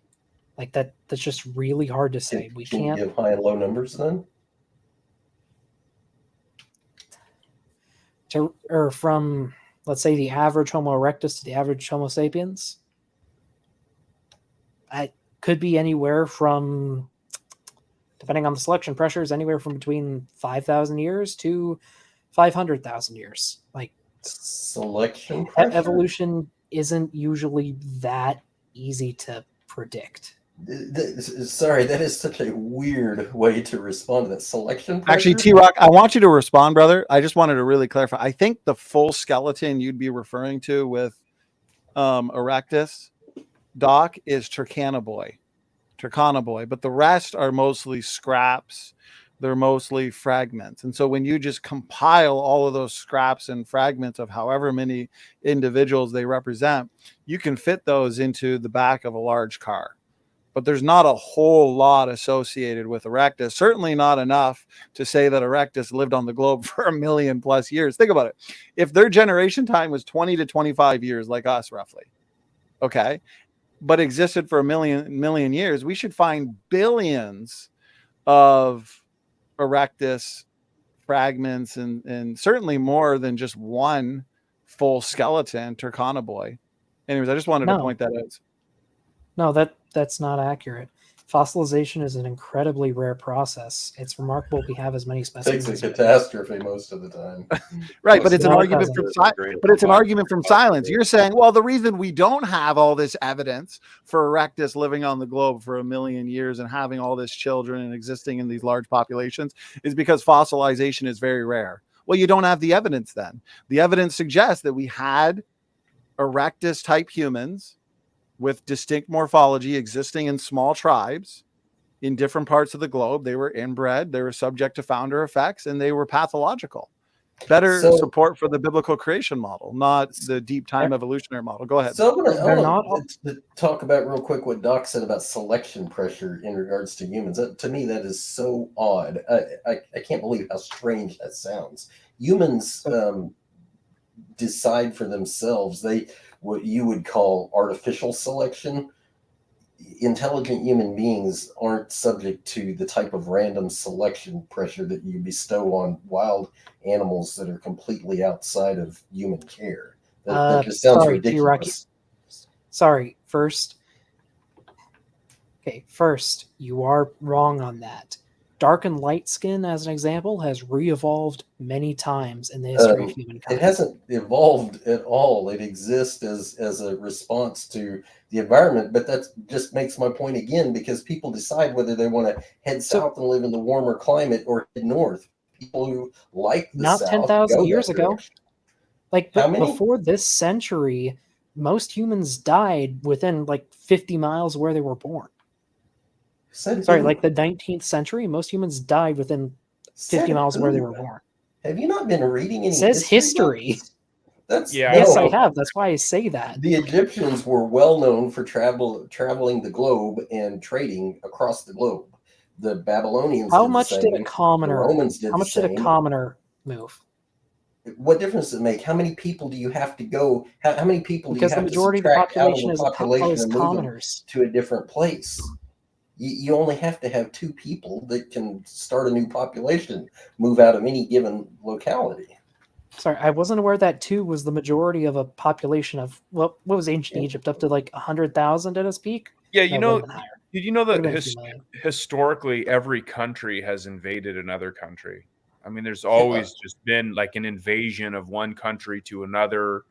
You've got, like T-Rock was saying, you've got trade taking place. You've got migration patterns. You've got, religious groups, for example, moving along. You've got people evangelizing and missionaries. I mean, I don't know what you're even talking about. That seems like a wild thing to say. I mean, we have battles and wars all throughout history. Those are people moving into regions and, reproducing sometimes without the female's permission even, or bringing back wives. However What are you even talking about?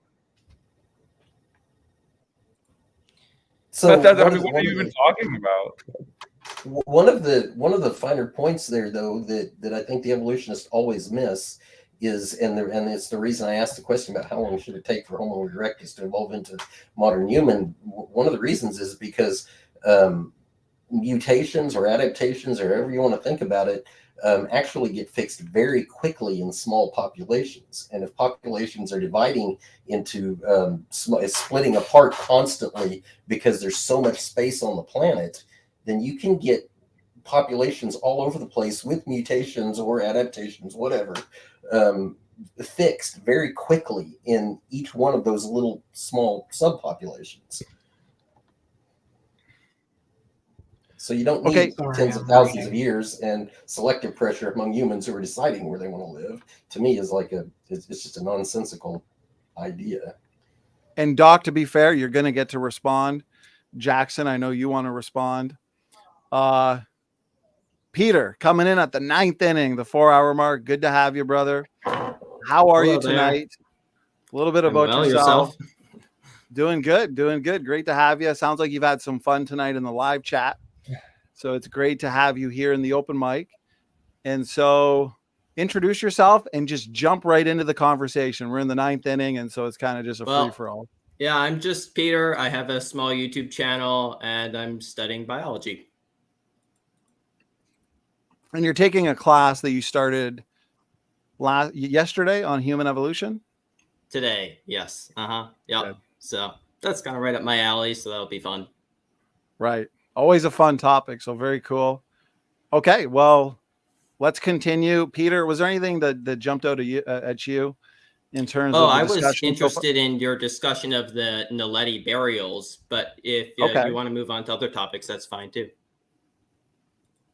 Okay, to be fair, Doc, since we have a good mix here of creationists and evolutionists, it looks like Beamsy left. Doc, feel free to respond to T-Rock. Jackson Rowe, I know you probably have a few things to say as well, and then we'll see if we can kind of insert the Naledi topic in there as well. Go ahead, Doc. All right. So first, I'm trying to find a source for that claim. Maybe it's a bit more than 50 miles. But point being, traveling was a lot harder the farther you go into the past. So the majority of people would have died closer to their birthplace, and they probably would have died with the group of people that they grew up with. The majority of people. I'm not talking about the odd person that would travel abroad. You know why that's not even an argument? Because it only takes a few generations for somebody to move 50 miles to marry somebody else, and then their kids move 50 miles again to marry somebody else. It only takes a handful of generations to eke your way across the globe. It's like, it still doesn't make sense. Hey, T-Rock, you just said generations. I'm talking about one person. Like, they usually die near to where they were born on the scale of Earth. Also, earlier you asked how long it would take for a population to go from Homo erectus to humans, like how long that should take. And the reason why I mentioned selection pressures is anatomically, modern Homo sapiens and Homo erectus, at least the majority, are really similar. There's not much difference. So if you want it to happen fast, there has to be intense selection pressure. In intelligence too, Doc. In intelligence as well. There can be. Well, erectus, there's evidence for them being, and Peter, if I'm not mistaken, did a whole presentation on this, was a very sophisticated people group. Buried their dead, made fire, navigated. There's an article titled something like Erectus, a sailor, ? Probably so that consciously decided not to sit there and let random selection pressure eradicate their numbers. They probably got up and moved whenever the weather got sorry, bad. T-Rock, earlier we talked about like people developing darker and lighter skin multiple times. We know that via genetic evidence, which I'm sure Donnie can probably attest to or find some evidence for. But it has happened, and Point being, you acknowledge that people in different areas have different skin tones. They didn't choose to have different skin tones.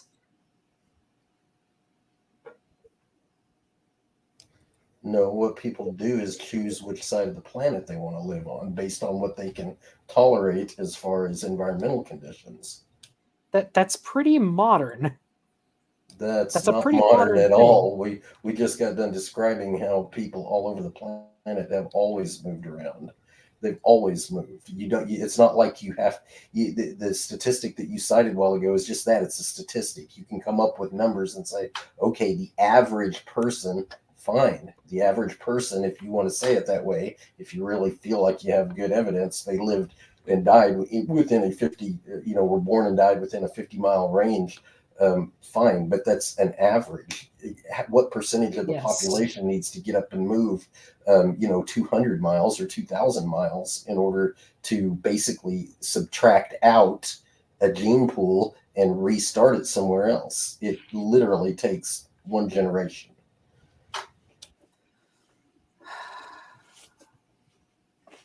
Someone else take it. I need a break. Hey, can I share my screen about something something unrelated, but it is related to the hominids, but not erectus? Sure. Okay. Yeah. Donnie, in the past, you've said, hang on a second, let me find it. In the past, you've said that Lucy was a chimera, or Zadiba was a chimera, whatever else. This is Prometheus, which might just be an early Africanus, but right. Well, I think it used to be called Africanus. Now they've changed it to Prometheus. Right. The Clark wants to call it Prometheus. I'm not sure about the status of that, but it was found fully encased in limestone, and it took 20 years to chip it out delicately. But once they did, here it is. It's almost a complete skeleton. So my point with that is just that's not a chimera. Just I know you made that argument before that they're chimeras. Yeah, this is an excellent argument by Jackson because, as we can see here, when we find these isolated finds such as Lucy, we can then compare them to creatures like Littlefoot, where we know that all of the elements come from the same individual. And in that case, we can see, hey, Lucy isn't a chimera either. Some people want to say that, the arms and upper body come from an ape, the lower limbs come from a human, but we see that same combination of those kind of more primitive, if you want to call them that, features of the upper body, and then the lower features of the lower body that are more adapted to bipedalism in Littlefoot as well. We also see the same combination of limb proportions. Littlefoot's limb proportions are very similar to Lucy's. So overall, then, we can use things like Littlefoot as a way to kind of check whether these other skeletons are chimeras or not. Yeah, I would point out that Littlefoot or Prometheus is an interesting find. Peter makes some good points. It's found in situ, partially articulated, and about 90% complete with, from my understanding, the bones associated with Littlefoot are even better preserved than they are with Lucy. Mm-hmm. And so that's with the post-cranial material associated with Littlefoot, it is a more challenging one for sure. I also don't believe creationists have done much work on it. I know you have, Peter, but like between creation.com, AIG, and ICR, I think I've found maybe one, possibly two articles on it. I think Peter Wine. Yeah, speak to that. And there's a dearth of insight onto the subject by creationists. The very few mentions of the skeleton that really come up are usually about the semicircular canals of the ear. And the reason why creationists aren't generally talking about the skeleton is because it disproves some of their other claims in various areas. Now, as a creationist, I think that Australopithecines are not chimeric and that they were bipedal, but many creationists don't. And as a result, they have a vested interest in proving that they did not walk upright. And so when they come to skeletons like this, there's a tendency to ignore them unfortunately. So, can I ask you, Peter, real quick? Why is it, I thought I heard you say Australopithecus is bipedal or was bipedal? Yes, and absolutely. what specifically about those makes you come to that conclusion? Sure. I mean, Oh, we there's can a start. list. We can start at the cranium, right? So first of all, we've got the foramen magnum very well preserved, also with the atlas and axis, I believe. And we can see that the orientation and position of the foramen magnum is not way in the back of the skull like it appears in a chimpanzee. And that's because chimpanzees have more of a horizontal spinal column because they're walking on their knuckles on the ground. Whereas when you look at Littlefoot, its foramen magnum, this hole in the bottom of the skull where your spinal column attaches, is more in the middle, and that's because it had an erect posture. Its head was sitting right on top of a vertical spinal column. When you come down to the pelvis, it still remains reconstructed, so it's rather mangled, as you can see here. But there are some clues there, such as the greater sciatic notch, that tell us that this pelvis is not a very tall, elongate ilium like is seen in chimpanzees and gorillas. It's a more shortened ilium, which is something that we see in bipeds. We can also look at the bicondylar angle of the femur, which basically means the knees slant inwards. We can look at the foot, where we can see that the big toe is in line with the rest of the toes, unlike in chimps and more like us. So there's other things as well, but those are just a few things that we could look at. So then, real quick, if you say bipedal, are we talking about standing upright like people, or bipedal in some altered sense? I think that's still a subject of debate within the paleontological community, but I think the evidence probably suggests that because of some of the differences in the muscle markings and the form of the Australopithecine ilium, as well as other parts of their skeleton, that their form of bipedalism may have been slightly different from our own. So, correct me if I'm wrong, but Afarenses had locking wrist? There has been discussion of that, and that particular trait has been looked at a lot by creationists, but since that original work, I know that there has been further work which has showed that that feature of the locking wrist actually appears in living creatures which do not have a locking wrist. I'd need to look into that and find that citation back again, but I know that that is not a definitive feature of Okay, so creatures. Bear with me, because this is not my area of expertise at all, but what I have seen from Afarenses, the foot, to me, the foot looks like a hand. Which foot of Afarensis are you talking about? Well, so that's a great question, because, again, not my area of expertise, but a week or two ago, they were having another open mic like this, and I think Grayson was on, and maybe a couple others that aren't here today, but they were talking about the, Donnie, what was you get? The Laetoli footprints, right? And right. Somebody, so am I right? Somebody brought in a foot, an image of a foot of Afarenses. Are you talking about the Bertiel foot? Maybe I can bring it up here and you can tell me whether it looks like it. I think he's thinking of what I put forth. So what I showed was a composite of Afarenses foot fossils. Okay, so I'm right. That was Afarenses. As you're pulling it up, Peter, I wanted to ask one question. Pull it up, and then T-Rock, feel free to continue your questioning. I know Peter Line, he points to the iliac flare in Afarensis in the hip, right? But he also says that the hip bones are short in Lucy, whereas they're tall in chimps. And so the similarities that the Lucy hip does have to humans, Lucy probably walked upright, but in more of an awkward upright gait when compared to humans. What are your thoughts on that? It would have been a little bit more awkward, but she would have walked. Actually, I do have a video that shows it really well if I can find it.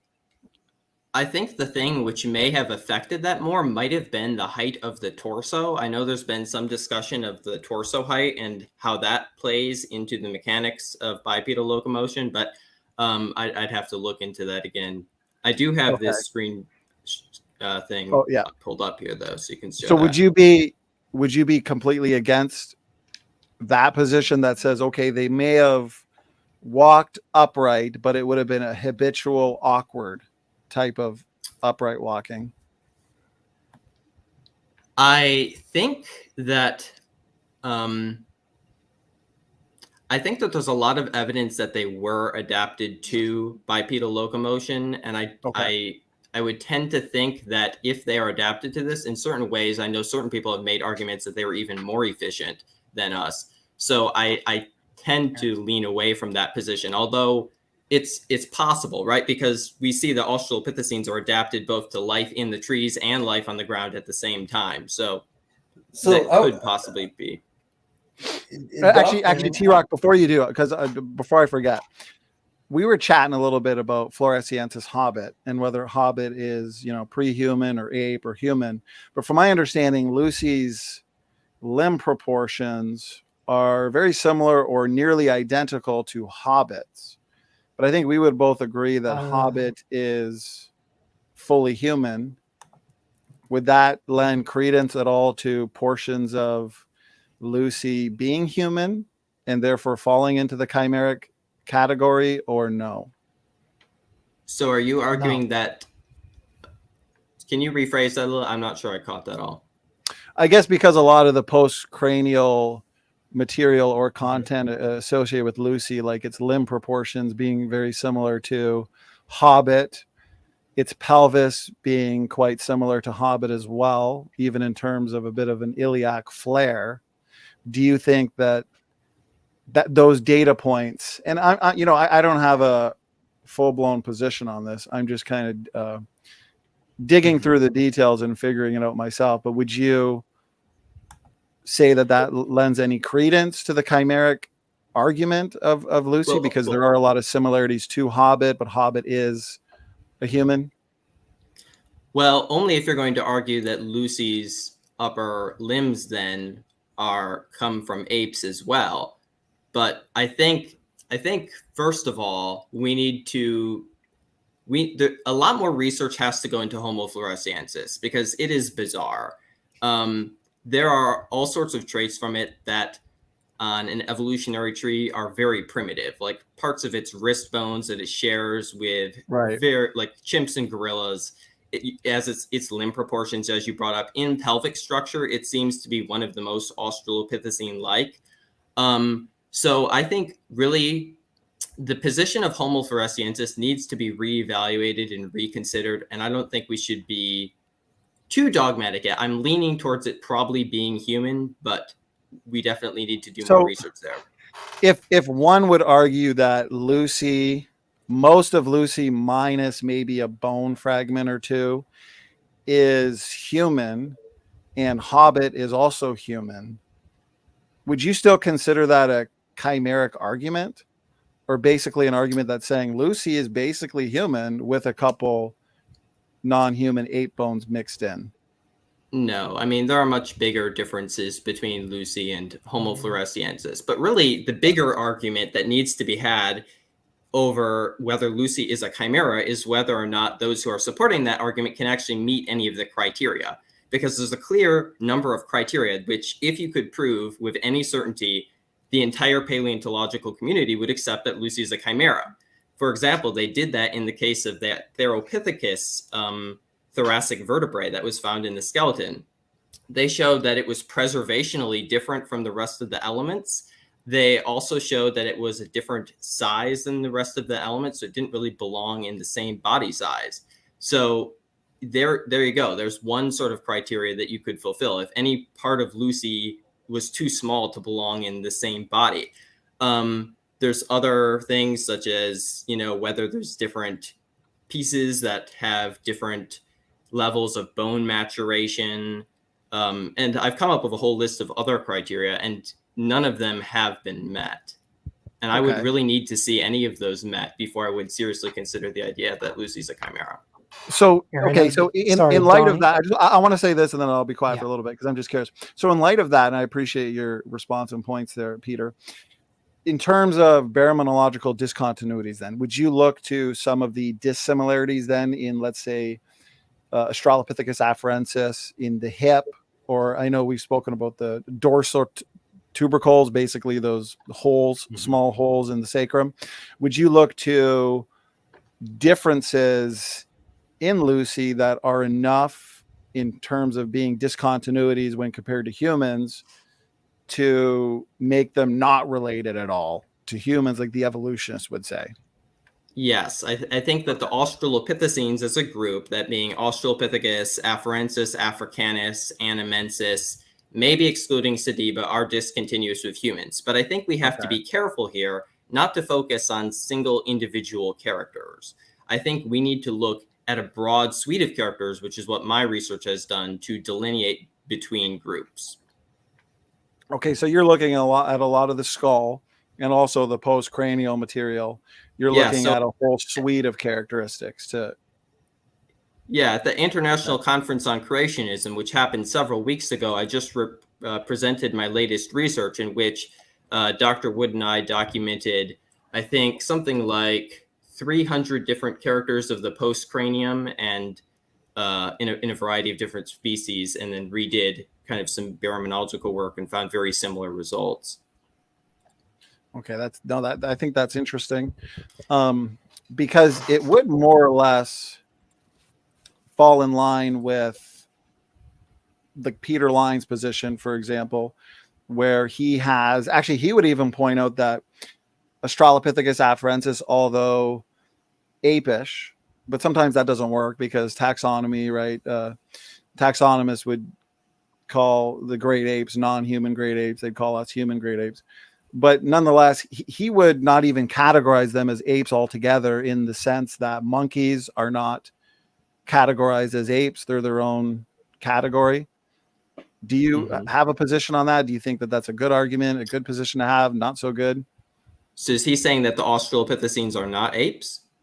Yeah, basically he wouldn't, from my understanding, categorize them as apes in the same way that monkeys are not categorized as apes either. They're just their own creature. I think that's a very poor argument, because I don't get it. It's all based on similarities, right? So chimpanzees are apes. Basically, ape you can define as a clade. I wouldn't think of it as that, but you can envision it as that, right? It has some various features such as fingernails instead of like claws. It has to do with some certain features of the face and stuff like that. But Australopithecines have all the defining features of apes. So I don't see any reason to exclude them from being apes. So you'd call them an extinct kind of non-human ape, basically, taxonomically speaking. Yes, I think there's possible evidence of discontinuity between Australopithecines and then Pan and gorilla. So in my view, there's probably multiple different created kinds of apes there.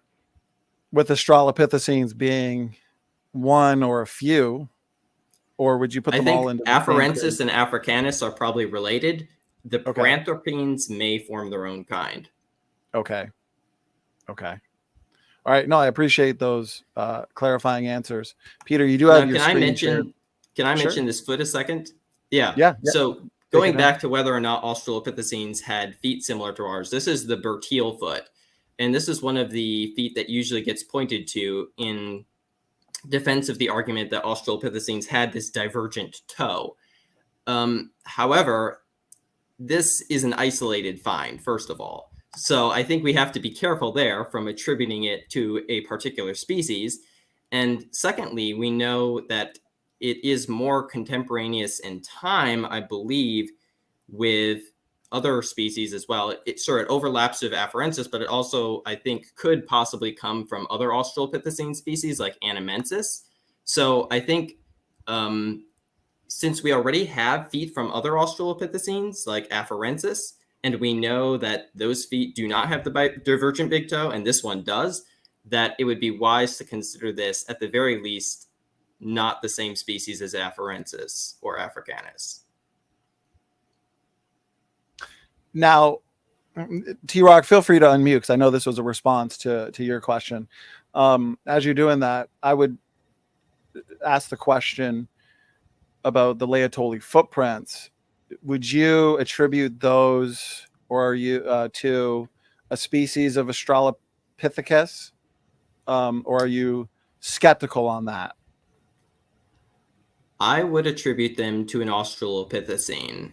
And I think there's several reasons why we should. First of all, we have fossils of Australopithecus afarensis right at Laetoli. A lot of time people like to talk about, oh, Lucy was found 1,000 miles away from Laetoli. But the reality is we have fossils of her species right at Laetoli at contemporaneous with the footprints, first of all. So we know there's a bipedal animal that lives in the region at the same time as the footprints are made. Which Secondly, specimens, if you don't mind me asking, which there's specimens the of whole afferent? Laetoli collection. Okay. I mean, LH4, the mandible, is the holotype of the species afarensis. So Okay. the literal holotype of the species comes from there. So do you have any graphics or images of those two different sets of footprints side by side for comparison? I do You're have. saying- I could pull them up on my end, or Peter can pull them up. Okay, on go his. ahead. I'll stop sharing. Okay, Peter, you keep talking while I find them, and then. And sorry, if I may, Donnie. Yeah, go ahead. So I just Free sent a flowing. link in the private chat. It's a video from a biomechanics study on how Australopithecus would have walked, using Lucy as an example, compared with a chimpanzee and a modern human. Would you mind opening it up and starting playing it at 1 minute 20 seconds? I don't know if the music's copyrighted. You might want to mute it.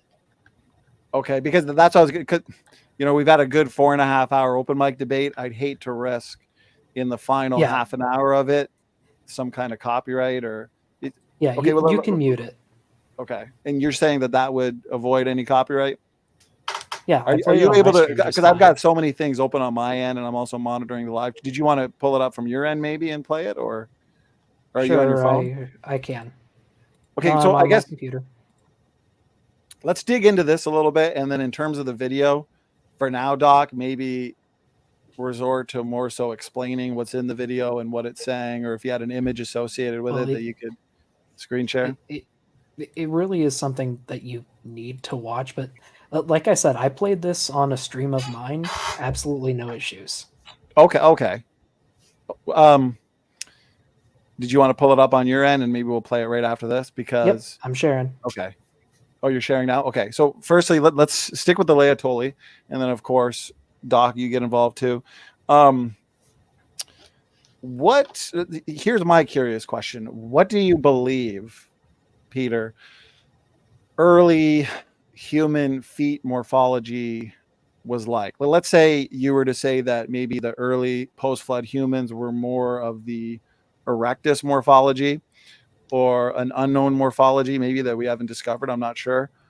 Do you believe that the morphology of the foot and just the position of your inline big toe, the hallux anyways, was dissimilar to extant human feet? Because I know extant human feet, the way our toes go in line and the way our feet are kind of adapted to our lifestyle, the way we wear shoes, which is largely unnatural. You can see the separating and the spreading out of modern human feet who live in as tribes, live in areas where they don't really wear feet or shoes, so their toes naturally spread out more.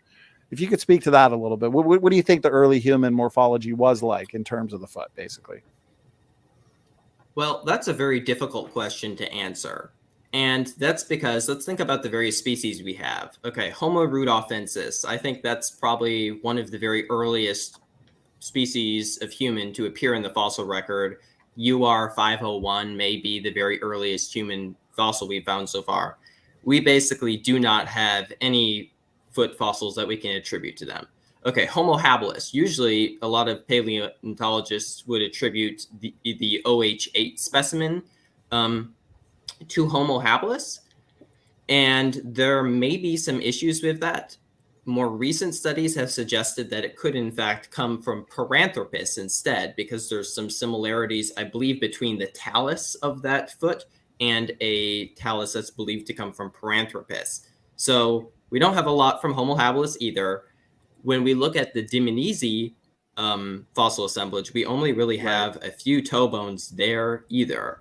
And Homo erectus, we also have a very poor fossil record of the foot. So overall, we just do not have a good conception of the feet of early hominins, of early Homo. We have a better view of Australopithecines in many ways than we do of the very earliest members of the genus Homo. But I mean, if we want to talk about just simple characteristics, there may have been less of a developed arch of the foot, but So I you think the think toes- that undoubtedly their hallux was convergent. So Okay, so let me just say this, and then T-Rock, you go ahead because I got to run to the restroom anyways. So this footprint here, with mostly an inline big toe, but you're saying there's a bit of convergence there. So Measurements of the Laetoli footprints have found there to be a greater divergence of the hallux than in modern humans. Okay, but if your early post-flood human foot morphology was more adapted to those environmental conditions as compared to today, the way we exist and the lifestyle we exist in, do you think there's a chance that these footprints here could actually be that of an early post-flood human people group who had a foot more adapted to these environmental conditions where they had to walk barefoot? They probably didn't have your CrossFit shoes you can buy at Sport Check today, right? So maybe their toes were more separated. Maybe the hallux was slightly more divergent, but maybe that's all normal morphology in early humans dictated by the environment. Speak to that. Well, that's an interesting argument. The issue is, of course, we don't really have evidence of what the foot morphology is like. Now, what I would note is that we do have footprints that are usually attributed to Homo erectus. And I believe those are from Cubifora. Yeah, that's what it looks like. There's a number of Homo erectus footprints from Cubifora. And what we do see is that the hallux there is slightly more divergent than that typical of modern humans, but it still doesn't even go into the range of the Laetoli footprints.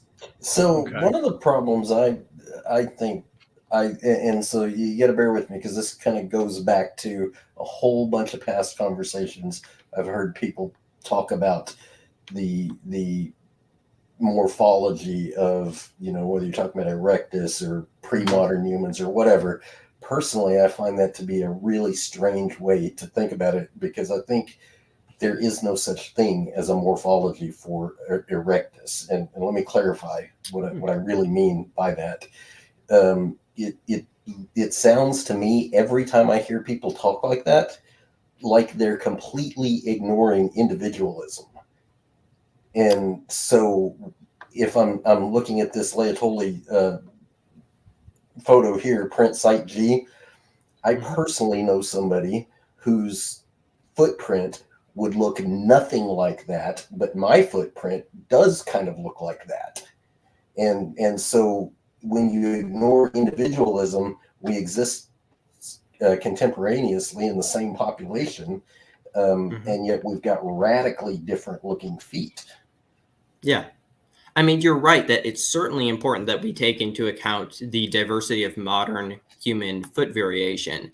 But I think you're incorrect in saying that we're being too individualistic in terms of Homo erectus, because there are definitions of the species Homo erectus, right? So yeah, these are individual fossils, but we can recognize that there are similarities between them. In terms of the footprints, I think your argument would have to be modified because we have multiple different trails, right? So we have the site G trail, which I believe is 3 different individuals. We have the site S trail, which I think is 2 individuals. And we have the site A trail, which is a single individual. So there is some individual variation in these footprints as well. So understand, you can have a couple dozen, you can have,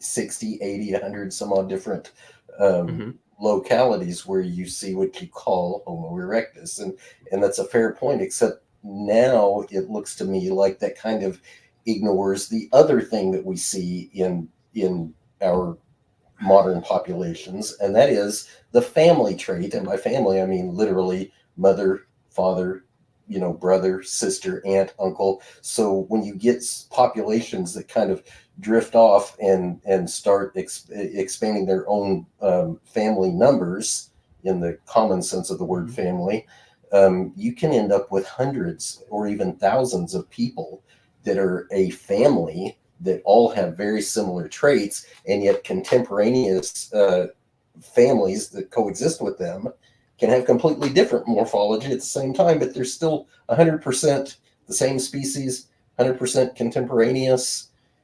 It doesn't look like you've got enough to parse that out. So that depends how you're going to define a species.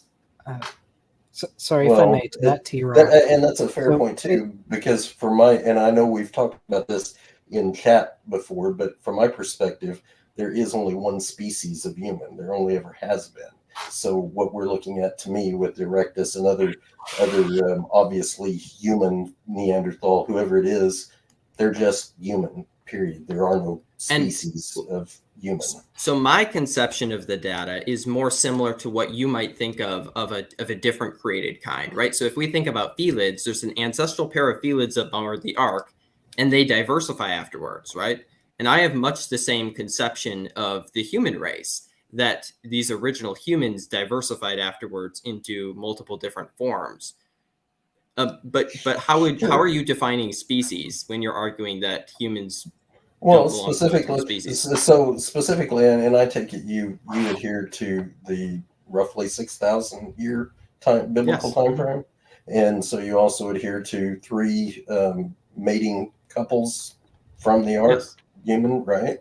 So all that means to me is they're just branching families, cousins of all the same. For humans, I would not dare venture the idea of saying we have different species of humans. They're just different families. Okay, but you could say the same thing about felids, right? After the Ark, felids split off into different family groups. No, that's a fantastic point. That's totally fair, because the whole concept of species, and this is one of my big complaints about evolution in general, is so species does not attempt to describe or define relatedness. All it really does is describes where something lives, its size, its color, its dietary habits, that sort of thing. It doesn't really approach ancestry directly. Now, the genus level sort of moves in that direction, but it still suffers some of the same problem.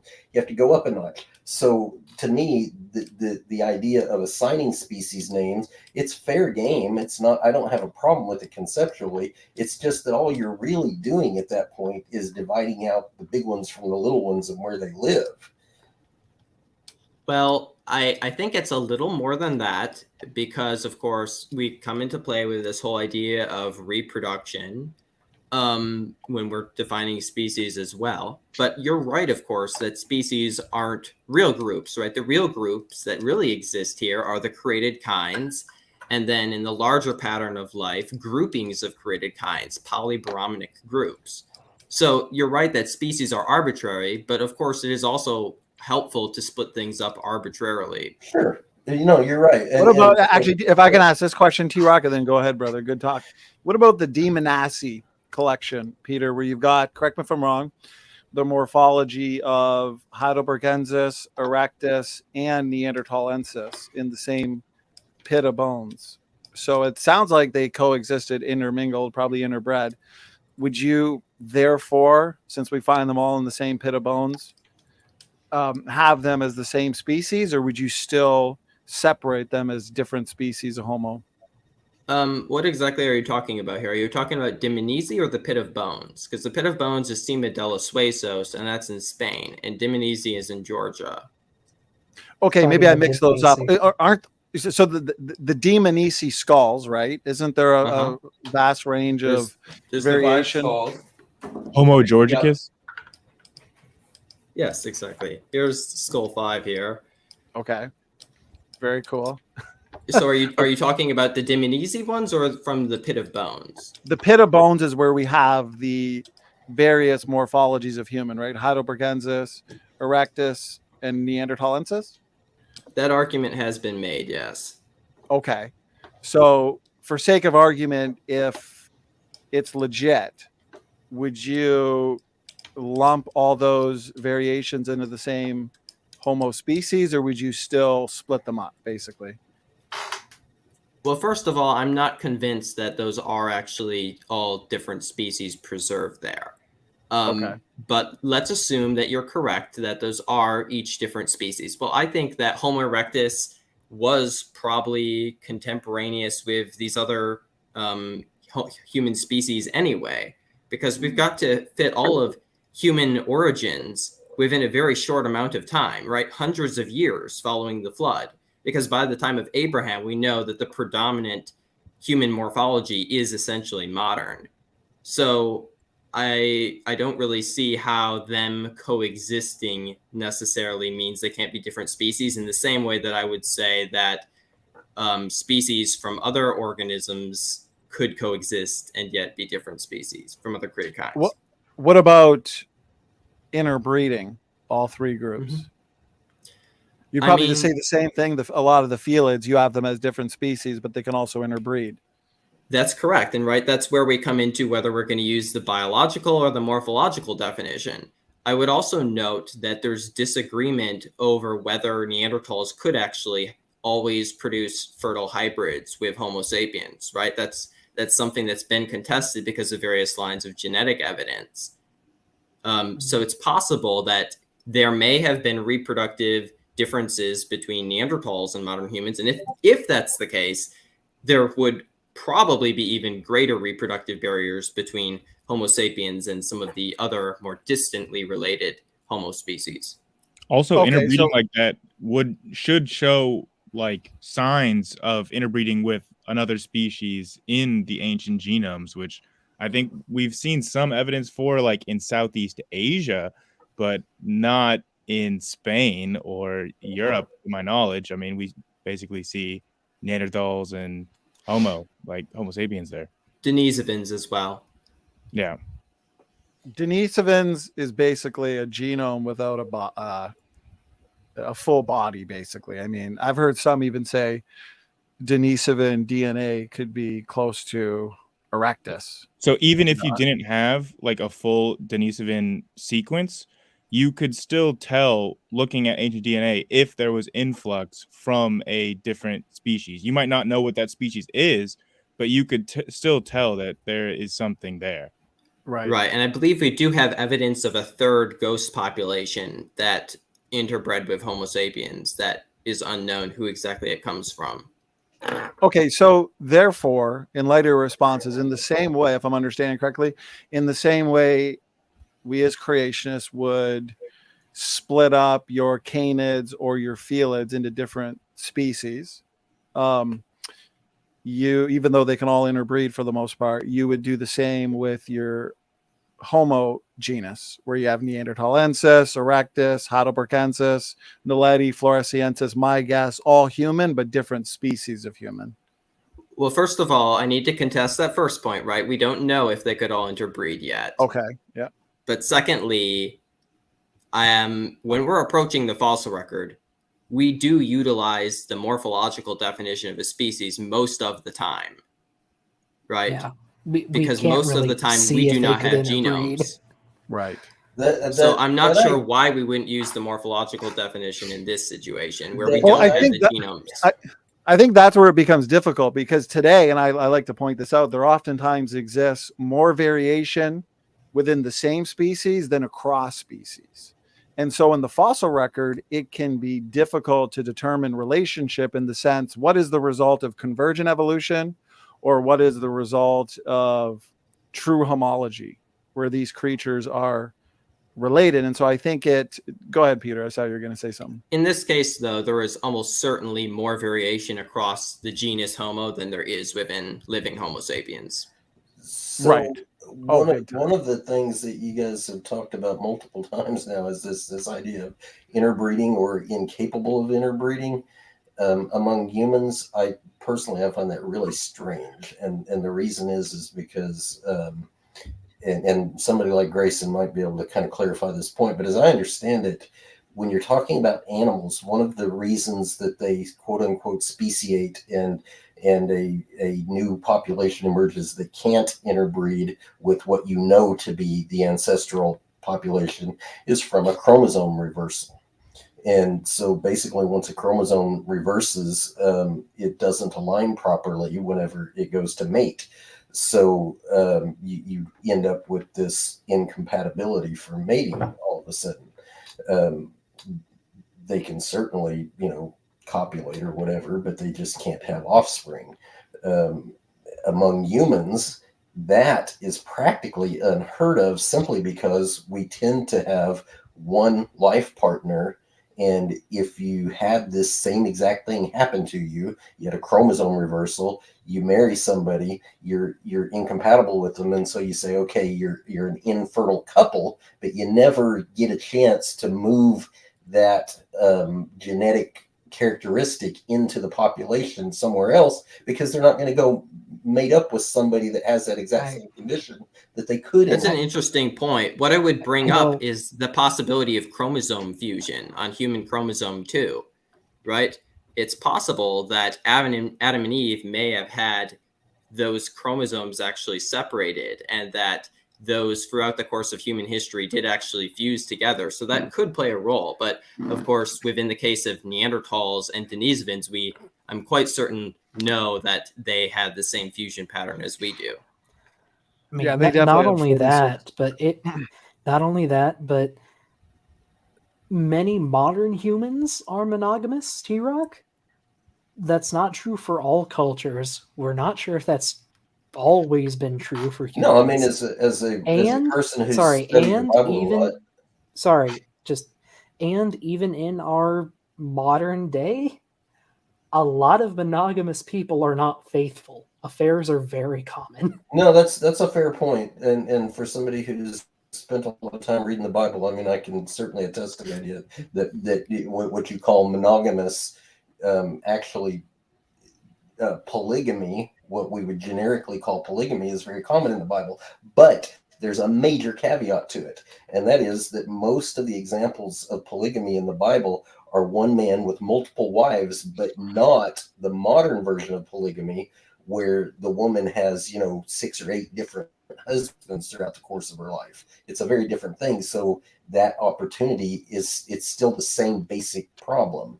He's going to have 6, 8, 10 wives, whatever, but they're not going to leave him and go mate with somebody else in ancient times. My understanding of the most common human mating practices across all cultures and periods of time is that humans are generally serially monogamous. They're not monogamous for life. They go from monogamous partnership to monogamous partnership. Typically, that's the most common mating patterns. Obviously, it's going to vary across cultures, but just making the broadest generalization possible, most human cultures are serially monogamous. I would agree with that general assessment, with the caveat that you're mostly talking about very recent history, as in no. Probably within the last couple thousand years. No.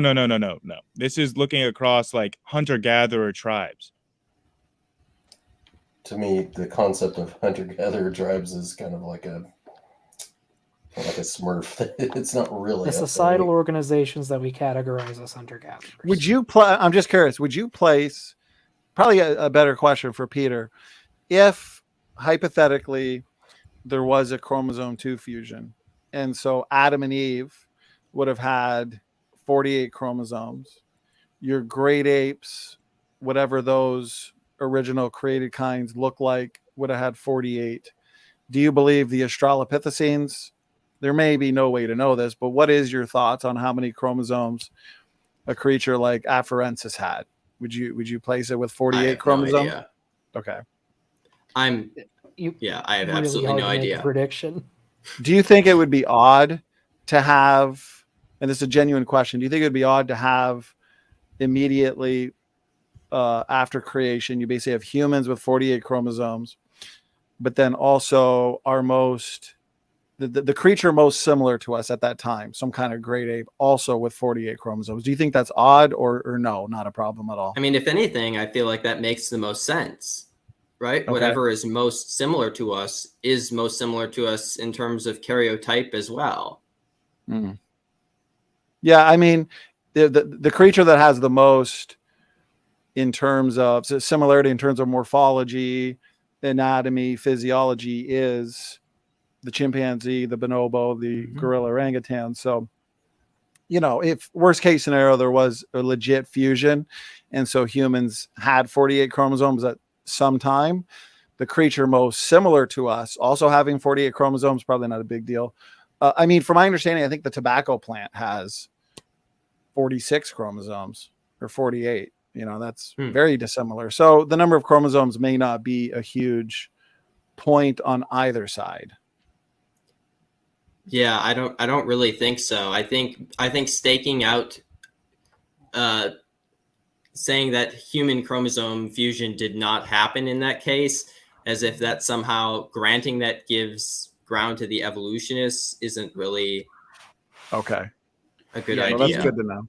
Even when you have like species, because there can be massive variation in chromosome numbers, like even within very related species. But the thing is that evolution would make the prediction that we should see signs of a recent fusion in that genome, whereas the creation assumption, you wouldn't make that assumption that you should see those signs of a recent fusion. Unless we make the assumption that we originally would have been more similar to chimpanzees in terms of our karyotype and that we've diverged away from them. I don't see a reason to make that assumption, though. Well, maybe over time, diversification and the sorting out of genetic variation, I think that is a pretty decent point to ponder. Well, because if we are most similar to chimpanzees and we believe that that similarity must be the result of design, then we would suggest that we probably haven't grown more similar to each other, because convergent evolution, right, we've probably diverged, is relatively rare, and therefore we would have diverged. But the difficulty is in that train of logic in thinking that genetic similarities are due to similarities in design, because we can look at parts of the genome that don't have anything to do with design, and we can see the same patterns of similarities in those areas of the genome. I'm not a huge genetic person, but I think those parts either may have a function right now or may have had a function in the past and become debilitated through mutations. I agree with that. And before you go, Grace, I wanted to expand on what Peter was saying, is if we have humans today that go back to Noah and his family 4,500 years ago, and we've diversified, adapted, and varied since, and then you have chimpanzees and bonobos, which go back to a common archetype, as I like to say, 4,500 years ago. Well, they have been varying. Both groups, humans and the chimpanzee group, have been varying for 4,500 years. So it makes sense that we would be drifting further apart in similarity rather than getting more similar. And then take that back to the creation event. I think Peter has a decent point that maybe humans and the creature most closest to us in terms of similarity was more similar than today. So is that maybe the other possibility is that we have actually grown closer to each other, because I think it's possible that gorillas may be in the same created kind as chimps and bonobos. Peter, I'd like to but we don't know the ancestral state, whether it started more gorilla-like and then over time became more chimp-like to be more human-like, or whether it started more chimp-like and then over time diverged to be more gorilla-like and different from us. I think, for Grace, and you go after me, I think, and we talked about this earlier for a while, I would not put the gorillas in the same kind as the chimpanzees and bonobos. At least one reason, because of the Y chromosomes. The human Y chromosome and the gorilla Y chromosome are more similar to each other than either are to the chimpanzee Y. So I feel like the chimpanzee Y and gorilla Y are too dissimilar for those dissimilarities to arise in just 4,500 years. Does that make sense? If you had millions of years like the evolutionist does, maybe you can explain those wholesale rearrangements of significant parts. I mean, my view is more based on morphology, of course. So okay, yeah. Okay, can I ask my question now? Nope, we're shutting it down. I'm just kidding. Go ahead, Grace. I was trying to ask, how do convergent evolution fit into all this? Because we have an explanation for convergent evolution, but for the common design equals common genetic similarities, I think it just falls apart, because obviously convergent evolution would have common design, but they don't have common genetic similarity. Can you define convergent evolution real quick, Grayson? Yeah, it's when two species evolve to be superficially similar, either filling similar niche or having similar morphology, but coming from different evolutionary branches. Okay, while not being closely related. Yeah. So Grayson, have you heard at all or read any of the papers about the aging hypothesis? The aging hypothesis? Mm-hmm. No, I'm not familiar. Okay, well, this is based on altruistic genetic elements. And the idea is that God may have originally created transposons that were designed to basically go through the genome, because we know that certain transposons today can actually detect a gene, insert into the region before the gene, and affect it. They can also like create mutations and things like that. So it's possible that God originally designed these creatures with these altruistic genetic elements such that when they encountered various environments, they could basically adapt to the environment in such a way. And thus, I think it increases the probability that convergent evolution could happen. So that just sounds like evolution with extra steps. So well, think about it. Since well, let me that's say what this. terminology I'll is. say this, and then T-Rock, you go, and then you go, Doc. We all agree that environment can dictate morphology. We all agree that epigenetics is a thing, which basically has to do with adaptability through organismal navigation through environments where different genes are turned on and off depending on the environmental stressor. And so, but the important thing here is that this isn't just epigenetic, because epigenetics can't solve our problem as creationists, because epigenetics can't I think it's a create all the combination mutations that we need. Well, the comment, because with the whole retrotransposon hypothesis you put through, I discussed that in my book on the topic too. I agree that retrotransposons or the jumping genes could move from one chromosomal location to another, inducing variation. Right, and that's important for creating targeted mutations, which I think could be a very important possibility. I've put in terms of, can I just ask the a clarifying paper question in the chat? Because I don't understand what transposons has anything to do with different species being able to convergently evolve. I don't understand the connection. Well, okay, the in point general, is that go ahead. The point Peter. is that transposons are gene specific. So the point is that they can cause convergent evolution by moving to a particular site and creating a mutation in that site in two independent populations, such that they gain the same mutation or they adapt to the environment, possibly by using different mutations, and that would be convergent. So, again, I don't understand though why you need to bring up transposons for this. I mean, regular mutations and natural selections would have the same effect. Because we don't have enough time. I wanted to say this, and maybe I'm not fully grasping why this is a difficult argument, but convergent evolution in general, just homoplasy, where you have these right here on the slide, you have these traits that are similar between creatures, but not the result of homology. Like right here, we got the shark, ichthyosaur, and dolphin, which do not share recent common ancestors. They're similar features, the streamlined body plan, the features built for their environment, of course.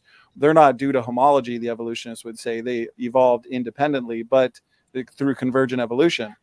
But as a creationist, we would say these are all independent creations. These are all different created kinds. And so the similarities that you would say are not due to homology, we would say they're due to common design. So the reason I was bringing up convergent evolution is because the argument was made that common genetic similarities can be explained by common design. But here we have an example of common design, but very radically different genetic sequences. So this is an example where common design does not have the explanatory power to explain the patterns we see in genetics. Whoa, time out. That to me, that's another one of those extremely nonsensical ideas. Common design can't do randomness. Common design can't reuse concepts. Common design can't put. So the example Donnie had up there, you've got a dorsal fin on a dolphin. You've got a dorsal fin on a shark. They're not. They're not. Which Rock, I'm not sure. So if I'm understanding you correctly, Gratian, you're saying that these different creatures, which seem to have similar body plans, should be closest to each other on a phylogeny if they were created according to common design. I'm saying that if common design is an explanation for common genetic similarity, then we should expect creatures that have common design to have more genetic similarity, and these examples of convergent evolution show clearly that's not the case. Let me explain why that's not true. I'm saying therefore common design is not a good explanation for common genetic similarity. Let me explain why that's not true, Grayson. So when and I understand creationists say this quite frequently, and I don't disagree with them, but they're also being extremely vague whenever whenever we say common design can also explain. That's very, very vague. In my estimation, it's all biochemistry.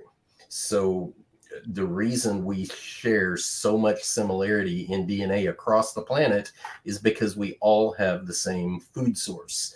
If I had very different DNA than a chimp, then one of us would have to quit eating bananas because we would not be able to digest it, metabolize it, and use it the way we need to. So when you say common design can't explain, yeah, common design explains really well, because we all have basically a plant-based food source that all of our bodies, whether you're a worm, a fly, a bear, a shark, it doesn't matter. We can all eat. Okay, this isn't a legitimate argument, and the reason it's not a legitimate argument is because it doesn't explain the precise pattern, right? Some of these parts within the genome, we don't know of a function that they play today, and yet there's mistakes there. And so how does that explain that we eat the same food? I can also just point out because the genome is deteriorating over time, and it shows the ability of an intelligent designer to take the exact same material and use it for a different type of metabolism. I just need to say one word: chemosymbiotes. Okay, there are organisms out there that do not eat any plant-based food. They have a totally different food source than any other creatures. They are chemosymbiotes, and yet we still have genetic similarities. Can you give me an example? I just did. Chemosymbiotes. No, okay, but specifically, what is that, and what do they eat? Hydrothermal vent communities, that one? Yeah, they eat really exotic kinds of chemicals that no other animals are capable of eating and would be poisonous to other animals, like stuff based Are those in like those snails that have metal shells? So that sounds like an interesting argument. It's just that for the vast majority of life on Earth, everything, even if you take big cats, for example, they're typically one of the only obligate carnivores out there. And you say, okay, big cats don't eat plants typically. The problem is their food source traces back to plants in some way. And these food sources do not trace back in any way to photosynthesis. Okay, they live in extreme environments that other animals, other organisms cannot live. They're like eating like really exotic kinds of like sulfur compounds and stuff. Like, they are not eating anything that comes from plants. Yeah, the bacteria that lives in the tube worms are in the hydrothermal vents. They eat what is it, hydrogen sulfide. So, going back to this argument though about how nested hierarchical patterns in areas of the genome that we would all exist or would all reason are functional, are there for common design purposes, but then the evolutionists will say, well, what about the nested hierarchical patterns in genetic sequences that don't have function, like gene deserts, pseudogenes, endogenous retroviruses, ALU sequences, so on and so forth? I think the answer is simple, that those areas do have function. And I could argue all day for the next 10 hours that they do have function based on the conventional literature. And so, yeah, even those areas fall into nested hierarchical patterns for functional reasons and functional purposes. Sorry, Speaking of gene deserts, can I take us back to our discussion of different human species a second? Sure. Well, just really quick, Donnie, what about Doc? Yeah, go ahead. You've been patient. Where like we can knock out, what is it, like up to Doc? I know Donnie's answer on this. He thinks that there are certain situations where the knockout test would be knocking out stuff that would be essential, because we can't possibly test for every single possible situation. Like, basically, he's just not going to accept that any part of the genome could be, basically functional. Well, it's not about accepting, because it is a scientific reality, in fact, that many non-coding RNA genes, like pseudogenes, are only expressed under very certain conditions. So a small percentage. There's a large percentage. If you have knockout mice that a region of the genome or genetic sequence is knocked out, or even knock out a pseudogene that's not expressed, obviously the mouse is still going to thrive, because that specific genetic element is not expressed. Or there's a lot of redundancy in the genome where you have one gene that functions in something, but you have 5 more of that same gene. So if you knock out 2 of those genes, well, it still has 3 more of those genes as backup code. Kind of like if I knocked out the spare tire in the back of my car. Okay, well, that spare tire, one could say, is redundant. My car is still going to drive fine. But you know what? If I enter an environment where I get a flat tire, I'm going to wish I still had that spare tire. That would come in handy. And the genome's very similar. It's a nice fantasy, but for anyone That's true. That's backed up by the scientific literature. Donnie and I have had what about entire debate sections on that this are before. literal nonsense that don't do anything in any situation? I think that we should. it's an let- obvious I really, logical you know what? I'd fallacy really like to whenever see Even if all the- sections of the genome that are completely nonsensical and don't do anything. And there's another concept Sure. called over design. Okay, human engineers, when they build or design a bridge, let's say they want that bridge to hold 10,000 cars. They're not going to design the bridge to hold exactly that amount of cars, 10,000. They're going to design it to hold 10 times that amount. Over design is good design. And the genome is built very similar to that. It's over designed in the sense there's a lot of backup code. There's a lot of backup genetic elements and genes. And so, yeah, you can knock out those genes in mouse genomes, and that those mice populations can still thrive. Last thing I'll say is the fact that they've actually done experiments, and I can pull up the papers, but we're 5 hours into this show and I'm getting tired. They've knocked out long non-coding RNA genes in mice, and they turned out to be lethal. It killed them, or many of them survived, but they lived very diseased lives. Okay, so only for go a ahead. small percentage of long non-coding RNAs. But again, I suggest everyone direct the debate, the full hours-long debate Donnie and I have had on this subject. I vote we let Paleologus go back to the Homo and Australopithecus, because that stuff is interesting. Donnie and I have debated this for hours on end, and we've gone into the details. And I think it's very clear that I disagree with everything Donnie just said. And I think it's very clear I disagree with I am everything you gonna would head respond to to. bed. So yes, That's let it. people go watch Y'all have that. fun with your genetics. Go ahead, Doc. Go ahead. No, just y'all have fun with your genetics. I'm gonna go sleep with my rocks or something. I don't know. I will say, gentlemen, I think I've been generous with this open mic. We did just hit 5 hours and 12 minutes. My wife said food is ready. I'm kind of tired. Why don't we allow 2 more minutes of final words? Because to be fair, Peter, I appreciate your time. I know there was a final point you wanted to make. T-Rock just moved his chair. That's usually a cue. He wants to say something too.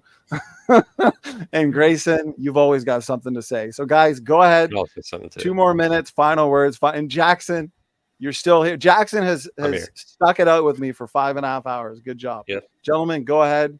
Free for all of final thoughts. Starting with Peter. Go ahead, Peter. My honor. Okay, I'll be very quick here. There is evidence that Neanderthals might have not been able to always produce fertile hybrids with modern humans. And the evidence for that comes from gene deserts. So in particular, when we look at the mitochondrial genome, very different between Neanderthals and Homo sapiens. We've got the same thing with the Y chromosome and certain parts of the X chromosome, specifically in areas of the X chromosome that are expressed in the testes.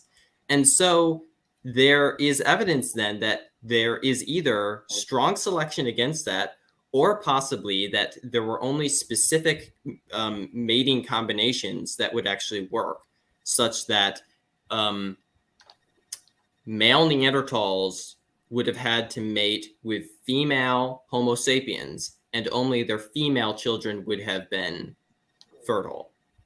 But that's a possibility. Appreciate it, Peter. T-Rock or Grayson, any thoughts? I'm going to go real quick, and then I'm going to duck out. So I'm going to make 2 very quick points, and Peter, not at all to be contradictory or anything, but I think there are some bizarre combinations of reproduction possible in the living world today that if you just looked at the genetics, you would go, oh, those probably can't interbreed, but they do. So I don't think there's a real compelling argument to say that Neanderthal couldn't or potentially had compatibility issues with more modern humans, so to speak. Genetics in general is just really weird like that. But the other thing I was going to say is you guys talked quite a bit about the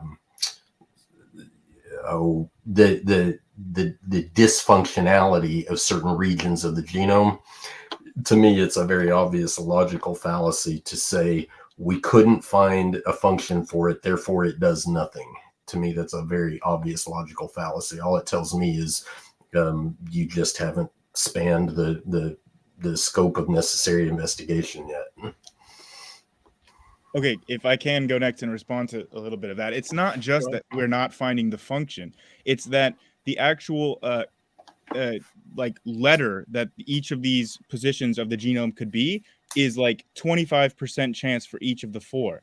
That means that it doesn't matter what the sequence is. Like, and that should show that the actual sequence is not having a bearing on any type of potential functionality that it would have. So if that is the case, but we still see sequence homology in a nested hierarchical pattern predicted by evolution, then that is something that you absolutely need to explain. I'm not saying that it doesn't have a function at all. I'm saying that its function is not related to its sequence. And we can show that with basic statistics while looking at it, like looking at what odds that each of these letters has to be in a certain position. And Donnie, am I still sharing my screen?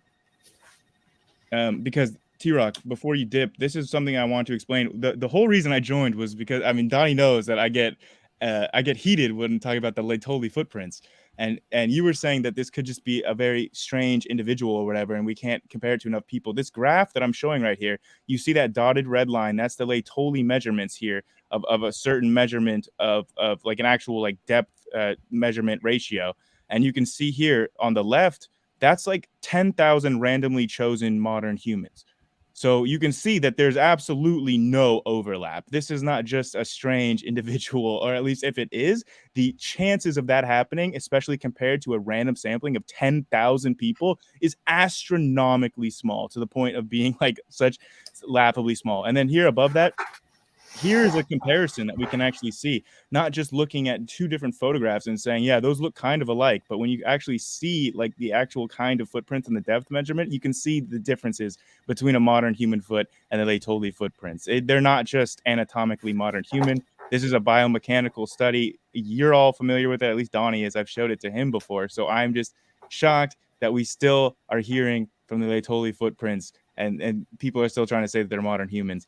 And just the very, very final thing that I'll say is that you can find functions for any type, like long non-coding RNAs or, you know, any kind like pseudogenes. You can find functions for all these different categories of gene types, but the fraction of them that have a function is exceedingly small. It is not a majority of all long non-coding RNAs that have function or are necessary or show in knockout test negative effects. It's a very small proportion of all these things. So it's fine if you say, well, I just have faith that each one of these has a function that we just don't know about yet, but it's not supported by any kind of empirical evidence. It's just a faith position that you want to say that the genome is 100% functional.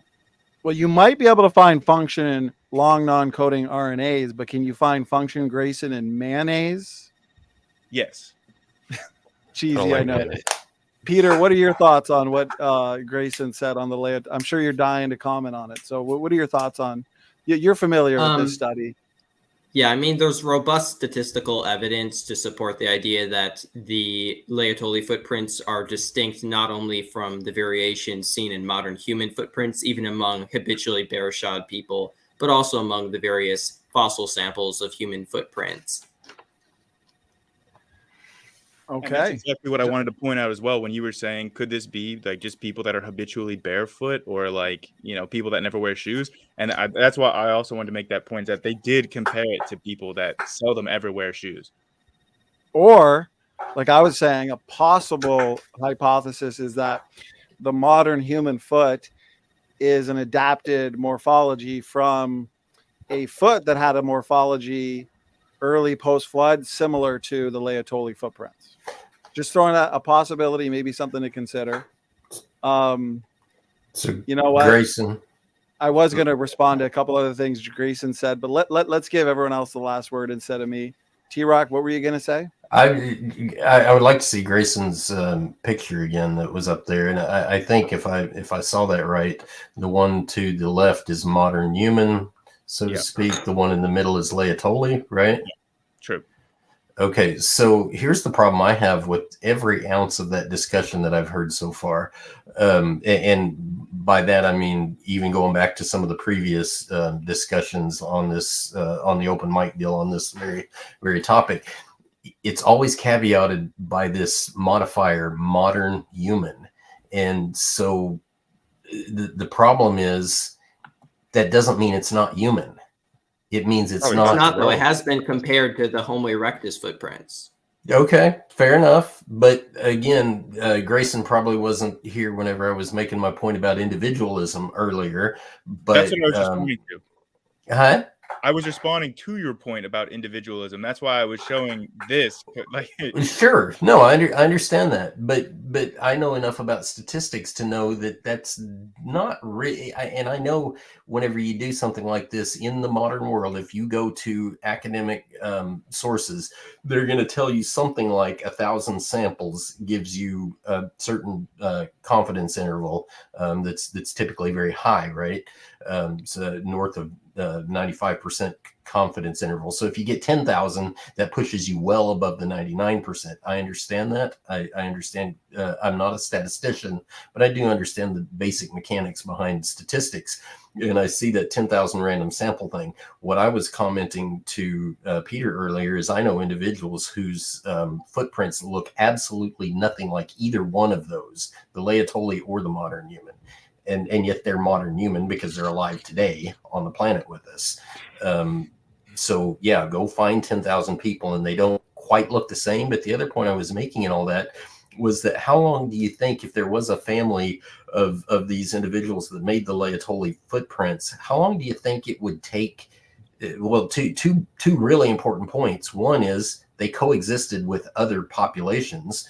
And the other one is, if you thought they were potentially in the human line, how long do you think it would take in terms of years to morph a foot like the Laetoli to the modern version? The answer is it wouldn't take any time at all. What? I think what's important for those who think that these footprints were made by humans to consider is that we have fossils of Afarensis at this location. We know it was bipedal. We know it had a convergent big toe, but it had a slightly more divergent hallux than us. We also know that even though these footprints are arched, that may not actually be the result of the foot. There was a recent study that came out earlier this year that showed that arched footprints can actually just be the result of planting your heel in first and then rolling your foot forward. Okay, so quick question for you, Peter. The Laetoli Australopithecus prints you're talking about, what do they look like? That's what we've been discussing, the Laetoli footprints. No, you said, well, okay, but we're saying those specific ones are, it's my position anyway, and I think it's Donnie's position, that those are human, and you said we have Australopithecus footprints at the same site. No, I said we had bones of Australopithecus, and we don't have bones of humans. Okay, we don't have footprints. Are you saying we don't have Australopithecus footprints at Laetoli? No, we have the bones and these footprints. The Laetoli bones are Australopithecus. Okay. So I apologize because that sounded really confusing. I got the impression you were saying we had Australopithecus footprints and these particular Laetoli footprints, and you're saying and you're saying we have Australopithecus bones plus these footprints. So my question goes back. In Grayson's image that he showed, he has what looked like a chimp footprint. Yeah. So the one thing, and Grayson, I don't know if it was Doc that did it or you. I want to say it was Doc because I think he kind of said something along the lines. He showed this image that last open mic when you guys were talking about this pretty intensely. He showed this image of a complete foot. It wasn't the same that Peter showed. Peter showed a series of bones and stuff and only partial images of foot reconstruction. Doc showed a complete foot reconstruction. And when I saw it, I was like, wait a minute. That is, I think that was obvious. a composite. Huh? Yeah, that was the AL333 composite foot skeleton. Does anybody have that so we can look at it? I'll get a Speaking of picture. feet, I've been sitting on my feet for the past 5.5 hours. So, yeah, gentlemen, you know what? This is a great place to end it and pump people up for a sequel because we are doing another. We've been doing these every 10 days, so we got another one scheduled September 1st. Let him show Lucy foot pics.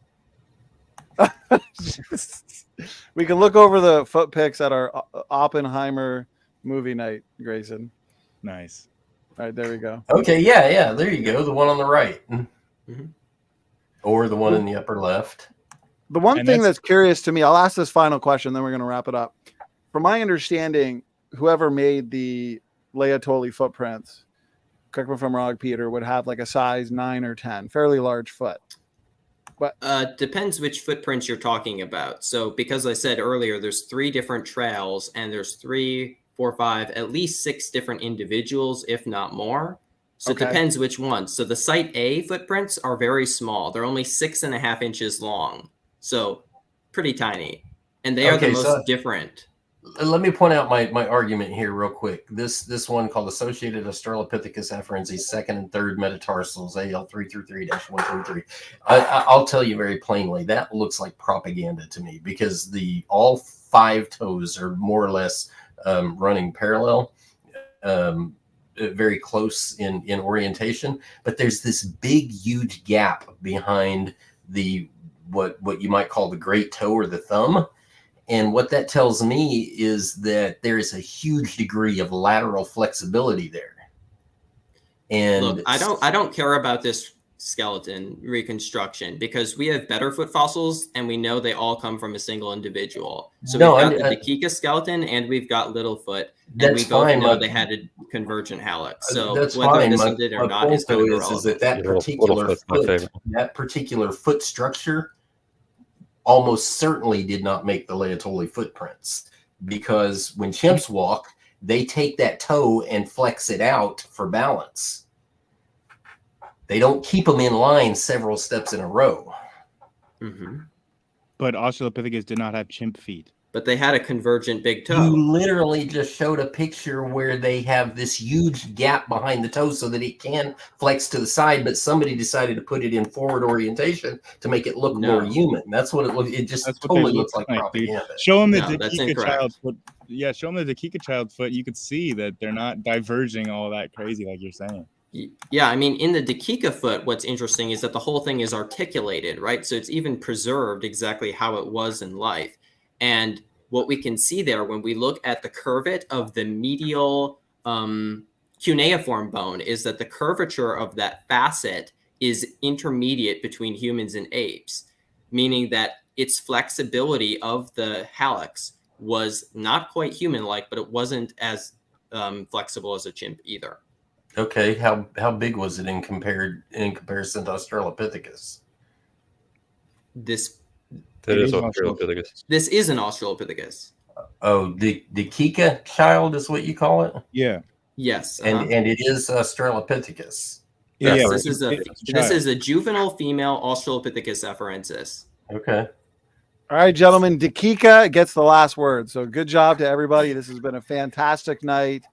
5.5 hours. We really had a lot of fun discussing a lot of topics: genetics, biology, paleoanthropology, a little bit of geology, and a little bit of heat problem mixed in just for fun. So everybody, thanks for joining. Peter, great to have you. We're doing another one of these in 10 days. There we go. That was a hand, right? Yeah, that's wave away with the Australopithecus hand. So, okay, guys.